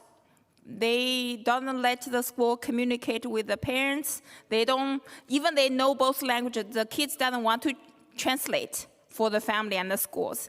So it is very hard for school to communicate with parents. And I have an incident in 2023. One kid actually get shot and dead in my district. I don't want this type of thing happen. I want the school have frequent communication with especially the immigrant parents. They don't speak the language. They don't know how to navigate the system. And I'm an immigrant. I know in different countries, the education is different system. Yeah, so am I, and I understand that very well. As an immigrant myself and somebody who started going in New York City public school as a high school student, I would also say that schools receive a SAM allocation, so they receive money in their budgets that they can also leverage to enhance the supports beyond the things that I mentioned. But I'm happy if you want to share with me the specific high schools. I'm happy to engage and happy to support with the team to make sure that our parents get access to that information that you're saying that is much needed beyond the required language. So anything that I can do, I understand it, not just from a policy and educational perspective, I understand it from lived experience. Okay, so here thank to you. We'll support. definitely follow up with Anything that you need, I'm here. Thank you. Thank you. Councilmember Krishnan, followed by Gutierrez. Good afternoon, everyone. Good to see you all, and Chancellor and the bilingual education team. I want to thank you all for coming out with me to one of our programs at a school in Jackson Heights, and I appreciate the department's commitment to bilingual education. I have a couple questions on a couple different topics, but the first one is I know we talked a lot about class size, the class size reduction plan, and you know, getting to there eventually. I just had one question. I know in December 2023, the class size working group had come out with some recommendations of what are ways to find and figure out smaller class size spaces through different ways. Has the DOE taken a look at that? Are you guys considering those recommendations? How is that going? Yeah, absolutely. We took a look at that in both in practice and consideration. Most recently, as we said, we are looking at non-capital as well as capital investment. Those non-capitals consider what's the utilization of our current buildings and where that is, and those are recommendations that came from the working group that you're talking about. But so yes, we have definitely looked closely at it, worked shoulder to shoulder with SCA as well as partners across DOE to consider some of the factors there. Erin, I don't know if you want to add anything there. Yes, thank you, Chancellor. Thank you for the question. We are considering that, as the Chancellor said, our capital plan and approach to finding more space takes into account some things, including for example, like looking at shared space in buildings and these non-capital approaches that were identified by the class size working group in 2023. And I think we're continuing to reflect on what they shared then. And again, as we release the class size reduction plan, I think we'll see that there's evidence of our consideration in the plan. Great, thank you. And then shifting gears completely to another topic that's more and more of concern on my mind is the presence and reliance of screens in schools, especially for elementary school students. I know, Chancellor, you and I have had a conversation about that, and we're both committed to working together to address that issue. It's just, you know, a number, and I want to focus on elementary school kids in particular. Obviously, there's discussions that have middle school and high school, But between, the Chromebooks, programs like Savas or iReady tests and things like that, there's just a lot of, and it's a city issue, but it's also a national issue of the amount of screen time, especially since the pandemic, that kids are spending in the classroom and at home on screens. And I'm already negotiating with my kids over PlayStation time and TV time and everything. And this is not one more thing I wanted to add to the negotiation list with them. So, there are a lot of contracts that DOE has with ed tech vendors, I guess I'd call them. And I'm just curious how DOE is monitoring the funding that goes towards those contracts and the effectiveness of funding those contracts at those levels. And how do you all keep an eye on those things? Yeah, that is such a great question. And as someone who has young kids as well, something I'm super concerned about in thinking about screen time and what that means for our school system. We are having those discussions as we continue to hear feedback on our policies. When we think about ed tech resources and ed tech tools that are being used in schools, we recently did a survey of all our principals to kind of get a sense of what's happening. We're looking at multiple opportunities to think through how we can begin to or accelerate assessing the effectiveness of those tools, and as a part of our broader technology strategy in general. And I think more to come on that, but that's something that we are looking really seriously at. Glad to hear it, and look forward to continued conversations on those issues too. Thank you. Thank you, Chairs. Great. Councilmember Gutierrez.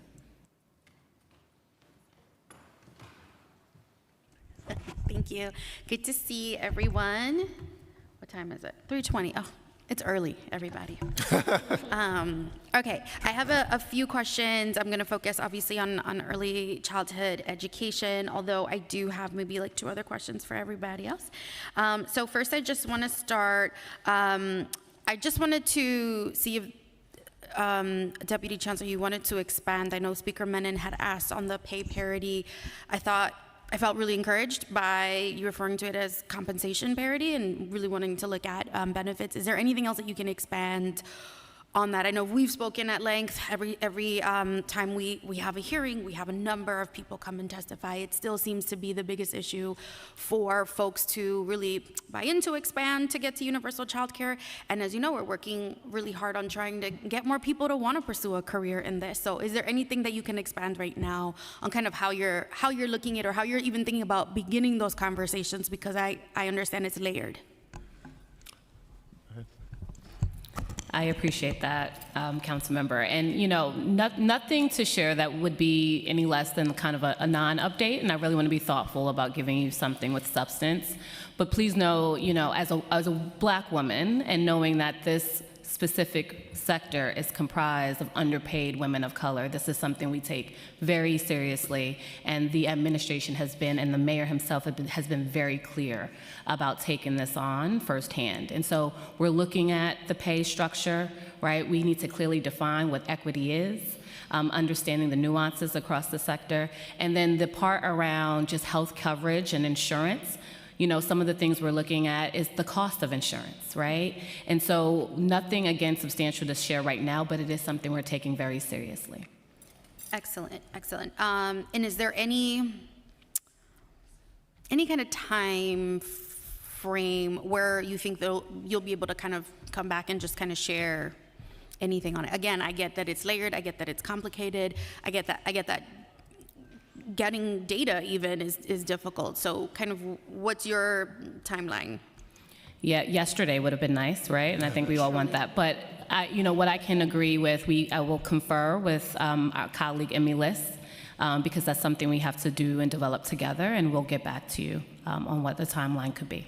Okay, well, I look forward to continuing those conversations and encourage for folks that are here or will be testifying this week just to continue to hold us all accountable, because we all want to get there.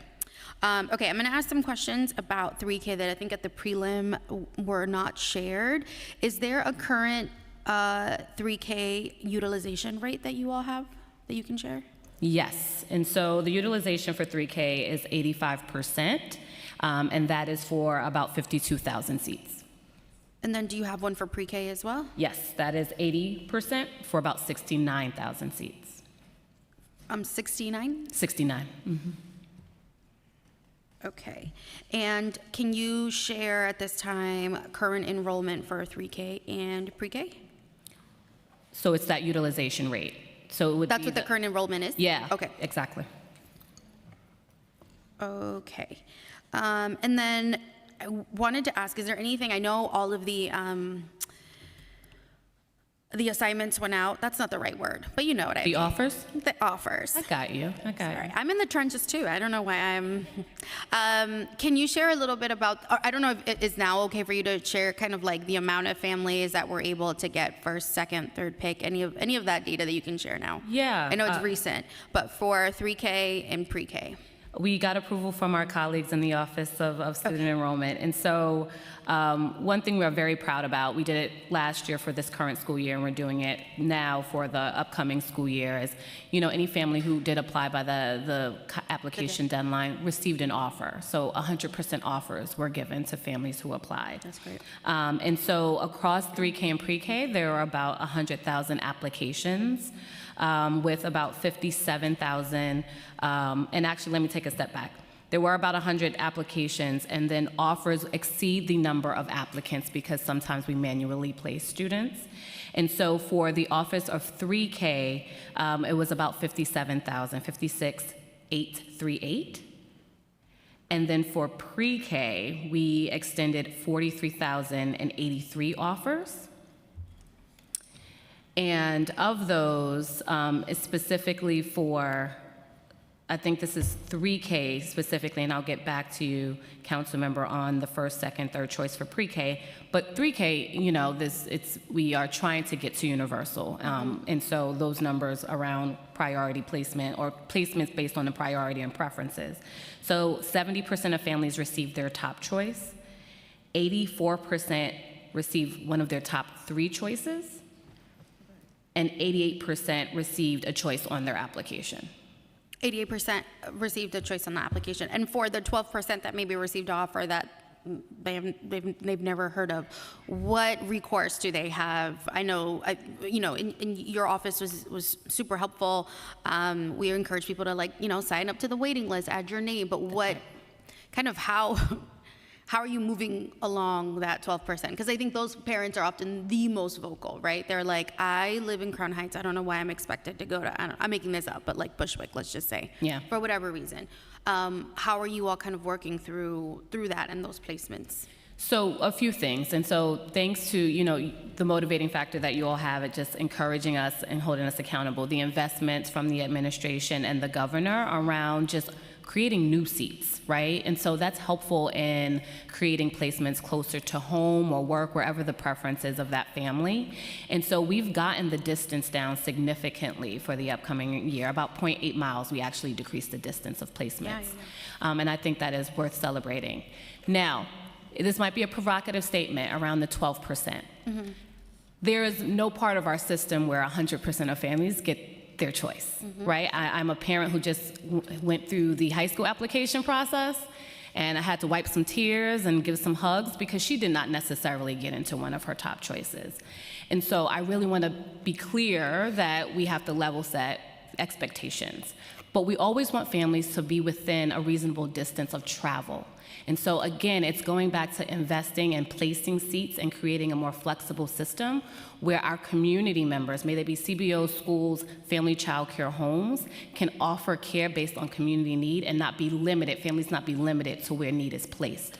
And so we are trying to infuse the system in ways that are thoughtful to create that flexibility. So it does take some investment, but it also takes some nimbleness in the contract. Yeah, and I understand that. I think the instances that are being brought up to us and to my colleagues are ones where, 3K and pre-K doesn't work the same way as K through 12, and we have zone schools and we have schools that we know will take us. These are instances where parents are like, the school is a train right away, right? These are the extreme cases that I'm referring to.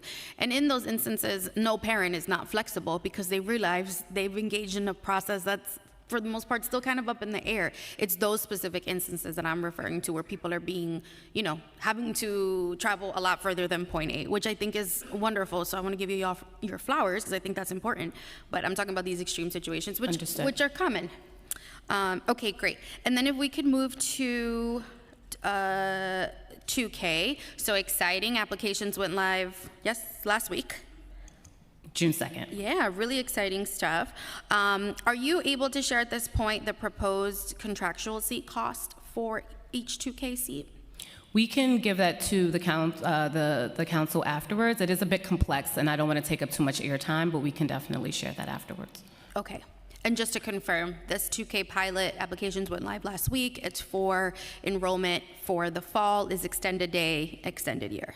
That is the primary seat model, expanded day, full year, but there are some providers who will be offering school day, school year as well. Okay, excellent, that's exciting. Okay, I want to move to the home-based providers under this model. It does appear in the 2K pilot rollout that a large number of the home-based providers will be participating. Can you share what other costs do the Family Child Care Network's contracts cover at this point? So the Family Child Care Network structure, and just for everyone to have awareness, we contract with a network that then affiliates with a family child care home. And so through that cost per child rate, the network retains a portion to support that kind of administrative oversight and support. So they provide coaching and training. They have education specialists, as we call them, to provide those coaching and training in addition to what we provide within the Division of Early Childhood Education. But they also support with the administrative oversight and support. So they actually remit the payments to the family child care home and provide any other additional supports that they need to maintain compliance with the Office of Children and Family Services. And do the contracts include any liability insurance costs, certification costs? That is an allocable cost. And so they as the network can bill us for that insurance. Okay.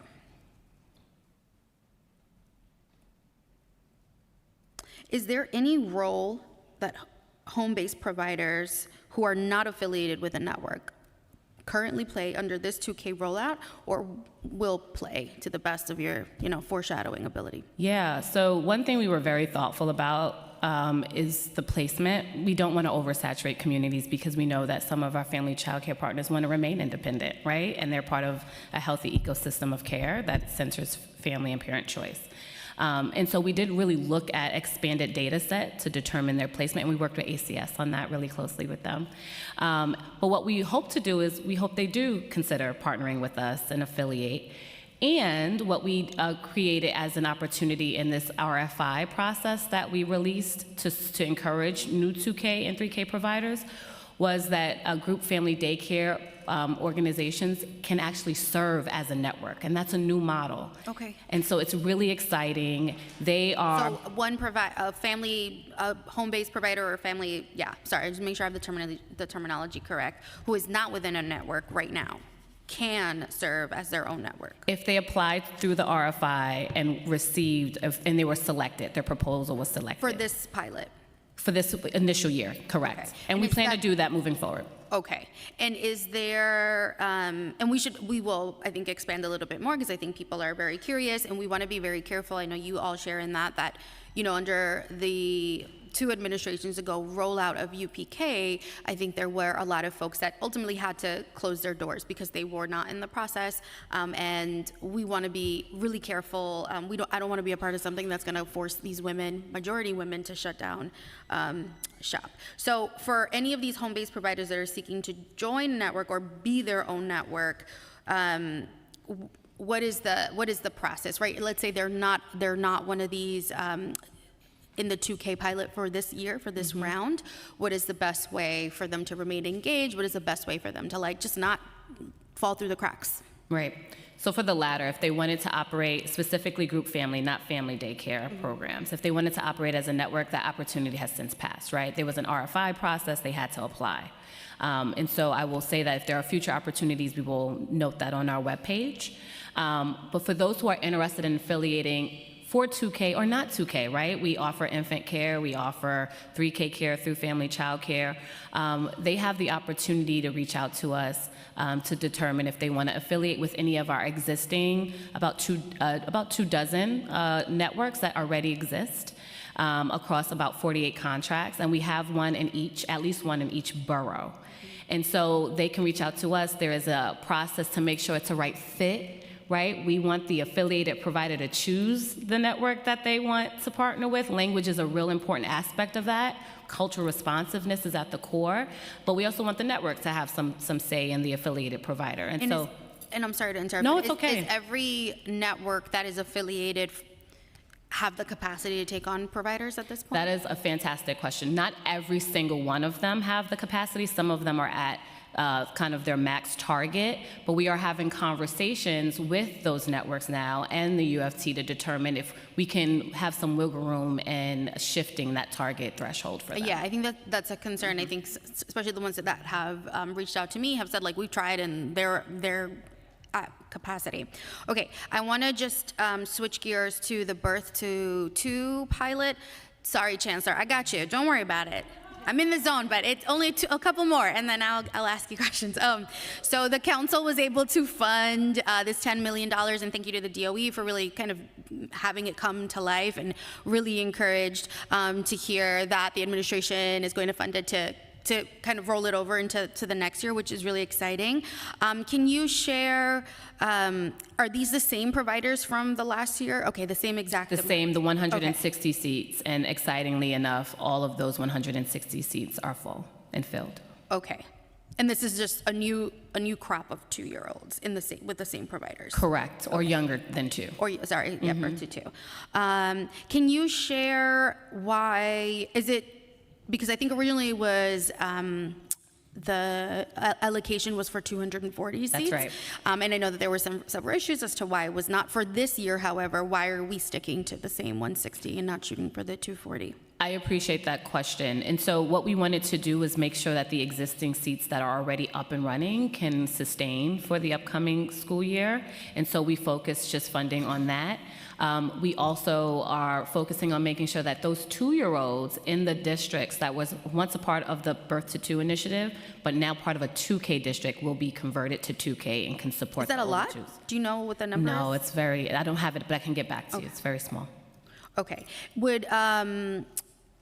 Can we receive a list of the providers for FY27, including the school district and number of seats? For Birth to 2 initiative? Yeah. Yes. Birth to 2, excellent. Thank you. And then, can you share why that funding was not in the executive plan? So what we did was something I think is very creative. You all know I used to work at OMB, and so math is my friend.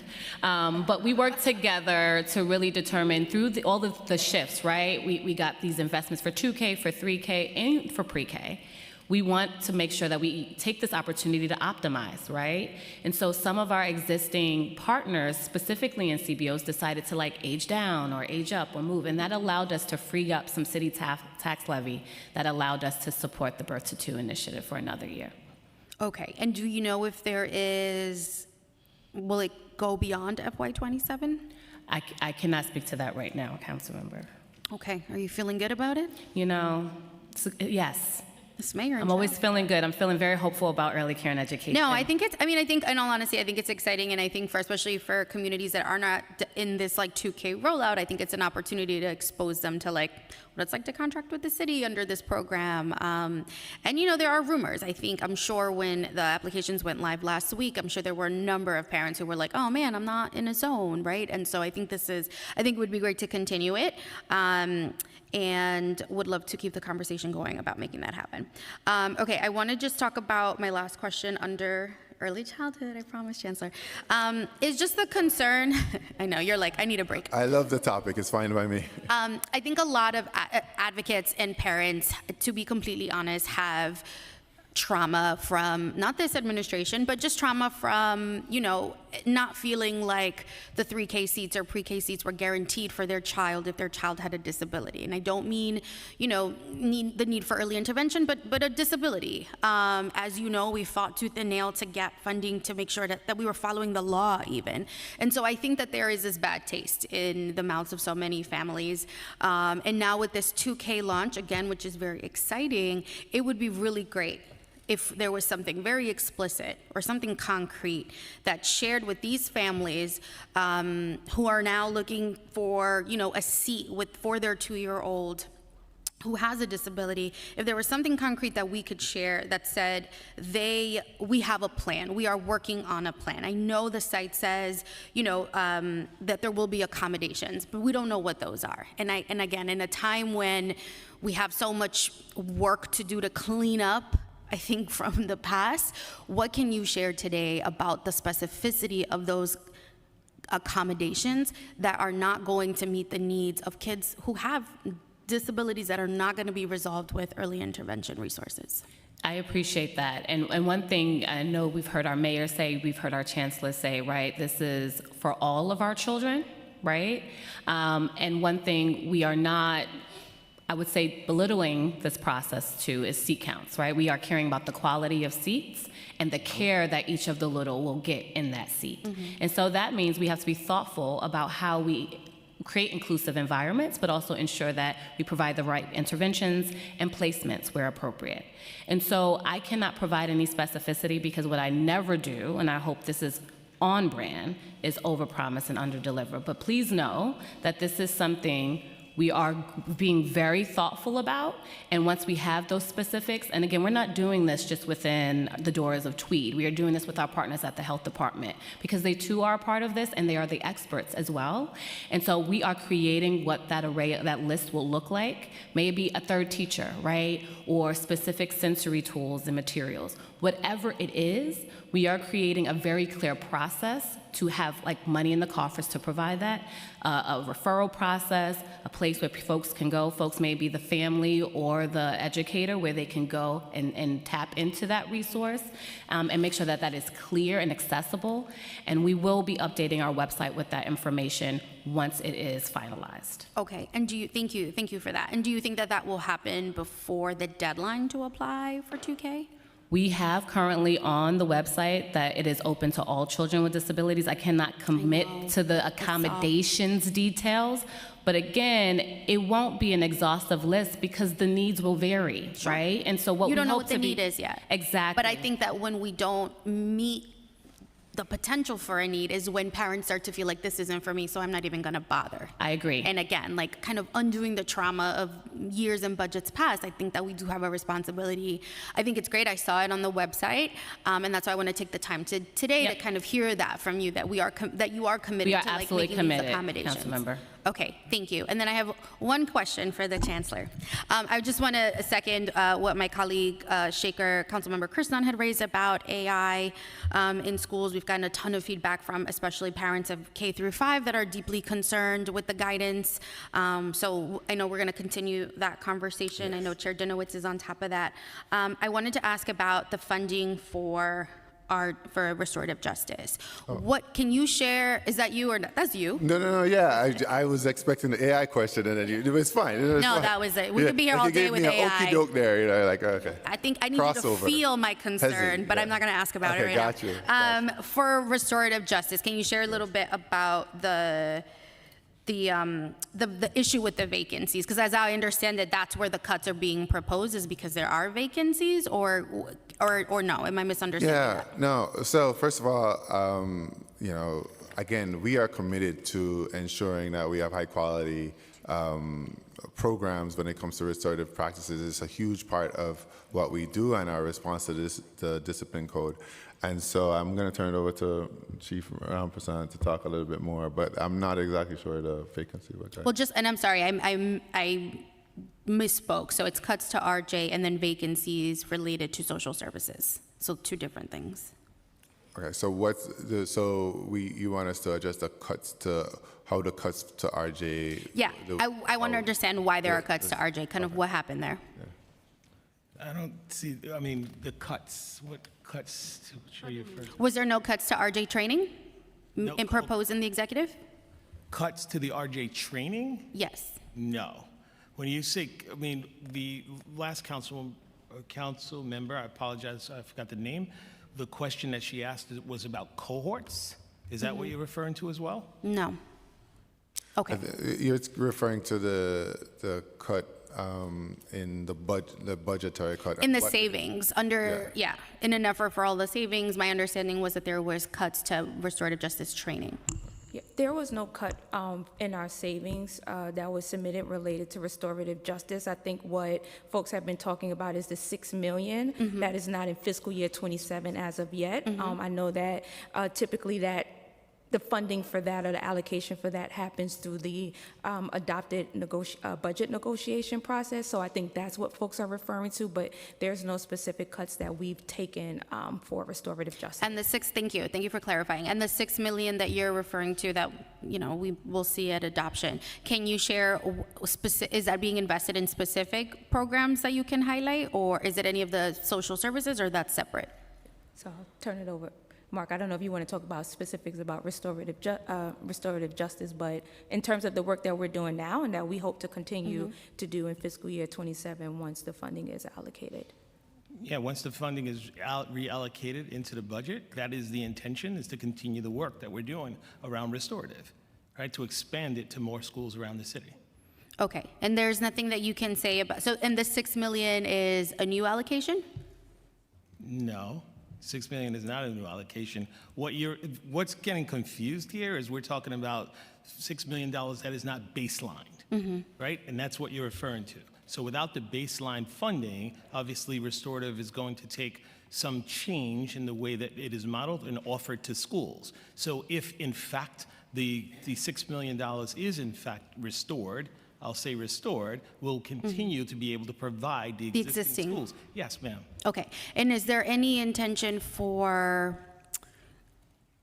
is there any need, in your opinion, for additional funding to meet this need? Because I think there's a lot of advocates that are saying they would love to see more investments in restorative justice, obviously. So I think that is kind of where my line of questioning wants to get to. I get $6 million is not nothing, but I think, is there an opportunity, or kind of what is the assessment on the need for more, to expand on this, for more, to reach more schools? I think at the prelim, we had some, feedback from council members who who had engaged with their schools about specific programming. Kind of where is the line of thinking or priority for that specific area where people want to see more of it, maybe stronger programs, or expanded? So everyone has an opinion around what they would like to see as it relates to restorative. What we'd like to see in New York City Public School is a program that continues to evolve. Evolve in the sense that more people are trained, the mindset is shifting, right? What we need to be able to do is continue to have more people invest in the overall work, right? So we continue to offer cohorts where people are not showing. Right? And so the real conversation is around getting more people to buy in to the notion of restorative, and then create our internal muscle where our staff can train our staff, and we can continue to grow and grow and grow. It's not necessarily about more money, it's about more people investing in the notion of restorative practices. Okay, thank you. Thank you, Chairs. Thank you. Okay, so one quick question about the state funding, because I know that the state passed the budget, yay, for FY27, which I know we were waiting on for a while. And they're going to provide $15.3 billion in school aid to New York City, including $11 billion in foundation aid. So just wanted to know how much additional foundation aid funding is left to be recognized at adoption over what was included in the executive plan. Yep, so we estimate about $18.7 million is left to be allocated in the adopted budget. Perfect. And then can you also discuss the importance of getting the English language learner weight increased and a new weight for students in temporary housing and foster care, which I know we talked about?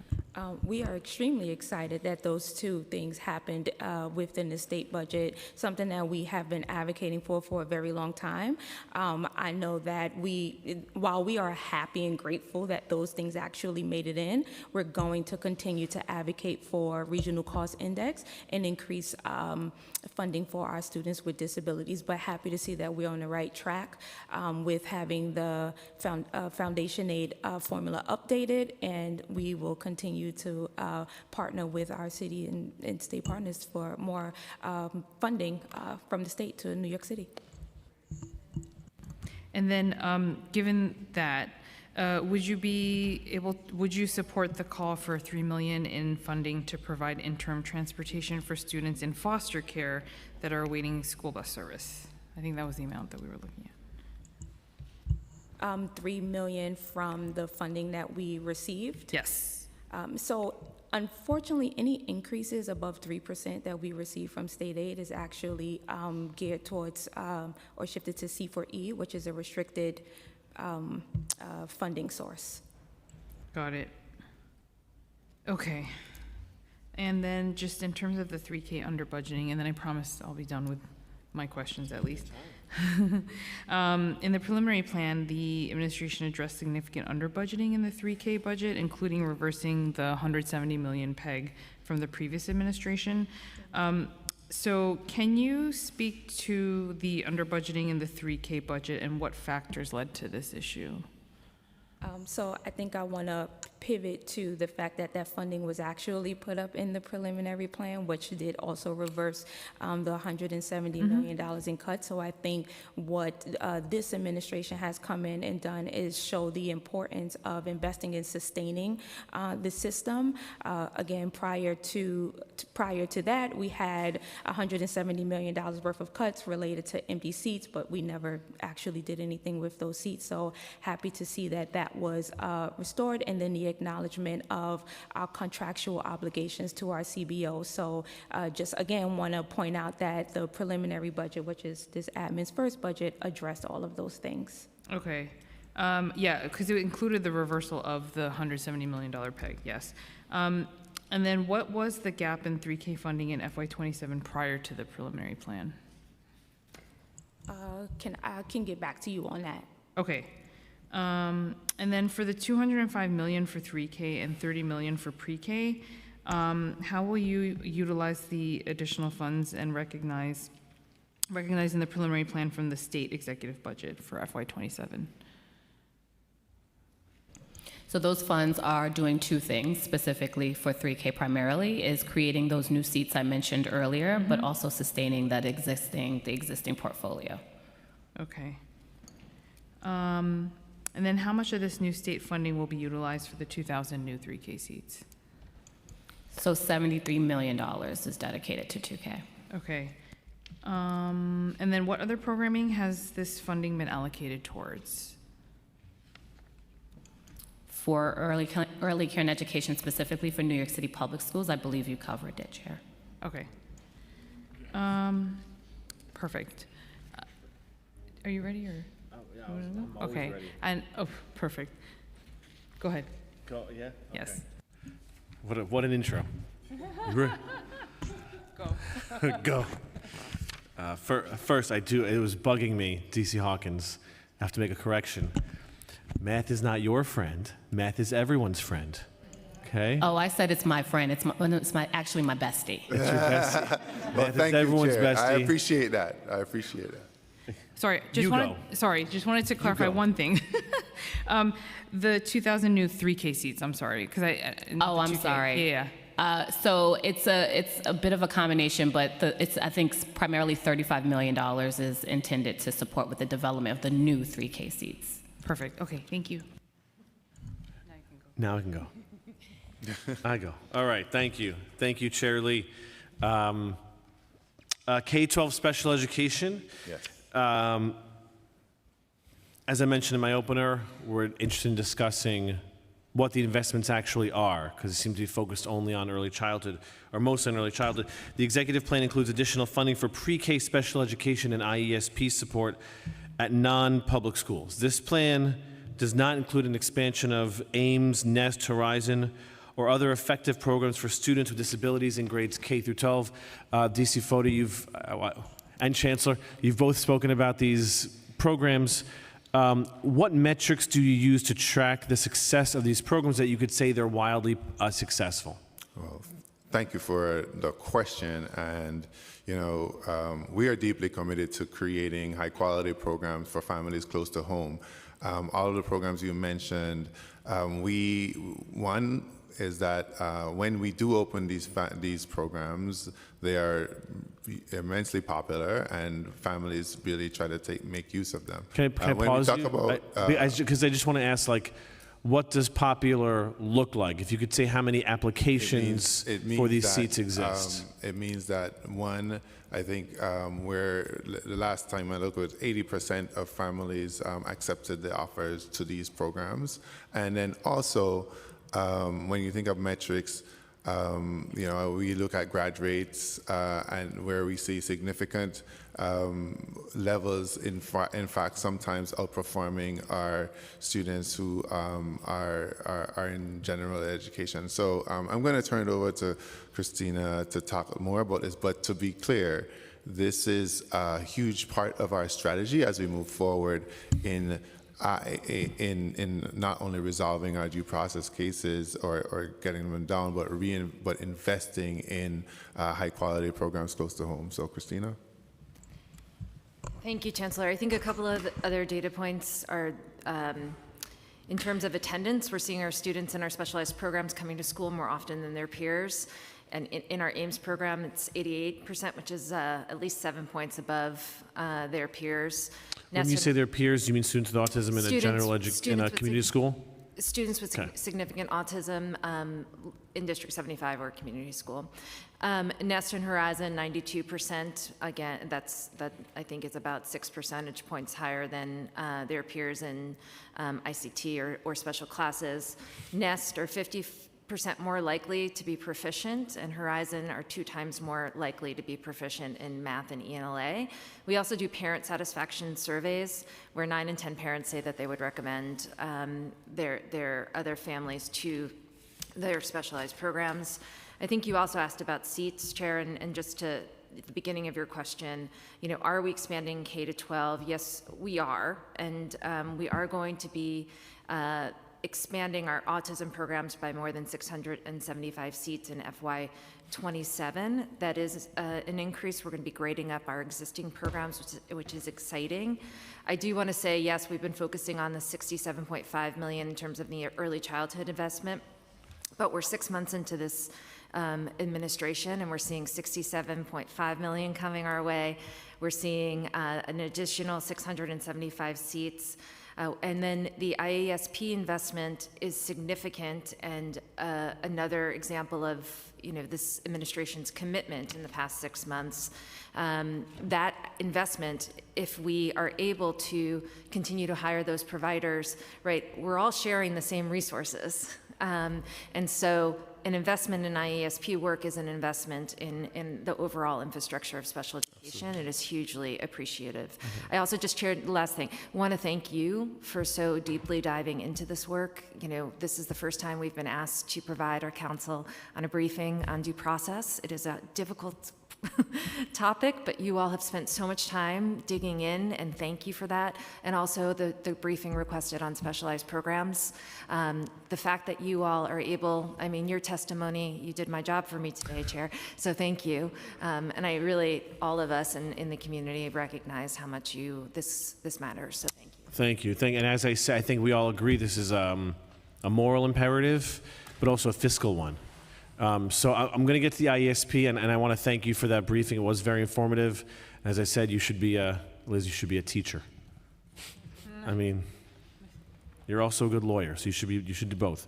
The 675 seats that you cited, are those are in District 75 schools, or are those part of Horizon, Nest, AIMS programs? That's right. They're part of Horizon, Nest, and AIMS programs. We're grading up. So the kids that are currently in the programs, we of course want them to continue next year. So this is not so much you would define that as an expansion, or you would define that as just keeping pace with the current class? For K to 12, the last thing we want to do is pull options from kids. And so it is expansion of existing program seats. So not a new program, but we're making sure that the program continues. So maybe expansion's not the word, sustaining. Sustain, okay. And how many students were not offered a seat or rejected, whatever words you want to use, because there weren't enough seats? Yeah, I mean, those numbers are staggering, right? So I have to say, for our Ames program, which we were onto something, we thought the Ames program was exactly what our kids need. 510 seats, 510 kids in those seats, 2,070 applicants to Ames. 2070? Yeah. For Horizon, we had, currently we have an enrollment of 2,203 kids with a kindergarten, with 1,410 applications to Nest and Horizon for kindergarten. In Nest and Horizon, those 1,410 applications were for 560 seats. So wildly popular, do you think, or wildly high, popular, high yeah. demand, do you think that's an appropriate Yeah. description? So we have here, and I want to highlight something you said, Chancellor, that this is what you just testified, that these seats are part of resolving due process cases, right? That making the investment in our public system helps resolve the due process claims where families feel the need to seek out private school education. Yeah, and I also just want to add that we see a reduction in the travel time that kids spend. So this also solves the parts of the bus issue in some cases. So what I'm trying to understand is why there isn't greater investment in something that is a moral obligation and a fiscal obligation. Where is the investment in this? And to ask a specific question, what would it cost to provide a seat to every student who applied and was deemed eligible? Yeah, I think that's something I would have to get back to you on, but I'm not sure if you have. Yes, we can definitely, we have the per pupil cost, and we can definitely send those over to you. In terms of the overall budget, I think, Chair, this is something that we continue to talk about, right? We talked about a lot of priorities today, a lot of things that people want, a lot of things that kids need. 1 in 4 kids have a disability. We are seeing those numbers rise significantly, and the needs of our students coming into the system rising significantly. That is true nationally, but this is a local issue, of course. So the demand is going to continue to grow. But I would argue that every time we have an investment, we have shown enormous return on investment in terms of the outcomes you just have heard about. We also talked last hearing about the due process infrastructure and a lot of private benefit from public funds. And that is why we are glad to have the best lawyer in the city here helping us come up with a strategy. Oh, so you agree with me? I agree with you on most things, Chair. I especially agree with Chair Lee on maybe, okay, I'll stop now. But most people do. The point is, though, we've had, right, since 2000, over a decade of $8.5 billion going to due process. And that is not just the cost of what it takes to educate the child alone. That is the entire economic infrastructure that is built around due process. Every dollar that goes to entities that are not the child themselves is a dollar that could have been invested in our public school systems to make our kids whole here. Agreed. So we agree that these programs are popular, and in part because they're successful. You've demonstrated that with data. You agree that they are part of solving the due process crisis. Did the DOE submit a new needs request for these specialized programs? And how much funding would the DOE like to add for these programs in fiscal 2027? Yes, so the funding to support these programs are a part of our conversations with OMB that have been submitted, and I feel optimistic that we'll continue to have good conversations. As you noticed, the administration have made significant investments within special ed pre-K, recognizing that we need to capture students early. And so I think that in itself shows that the administration is fully invested in what the needs are for special education, starting with pre-K, but we will continue to have those discussions around what the K through 12 needs are. So I just want to make sure that I'm clear in the answer. And the investments in pre-K are wonderful. I like how you stood up for that. Look at you. Yeah. The investments in pre-K are wonderful. I often say, I wish so many more of my students had gone to pre-K or that they had been identified as having a need much earlier on, I think they would have had a much easier life, particularly in school. And at the same time, we have the needs as kids are in K to 12.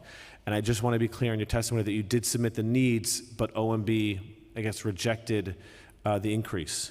And how much additional funding did you request from OMB? I don't know if I'll necessarily categorize it as rejecting it, Okay. but, and I can get back to you the number. I'm sorry, I don't have it right in front of me, but I can let you know what it was. Okay. Not to split hairs, but you made a The request and reason OMB I'm said. Sorry, so the reason I'm said- saying I'm not categorizing it as rejecting is because the budget process is iterative, right? And so we have ongoing conversations with them throughout the year about what our needs are, and are always hopeful that we will see those needs reflected in an upcoming budget. So if you say rejected, that means it's rejected, never talk about it again. That's not the case, right? And so we have submitted it, we'll continue to, and we'll continue to have the conversations. For this budget, for the executive budget, there is 675 additional seats to sustain the program. You've made a request to expand Nest, Ames, Horizon even more, and OMB came back and said, not right now. It didn't make it into the executive. It didn't make it into the executive budget. Okay. So that's what I'm asking. So the administration, so the DOE is requesting more funding for this, and the administration is not putting it in the executive budget. Okay. How can we support then? Because I think there's wholesale agreement on the importance of these programs, morally and fiscally. How can the council support the DOE in expanding these crucial and successful programs? The joke is always that the lawyers are no good at math, but I'm going to give it a try. But math is everyone's best friend. Math is everyone's best friend. So, the last time we were here, we talked about how we've got to think of the ecosystem of special education as not just the DOE budget.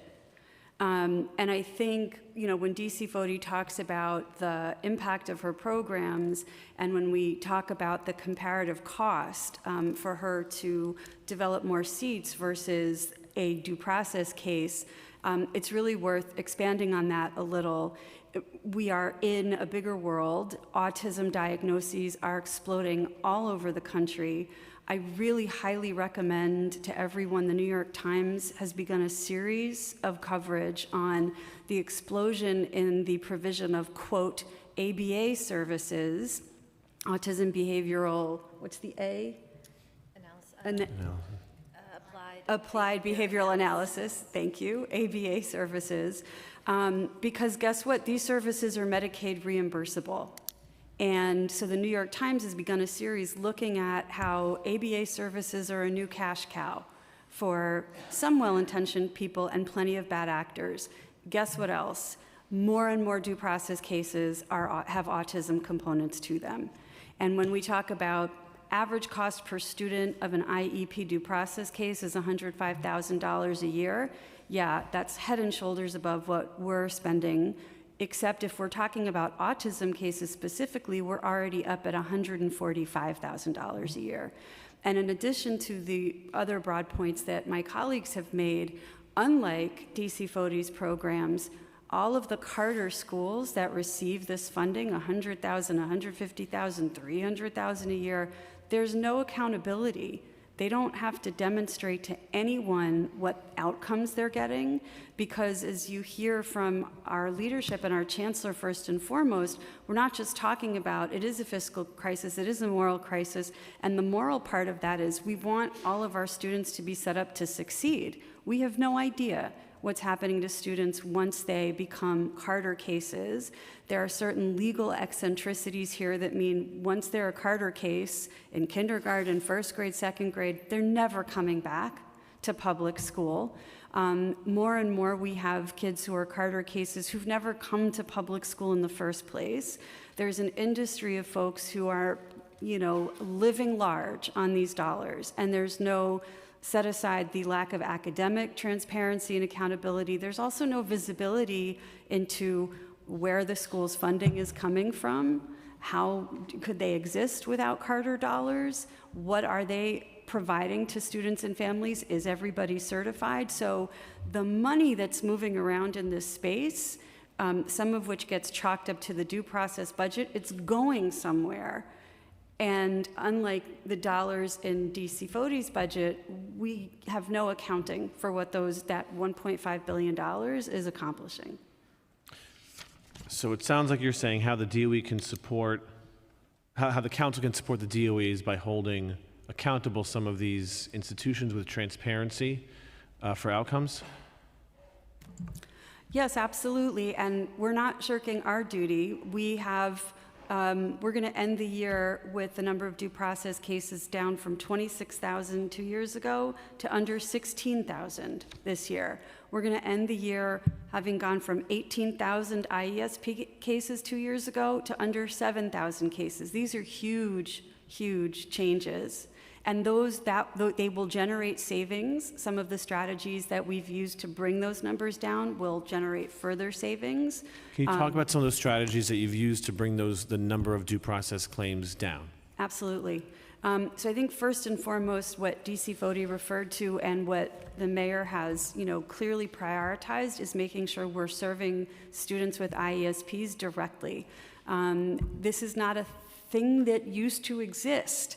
But now we have hundreds of staff who are devoted to, whether they're psychologists, social workers, teachers, administrators, providers, to engaging directly through our CSEs with families, ensuring that they have providers who are qualified to provide the services that they need, exercising some actual oversight so that we can be sure that the services are of an adequate quality. We've also been working to engage with schools, with private schools where students have IESPs, because the law does not envision school districts having the same extent of responsibility to families who opt out of public school as we have to students who want a public school education.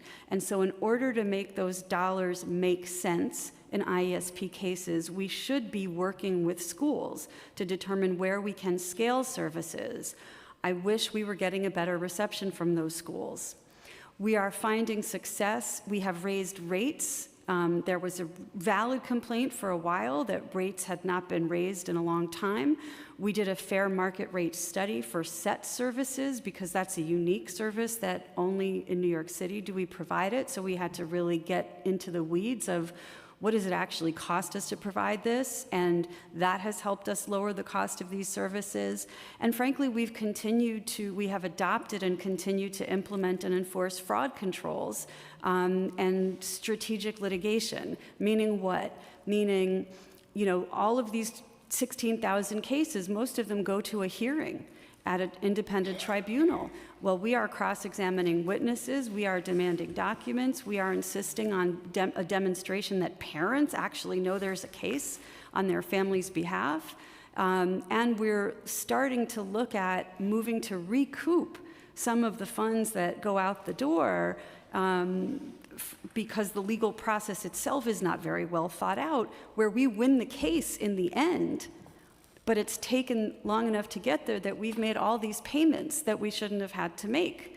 So lots of things that we're doing that we're very optimistic about. At the last, the preliminary budget hearing, you went over, as a teacher would, the history of the due process claims and the change that happened under the de Blasio administration, whereby the cases would be settled. They would automatically be settled. Is that policy changing now, and that you are contesting a lot of these due process claims? That policy changed. We changed that policy several years ago, but we didn't do that in isolation. The first thing that we did was we said, okay, we have IESP cases over here and tuition things over here and service gaps over here. We put all of the pieces of machinery that due process requires in one place. We rationalized it, we streamlined it, and we got strategic about how we manage the cases. Meaning what? Meaning we spent a lot of time, and thank you to Comptroller Lander and now Comptroller Levine, because they've helped us identify the cases that should be settled quickly. where we didn't make an offer of FAPE, and the student has a placement that works for them, and there's no need for us to fight it, and we can just get that off the docket for everybody's sake. But we've also developed screening tools to identify what are the cases that need to be scrutinized much more closely. And so we treat different kinds of cases differently, having stood up this tribunal, because it used to take more than a year to get a case from filing to completion. So now that we've stood up this tribunal at oath, it's taking us, I think, under 70 days from start to finish. So no longer settling every case without distinction. Yeah, we don't settle every case without distinction anymore. We settle the cases that should be settled. We litigate the cases that should be litigated. Thank you. I want to turn over to the New Visions portal. This is a small contract, but it was asked about before, and I think you had testified that not many schools are use it, or only some people in the schools are use it. No. We were told 99% of schools used the New Vision portals this year. I don't think I said not a lot of schools. Okay. I would more say it's used as more an administrative tool. A lot of schools do use the New Vision portal, but maybe not a lot of people in the schools are using it. So not necessarily a lot of teachers, but it is a widely used tool. It's a very popular tool from my perspective for the purpose that it serves. And we are continuing to talk to both and I think the opportunity that that we see within the tool is also across agency, which we haven't necessarily bolstered yet, but that's an opportunity that we're thinking about, and we're continuing to talk to our partners at New Visions about what are the options going forward and possibilities for not disrupting the service. Do you know how many schools are using the New Visions portal, even if it's the administration? How many schools are using it? So we've seen at least a log on for over 1,500 schools within the system. How many schools are in the system? About 1,600. So it's like almost all. So Yeah, it's almost all of them to some degree. Have logged in or log in monthly. Do you have usage statistics? We have some. Yeah, I don't have. Can you share those? Sure. Oh, like do you have sure them now? them now? Yeah, I mean, so I No, don't meaning have like them out of in front me. 1,500, like how many of them are using them once, twice, 3 times a month, or using them in instruction or for whatever it's used for? Yeah, I can get you some of that. Okay, well, why don't, Yeah. I have other questions, so maybe Go ahead, yeah, you can ask. someone else could get it, and then they'll give you the little Post-it note, like they always do. And you had mentioned that other agencies use the tool as well. What other agencies, to your knowledge, are using this tool? From my understanding, either are or wanting to use ACS and DYCD for sure. Yeah. And Flavia, I don't know if you. Because DHS also DHS. uses the data. So from my side of the work, we're working on building enhancement to the tool so that for ACS, they have access to data through agencies. DYCD typically uses that for their SYP program, which our colleague can speak to. And then for the Department of Homeland Services, is mostly leverage around the shelter data supports. And does CUNY use it as well? CUNY, CUNY is your CBOs use it as well? CUNY, I believe so. I know definitely the community school CBOs, the community school directors leverage the tool as well. So it just sounds to me, I mean, it's weird to quibble over like a little over $8 million, but it sounds like it's a tool that is used by almost all the schools, a tool that is used in an interagency fashion. Can you explain the thought process behind the consideration of cutting this contract that seems to be used a lot? Yeah, so first I'll say 1,542 schools have logged on this year. 18,500 monthly users, 9,000 weekly users. 9,000? Weekly users. Yeah. And 4,600 users rely on the New Visions portal multiple times per week. right? And at the superintendent level, and certainly I use it significantly, there are 249 superintendent team members logged on in 15 days this year on average for 40 days of usage. So I'll say, in thinking about why this was proposed, all of the new vision, the data that is in New Visions exists within DOE and other places. And so from that perspective, it was viewed as duplicative. But I'll say that New Visions, for some schools and for some administrators, going to many different areas is difficult, often clunky. And so what New Visions does is has like a one-stop shop for a portal for many different, for like administrative users. And so I think, like I said, viewing it from that way, I could see why it was viewed as potentially duplicative. But in terms of actually how the system works, I understand the value of the portal. And that's why we're continuing to have conversations. Yeah, I mean, it just sounds like a lot of these, you know, say in an almost $40 billion budget, small amount, although $8 million here, $6 million is not a small amount of money.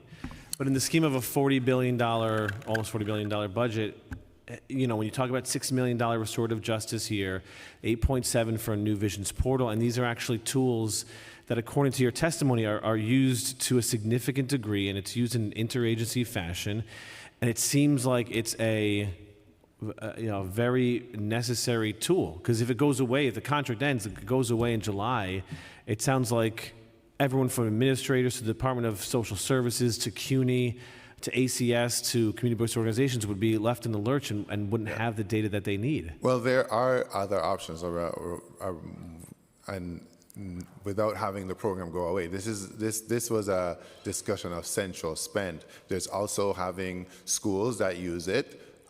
Schools that have now hold harmless funds, they can also pay for the service. There's schools for there only if it's less than $25,000. There are other. It's about 5. So there are other options within our system, and New Vision is a contracted vendor as well. So there are other options that we could talk about for how to get it rather than a central spend. But like I said, I think we're having really meaningful conversations throughout the system, as well as with other agencies, about how to continue to not have interruption of service. Right. I mean, the worthwhile goal is to look at every contract and to make sure everything from $1 million to $100 million contract, to make sure that it's actually providing services to the students or to the teachers, to the faculty. That is very important. You've heard from this council when $12 billion of the dollars are spent on contracting. Well, we really do have to look at those contracts. Yeah, and I think that's to the point of the cost savings team. I think that's what they did here, with the eye of looking at just contracts. Maybe objectively, you might not be able to see the way that it's used at the school level, but you could see, okay, the same data that the school has exists in other places. And there are teachers using other tools that they use a lot more. And so you might feel like, well, this program is potentially duplicative without, seeing the context of, let's say, other agencies and so on. So we're having discussions to really think about what's the best way forward. Yeah, here. I hope, I'm going to assume they do, but I hope that these discussions you have with the cost savings team include teachers, include discussions with teachers and principals who are the ones actually using the tools. It's one thing to sit in an office and look at a spreadsheet and look at the one-pager as to what different contracts do. It's another thing to go into the school and know what's actually happening in the classroom. Absolutely. I'm going to chime in. As the Chancellor stated, we're having conversations with different program offices, specifically school-facing team. We did a preliminary review of their contracts, and now the next step in that process will be for them to engage with school leaders and teachers to have those conversations about quality and service levels. Good, good. And you know me, I think evaluating all of your tools is very important. Evaluating your curricula, very important. Evaluating everything is very important. I want to ask about New York City Reads and Solves. The plan includes $17.3 million in fiscal 27 and the out years for Reads and Solves curricula. Next school year, New York City Reads will expand to additional middle schools, and New York City Solves will expand to elementary schools for the first time. What's the current total funding levels for New York City Reads and Solves?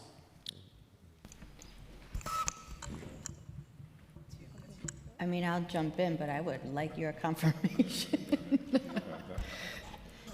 So would I. All right, we have a baseline budget for 53 million for Reads and Solves, and an additional 17.3 million to sport expansion. Good? Okay. Yes, correct. Yes, you got it. Winning. Good. This is self-assessments. This is great. It's our understanding that both New York City Reads and New York City Solves have been self-funded and do not have a dedicated budget line. Can you confirm this? Yes, prior to us getting the dedicated funding for the expansion, we have been self-funding.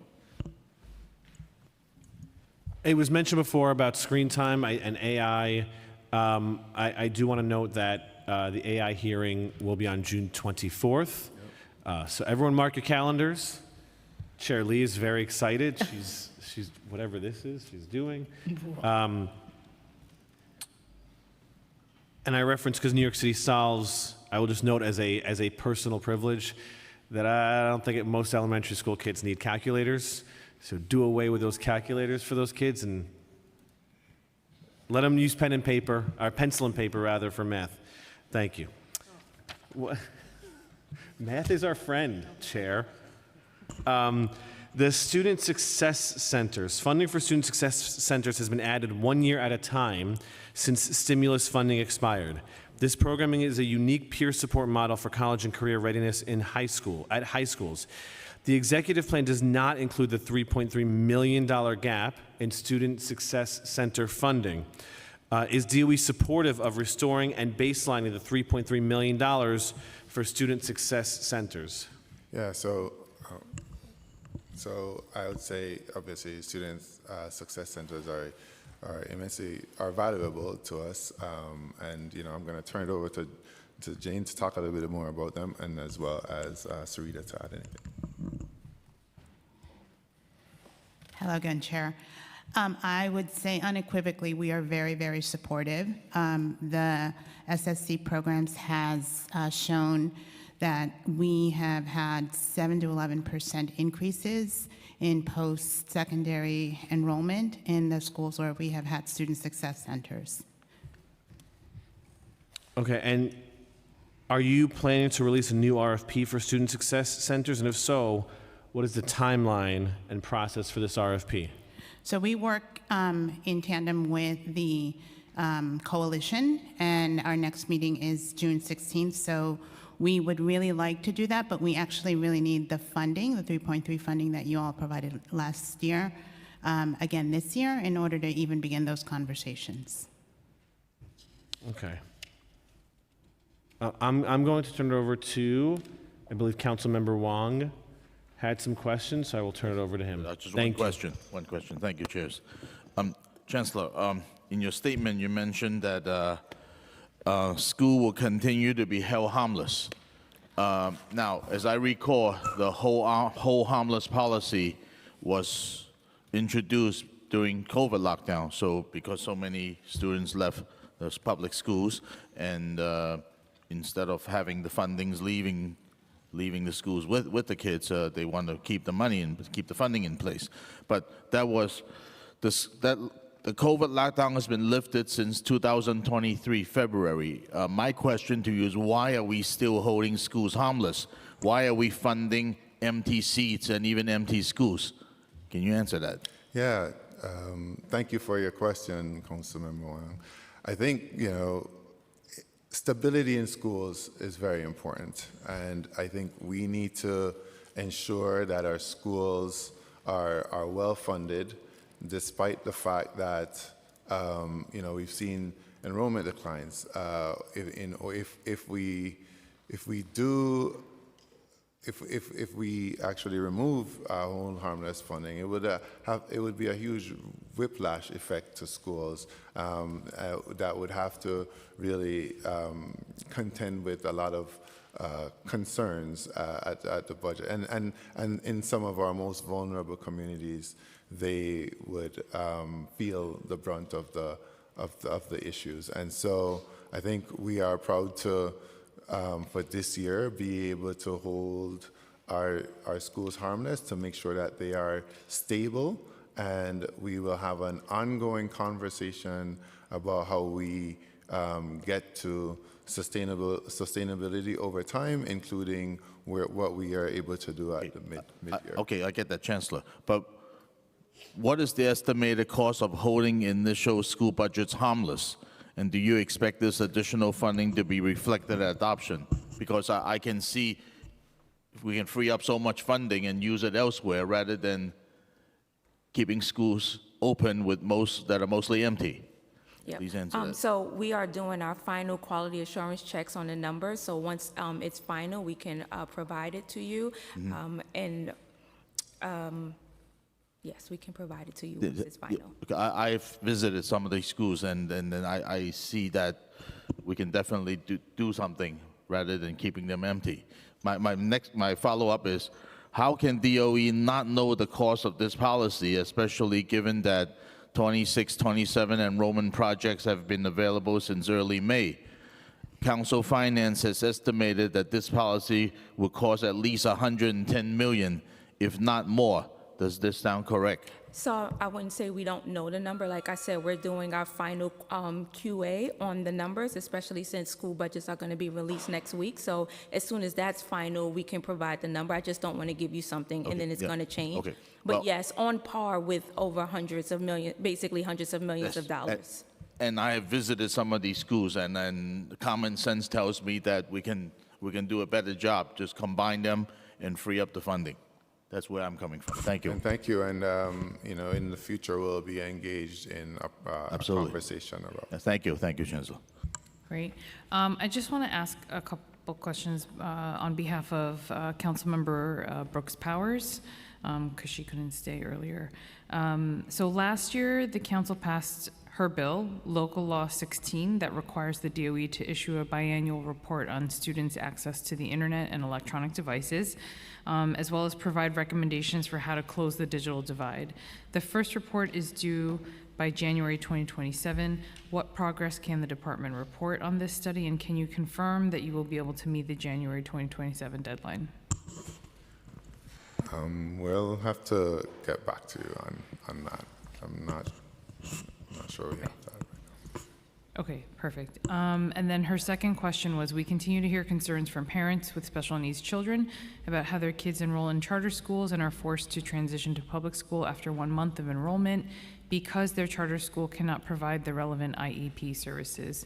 What is DOE doing to ensure parents are aware of their rights regarding student transfers and IEP services? Yeah, obviously, we want to serve our students with disabilities in public schools, of course. And when our charter school colleagues don't meet that, or have concerns, we do have a mechanism for ensuring charter schools are paid for students with IEPs that they serve. But I want to turn it over to Christina to talk. Yeah, so as the LEA, we are responsible for special education IEP provision. So when that is not happening at a school and the child, the school is saying that the child can't remain or they can't meet the child's needs, first of all, we look to partner with the school to see how we can work together to get those needs met. And if a family would like to leave, we walk the parent individually through the process of offering a public school placement. Perfect. So you guys would walk the parents through their rights, and I'm That's assuming right. there's ample translation services and interpreter. Okay. That's right. Okay, and her last question was, School District 27 in Queens is among the first districts to receive free 2K seats. which she's very excited about. How does the administration plan to build on this pilot, expanding access across more districts? Sorry, what was the pilot? For the 2K? Oh, 2K. Yeah, sorry. Yeah, in her district, yes. All right. So how do you plan to build on the pilot, expanding access across more districts? Yeah, thank you for that. As you know, this is the beginning, first year. We have 2,000 seats, and we'll be expanding next year to 12. And so let's, Simone, Deputy Chancellor, would you like to share more? That's precisely right. Thank you, Chancellor. We will be adding another 10,000 seats next year. We have not confirmed the where and the who will be providing those, but we are in active conversations on planning out those specifics. Perfect. Thank you.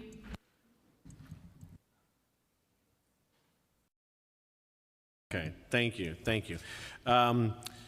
Class size. Our understanding is that the timeline extension includes a deal with the U of T, which will provide differential payments of up to $8,500 per teachers for those whose classes receive approved space or hard-to-staff exemptions. Can you provide more details on the deal? Yeah, so let's specifically speak to what this is, right? So yes, there was an adjustment, and for example, in September, the goal is now to get to at least 70%. And now there's a 2-year extension to the law. And so the process of exemptions now includes differentials specifically as they relate to any exemption that we have that gets us to 70%, right? So it's not as though you're going to exempt everyone. You're going to give everyone an exemption who is teaching in a class that is out of compliance. It is only in the event that you need that exemption to get to 70%. That is when the differential applies. And so I want to turn it over to Erin to add anything else in terms of detail. Yeah, I think the only thing we would add is we're working to develop guidance on the approach to implementation, and then we'll share more details when we can. So there are currently 4 exemption types for class size. However, only 2 have been identified for differentials. Are teachers in schools defined as over-enrolled, in economic distress, or specialty classes also included in the policy? Well, in terms of determining the exemptions, that's when we would we would prioritize students with schools with a high economic need, right? So the way it works is first you have to decide on, and we do this collaboratively with our partners, which classes will be, which exemptions you're going to use. And then when you apply the exemptions, you apply them on prioritizing our students who are in an economic need and so on. And so, and then you get to apply the differential after that. And we do have space exemptions. We have several other types of exemptions. So.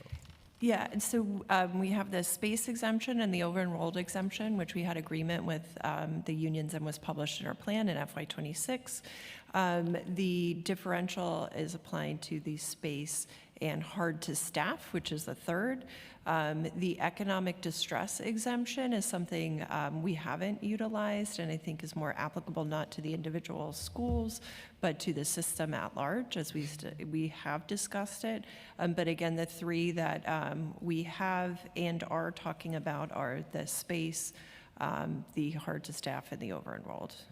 And this is a exemption of up to $8,500. So what's going to determine how much the differential is actually for? The differential, if you're teaching, for example, for the entire year, you would get to $8,500. If you teach, let's say, in a class for half of that year, and then as you reprogram and it's different, you would get half of the differential. And I think this is where we need to look a little bit more deeply and go into the data. And I think conceptually we're looking at it applying to the over-enrolled classes that the teacher is teaching, or the classes above the statutory caps that the teacher is teaching. So at a high school level, could be say 2 out of the 5, and then there's we would do prorating at that point. Thank you. It was asked for about the SEED, the sensory program. I think you had testified 15,000 students use this weekend program.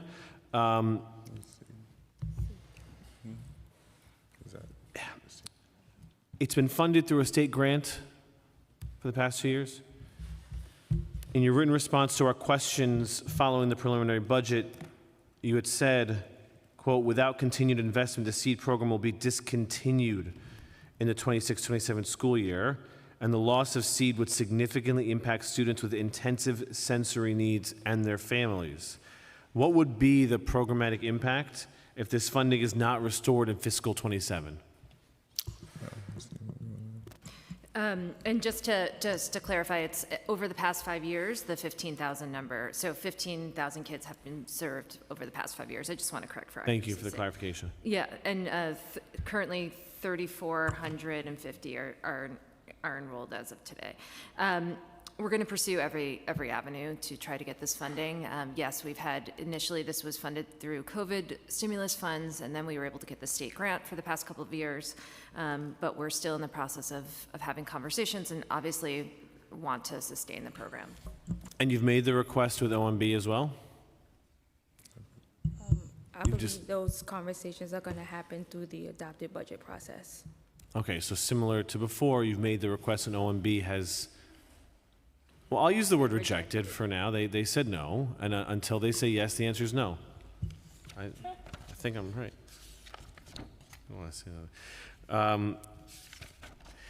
The JFK campus is a little low. I'm now local council member Eric denotes JFK campus is at risk of losing their student success centers. I was asking about our student success centers before. Now, to remind you, JFK campus is one where a young boy was murdered just a few short months ago. They faced the first, the student at one of their schools on the JFK campus was the first one to be detained by ICE, and the Student Success Center funding is critical, and they are at risk of losing that funding. What assurances can DOE provide that the Student Success Center at JFK will not be cut?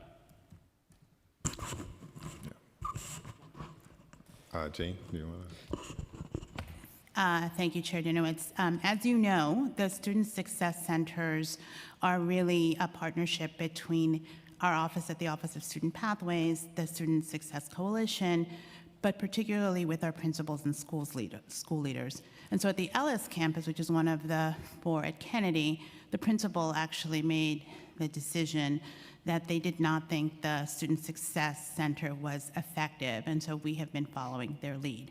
However, and given that there are the other principals also did not want to continue with the program, that is the reason why it was going to leave that campus. But given the late timing and when it's been happening, we are going to extend it for 1 other year. But the principals there, because this is a program that is really driven by school leaders, have actually said that it's not something that they're interested in keeping. So we should continue in having conversations with them at that particular campus. The good news is that the funding actually does not go away for the CBO that's involved. So as you know, it's Kingsbridge Center. That the funds that Kennedy doesn't use can actually be transferred over to the Walton campus, where the Kingsbridge folks also work with. Two of my favorite schools. In our favorite district. Our favorite, that's right. I hear they have good people who used to work in those campuses.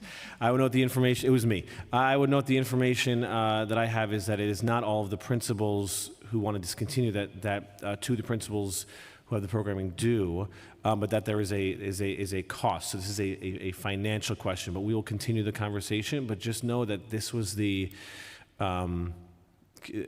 organization that was there for the students after the murder of that young boy, and that they were there to organize a town hall around school safety, where we had a hearing here about, and they're there for our students. So I would like to continue that conversation, but this is of importance to the students, and my understanding is that it is of importance to the principals on the campus. Yeah, I visited that campus.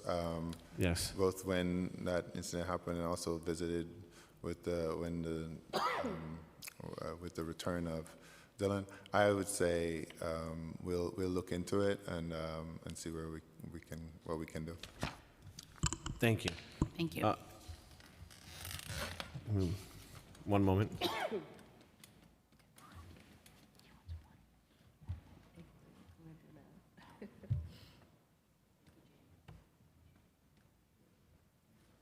Okay. Okay, so I think that's it. I still can see clearly, sort of, somewhat. And I just want to thank you all for spending, I know we went over time, but we really appreciate the fact that you guys stayed and answered all of our questions. So really, thank you so much for being such great partners with us. Yes. Well, thank you very much for having us. I think we all can agree that there are orange and blue skies outside. Go Knicks. Yes. That's right. Thank you all so much. Thank you. Thank you.